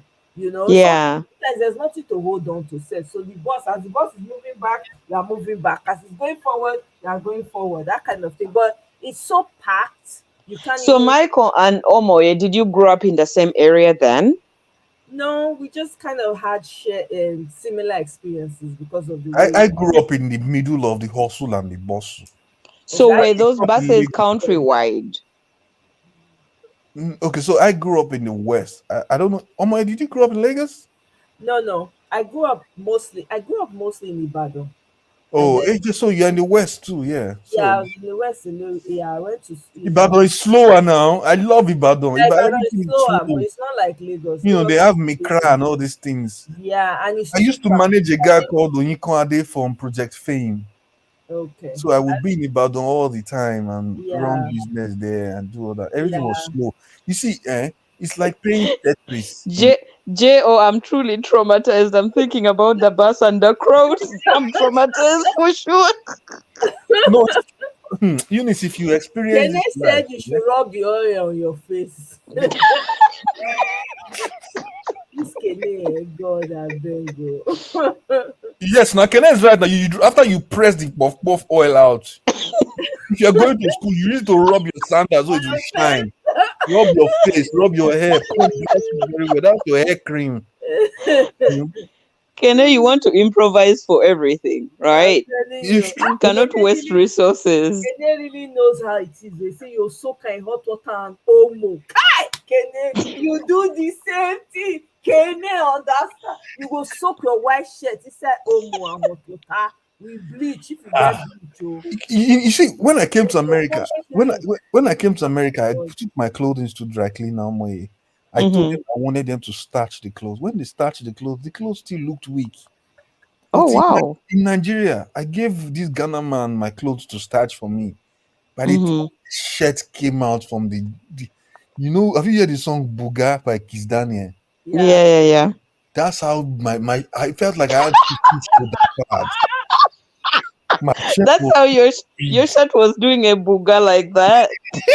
My shirt was swollen in my shoulder. Like the shirt was not staying on my body, it was not on its own. Like if I move like this, the shirt will move forward. If I move back, the shirt will move back. Everything just made back. When have you solved a balance equation before in math? The thing just balanced on my shirt. I was just moving with pride. With 50 shoulder pad on my shoulder, I was just moving heavy pride, and I was that was the life. Oh, but when you enter Molue like this, the shirt will just weak. All the flavor will die. You will sweat so much. The starch will now gum your body. You understand? Wow. Or when boss is not coming. There was a day I was starched up. My body was so puffed up. I was waiting for boss. When I was waiting for boss, there was traffic. Suddenly the rain started. It felt that was one of the worst days of my life. Oh wow! Inside that rain, Lagos rain is not like American rain that will fall majestically. American rain will fall. You know that it's some people that plan this rain. They see that you are standing at the bus stop, so they decide that today they will flog you.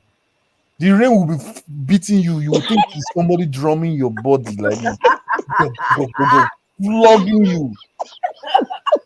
Everything that in that country like this, it's only God's mercy that kept me alive.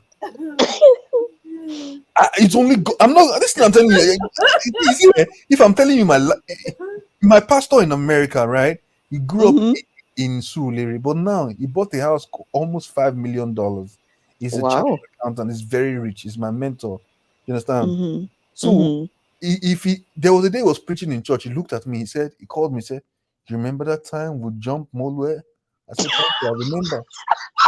Only you can relate. I said, "Pastor, why would I not relate? I will jump with starch club. By the time I get to my bus stop, I'm unstarched." Yes.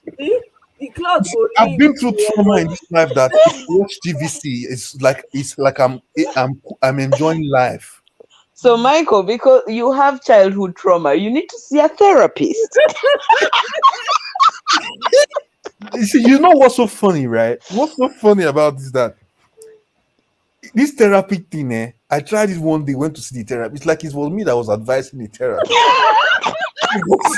It now looked like it was the therapist that had. At that day, the next day I didn't go again. The first say, "You okay, sir?" I said, "It's you that need help because the thing I've been through in my life. It's you that need advice." So the therapist couldn't relate to your past life. My problem. Because everything I was talking about didn't make sense. You probably need an African Nigerian therapist, not a Caucasian. The lady was white. She said, "Are you okay, sir?" I said, "I'm not related to Molue. Can you know what Molue is?" Said, "What are you talking about, sir?" He said, "Oh, this is not gender. I don't want to change gender, mama. They tell me about Molue. What my eyes have seen. What you know that song? My eyes have seen. Yeah. Though. The things that I will be inside Molue like this. Conductor will come. He will have chewing. He will have Eunice, you have toothbrush, right? Yes. Imagine going outside to an avocado tree and plucking one avocado stick, break the edge, scattering it, and use it to brush your teeth. And then you wear wife beater, something like singlets, and you wear short jeans and very ugly slippers with your mouth smelling, and then you come inside the bus and then you ask me for money, and I tell you, I don't have money today, because I'm not paid salary. There was a day one guy almost pushed me from the bus because of no transport money. Oh wow. See, when I say that Nigeria have dealt with some of us, Yeah. Nigeria have Every laid us Nigerian down has like a this. story. Forget that thing. Everybody starts with if I start to tell you It's actually, You know what's I funny think about my story? what you're My story makes describing me is laugh. actually you paint a very raw, painful picture, but it's the way you're narrating it that is making me laugh. You have a sense of humor about the way you put it out there, you know. Because you see, when Nigeria teach you a lesson, you you will have be to laugh. funny. That's the thing Nigeria You'll teaches be you. funny. Mm-hmm. Nigeria will To make it. laugh at You are all. going through difficulties, but you are laughing. Mm-hmm. Come on Twitter and beg for It's like data. a coping Not mechanism. because they don't have food, they have food at home. They don't have food at home, but they know that if they eat food and go and think again, that food they will go to the toilet. You see, there's a way your problems will make you go to the restroom when you drop all the things in your body. When you don't even need to go. You will drop your happiness, you will drop the food, you drop the laughter. So just come on Twitter. There's a Mm-hmm. saying on Twitter that say, "Who no get data this period na problem in day." Who say they're saying that whoever doesn't have data on their phone this period is in trouble. So to keep your joy going on, Or you need that data just so you have just some humor to get you through the day. that's fact. Okay, got you. That's fact. That's fact.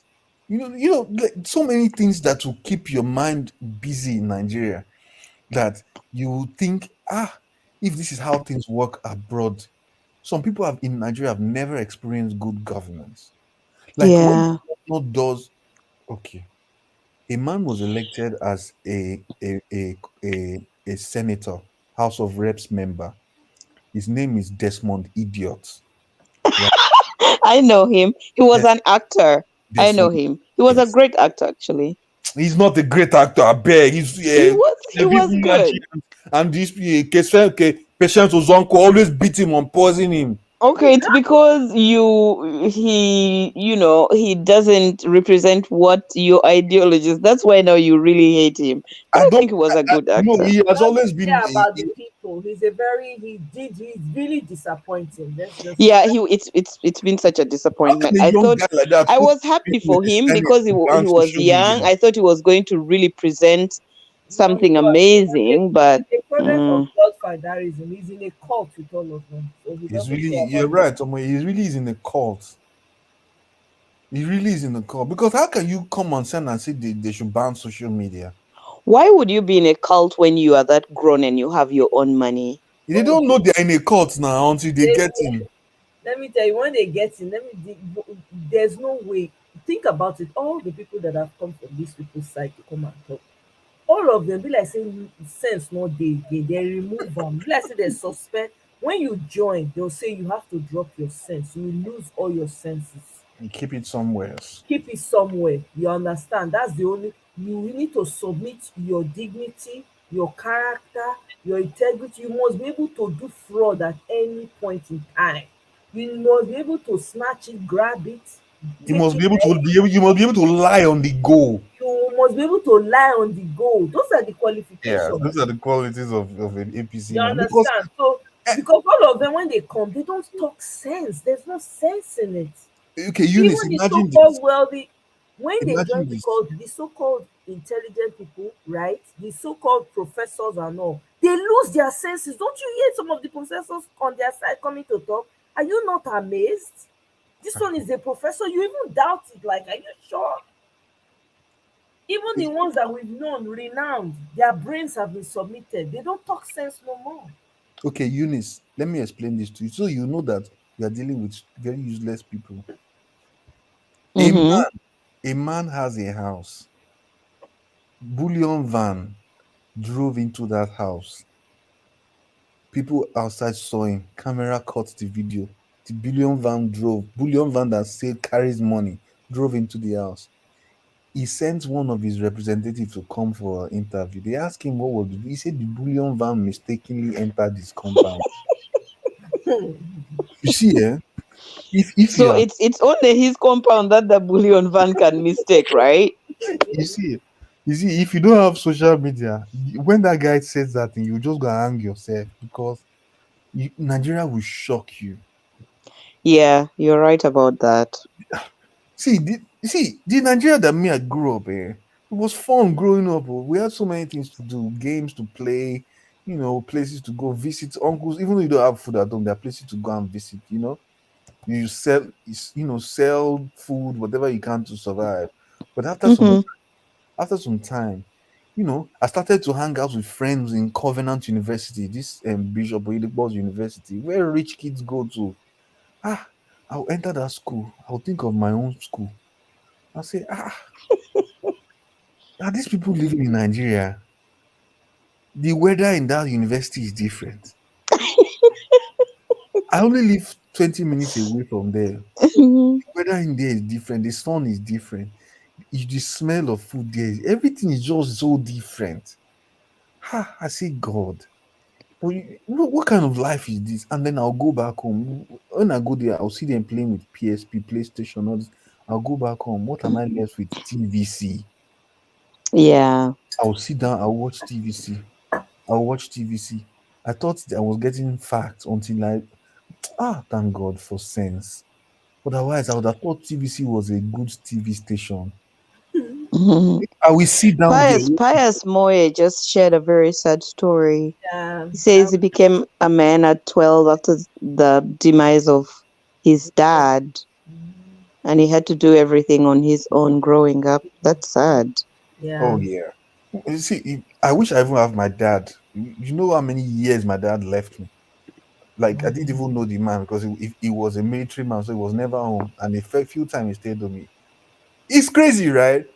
Like I But went I to, hope I went to I hope work, things right? turned out okay for Pius, Yeah, at this point in his life. Yeah. yeah. I went to work. I At went to 12, I don't even remember what I was doing at 12. Even at 20, I don't remember what I was doing. I was just, the day my father died. yeah. I was waiting for a bus, and somebody just called me. Hey, your father is dead. Come home. Just like that? Yes. Oh my God. I'm a man. To them, I'm Igbo. I'm an Igbo man. I can endure any pain. And I didn't cry. I went. Is Cut that how your ambulance. culture is like? Yeah. Not necessarily, but yeah. It's in that direction. Yeah. So I Wow. just got home. Found 2 days later, found a ambulance.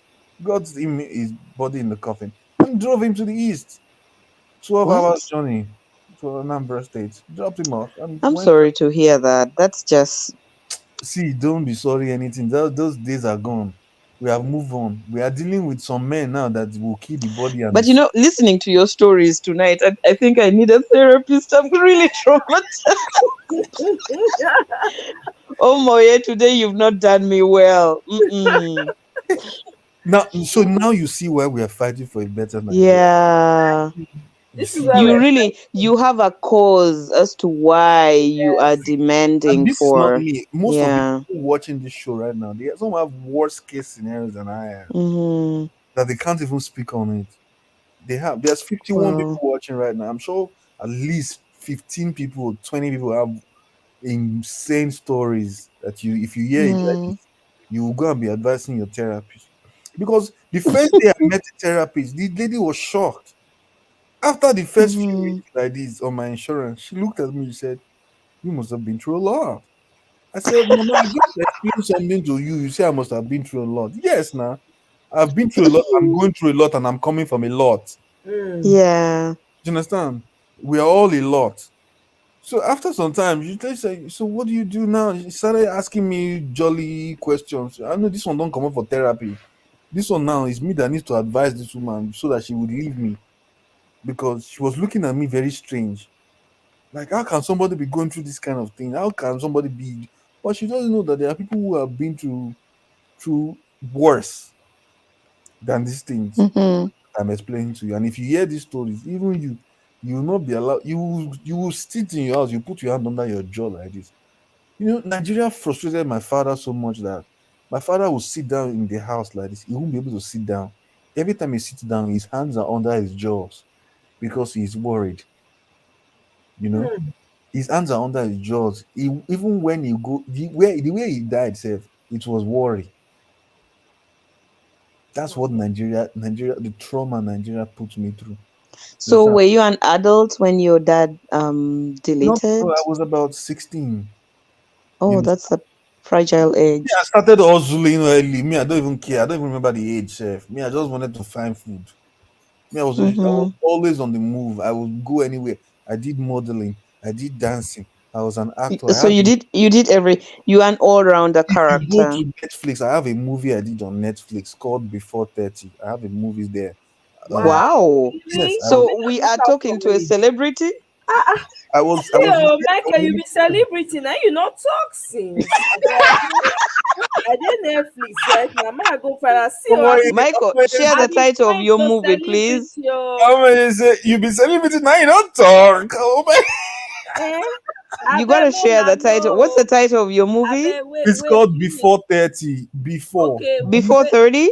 Yes, Before 30. Oh, I yes. think I've watched that movie before. There are beautiful girls in it. Yes, it's Before 30. Yes, I played some scenes. Wow. That's my So first. who were you in that I movie? was from the restaurant.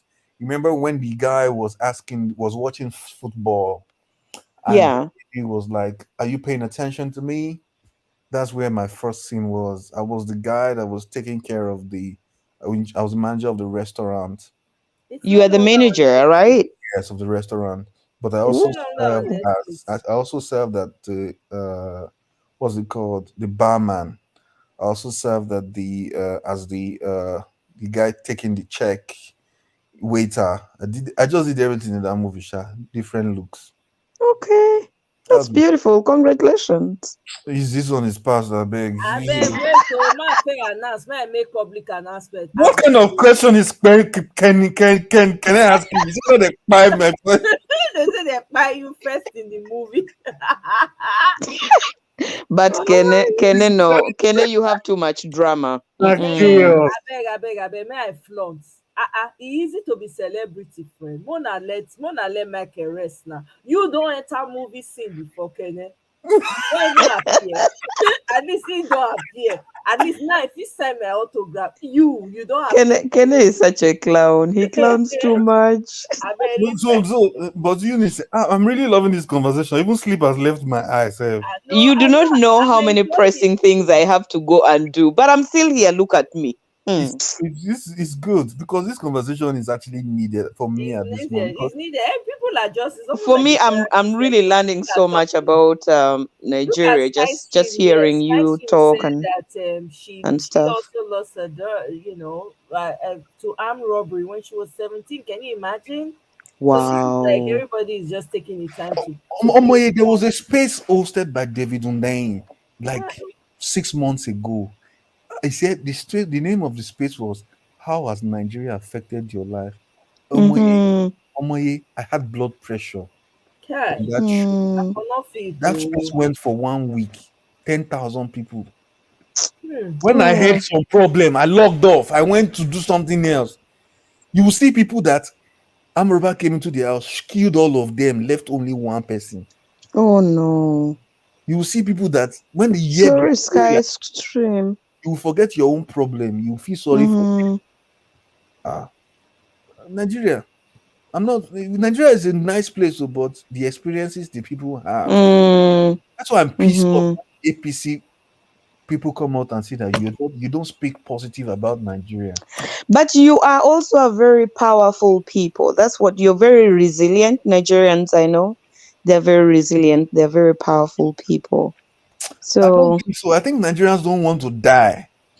No, but I feel like there's a large section of the population that have been conditioned to suffering, to pain, that they don't even know what to do now.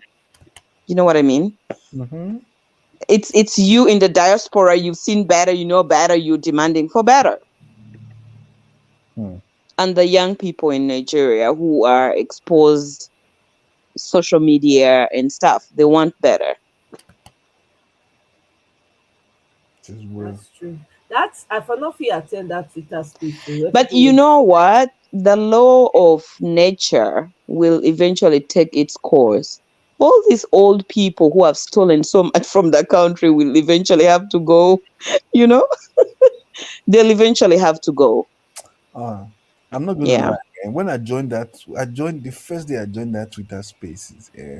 I thought they were people were just talking about casual things. That's when I knew that Nigerians had problems, Mm-hmm. right? Like I know somebody that in Nigeria, the father was served in the military, resigned, came back home, was put on pension. He went to collect pension. Where he got to pension, they said his name was not on the list. When they told him, he just fell there and died.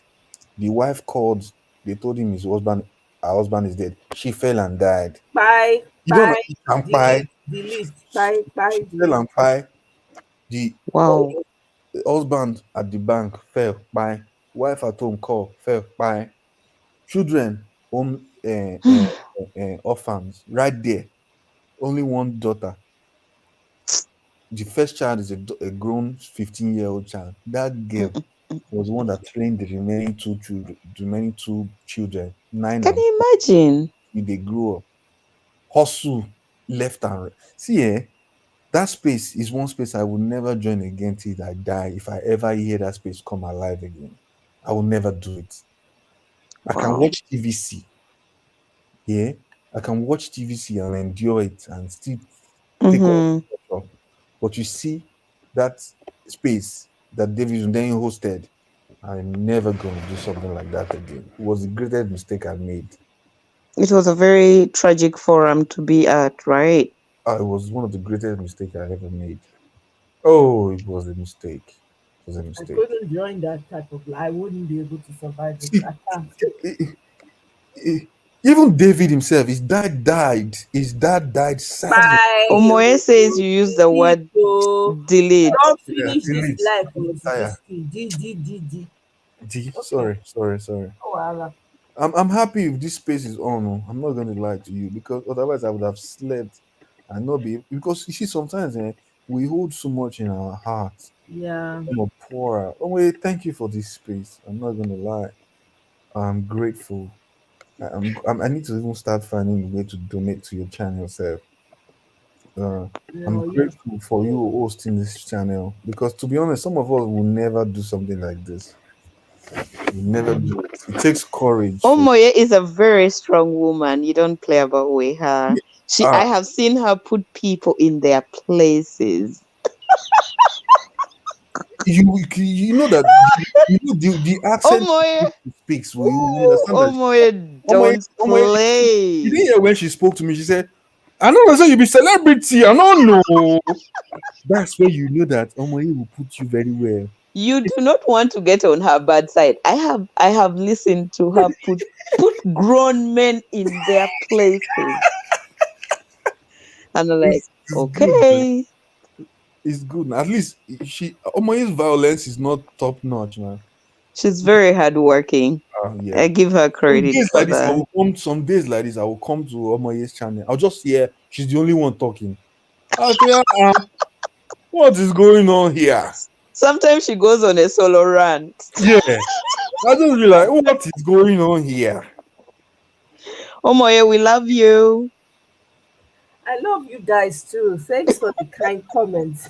I'm No, it's really true now. It's true now. Sometimes when I hear you ranting on your own, you'll be like, you play video, you talk and you talk. I'll be like, sometimes I just quiet, I just listen. She's very real though. She doesn't fake anything. So that's beautiful. That's why I don't like what's his name's page. What's that guy's name? Dr. Damages or something like that. When you go there, he's not always on space most times. He will put some weird people on that space. Mm-hmm. There was one guy that came there and was defending Ekweremadu, saying that Ekweremadu should have been sentenced in Nigeria. Nigeria would have done justice.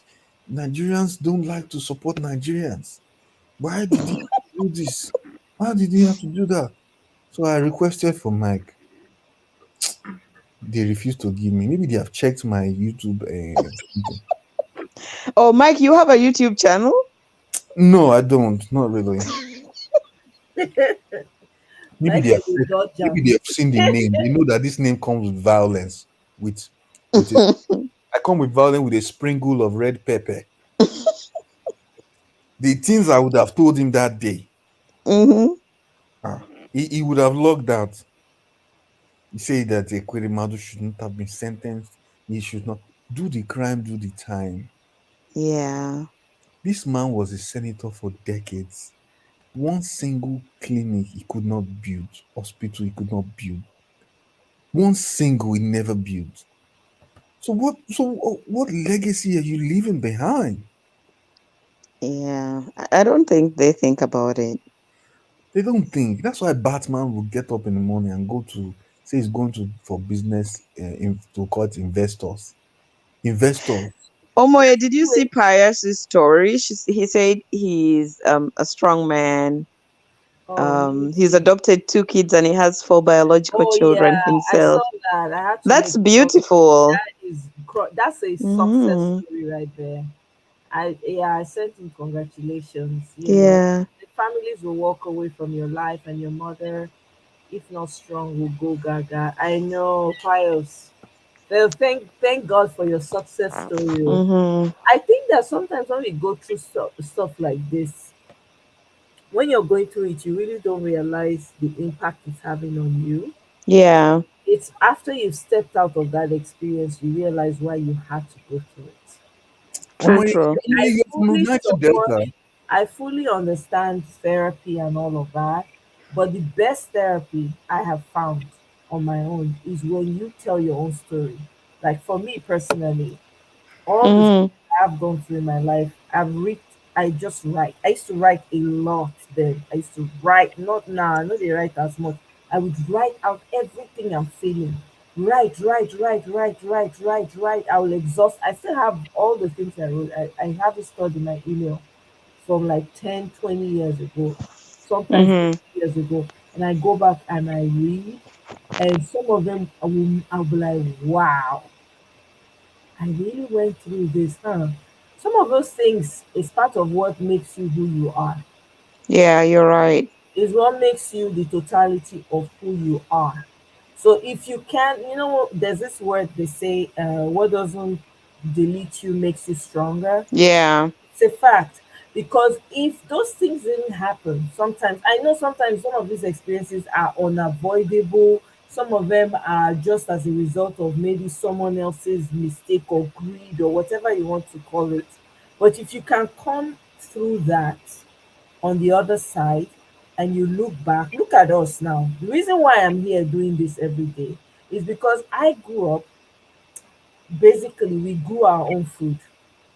Okay, I grew up on the farm, right? But when you say it, people don't want to believe. When I say people like that, go and see that which farm you go. When I hear farm, and I know how to plant all my foods myself. That's how in my house food was never a problem. There was starch of food. We had food all over, dripping from the roof set. We had people who used to come and take food from our house and all of that, right? But growing up all those years and my dad was a civil servant. The man didn't make much. How much was my dad making? 3,000 naira, 5,000. You know how much that is peanuts. That's like nothing. But he had the benefits of a civil servant. Like he had a free house, he didn't have to pay rent and stuff like that because the where he worked provided all the accommodation and all of that. But if we did not have that, we had food, if nothing else, and fees was paid on time. We never, but there were certain things that you would go through as you're growing up. Now, when you look back, it's what has made you who you are today. So because I know that, like when I hear stories like people can't go to the farm anymore, they can't go to the market to go because my grandmother used to go sell her produce in the farm in the market to get food for herself to buy little things that she needed to buy. So when I would hear stories like people can't go to their farm, that thing bothers me because there are people that don't need money to eat. There are people who grow their food so they can do without so much money. They can money is not a thing for them as long as they have food. So that thing bothers me a lot. Like right now, people can't go to the farm because of all these terrorists and all of that. That you don't know how that thing hurts me to the bone. I'm like, why? Because I imagine growing up, that was the only way we could eat in my house. Like grow your food and you eat, and some of them would even give to neighbors and whatever, right? So imagine people can't do that now because of the state of insecurity. And then when we would travel, then my dad would used to travel from state to state, hours on the road. There was nothing like risk or danger or anything like that, right? And then now people cannot do that. People cannot do that. And you didn't, everything, it wasn't materialistic, right? People were not so materialistic back then. People were, there were people that were content and whatever. But now you can't even be who you are. You can't even thrive on the level you are on. Everybody's trying to get to a certain level. So when you hear certain things, when everything that's going on in Nigeria, it pains me. There's a pain that comes with it because I feel helpless. Like, what are these people doing? Nobody can, you can't. There, there are no jobs for anybody right now. People go out of school, no work. I literally have friends who, when they graduated from school, they didn't have jobs. They had farms. They will go to the farm in the morning and go and maybe do cassava and go to the marketplace to sell. That's how they survived until the next best thing came. I literally have a friend right now who's a professor, right? That was how she didn't have a job after school. She had to go to the farm to go and plant stuff, grow them, take them to the farm herself. She started planting palm kernel. She started dealing in oil business, palm oil business. She never had a job. Nobody called her for. She said all her resume, nothing, and she was top in her class. So you hear stories like that, you come from that kind of experience, and then now everything is literally shut down. We don't even want to go into the details of the experience and all of that because there's no time. But it really bothers me. It really does. And then you have mothers who can feed their children. Back then you had mothers, but they had a farm to go to feed their children. So the only thing they worried about maybe was money for things that they couldn't easily have access to. Like maybe they had to go to the hospital, they had to pay for registration, then they'll have worry about money. But everything else, they could fend for themselves. So now when we have a society where you can't do that because there's nowhere is safe. You can't trust anybody. Everybody's trying to get well. Everybody's trying to get money by all means necessary. Morals are no. Yeah. Everybody's just doing whatever they like. Husbands are selling out wives. Wives are selling out husbands. They're even selling their children. They don't care. They're sending them to the Middle East for domestic work. And then those people will treat them, take some of their parts out of their body and send only hosts back. Some people have been seriously damaged. The trafficking stories are very saddening. Yeah, it is. Yeah. So it's because of the experience. And people who care, like someone like Michael, he's coming from a place of I know how this pain can be. So that's why he's invested in it. Everybody on this life, basically, you would have had some experience that will make you empathize, that you know better now. You're like, wow, these people could have Mm-hmm. some of these things. So people don't have to deal with a lot of this. Look at Ekweremadu, we're talking about Ekweremadu. This is the easiest example right now. If that man had built hospitals right now, I tell you for free, people would have lined up to give his daughter. Mm-hmm. He wouldn't have had to pay a dime because that's how Nigerians are. They would have lined up and say, you know what, Yeah. come and try. If this one doesn't work, another person will come. But he didn't do Mm. anything for anyone. So, but he chose to steal the money, the resources of the people, take it outside of the country, Mm. elsewhere, take somebody, a vulnerable child with him, take him there. When he didn't get what he wants, he tossed the little boy. That's unfortunate. You know? Very unfortunate. Oh, I don't know. I'm just grateful for the platform because I didn't know the direction this platform was going to take. I really didn't know. But now I'm like, I'm wrapped into all of it because I'm desperate Yeah. to work. I just want that country to work, and I want a sensible You want stability, yeah. stability. I want to be able to go home too and sit on a Mm. tree, and it's a fact. Yeah. Well, yeah, I see your point. Like, first of all, the country has to be safe. You Yeah. know, like I have a, Yeah, if there's I no security, you will not want to go. have, Honestly, I have a it's friend here, right, whose dad lives here in she lives here in Dallas, Texas. The man went to Nigeria, so he took. I think they knew somebody knew he was coming. They picked him up from the airport, and we just went and buy him like that. oh no. The girl couldn't go home because I'm guessing she's a target too. So the country is not safe. First of all, that's why president selects How do when. they pick you up from the airport? Just like that. Oh, don't worry. When Jeez. have you heard of something called organized crime? Yeah, it's just mind blowing how they do these things and get away Those with it. taxi men at the airport, those taxi men at the airport, they're all wings of corrupt practices and all Mm. these shady things. That's all they do. That's what they do. So I just feel like if there's a way for people to just do things, they can do it right. I have to log out now, Jerry. I Well, have to go to it's I think two two Bishop it's past Sugar. 2 a.m. my time. Yeah. You It's guys Oh, have been broken it's the been record. such a pleasure sharing yeah. ideas and listening. Thank you so much, Michael. Thank you, Moye and Amoye, Kene. thank you, Amoye. Amoye, tam, tam, tam, tam, Hey, tam. I don't get celebrity friend. Nobody can talk to me anymore. Oh, I beg. I'm not a celebrity again. No, those days are gone. Oh, I've moved on. Oh, Michael, you cannot deny us now. You can't. Oh, I've moved hey, It's on. too Oh. late. I beg. Oh, let me shakara. Oh. Are you We are going to eating? watch before 30. You know And that. then when we tell our friends, say, "Oh, I have a friend who acted in that movie before 30. Come and I'll show you." Exactly.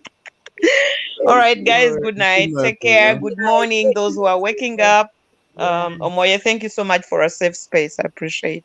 absolutely. Thank you so Thank much, you. sis. Thank you Good for night, always sis. showing up and your support, ever ready support. Thank you. Good night.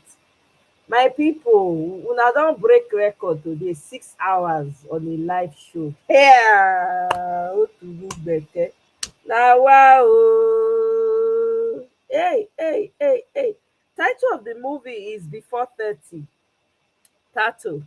Kene rock am o till daybreak. Kene 2:15 a.m. for you. Hey, yeah. Thank you guys for being here. It was so much fun. I laughed tire. Michael finish us with laugh today. Oh my God. I really thoroughly enjoyed this session, honestly. I don't even anticipate I would play like this. So, eh?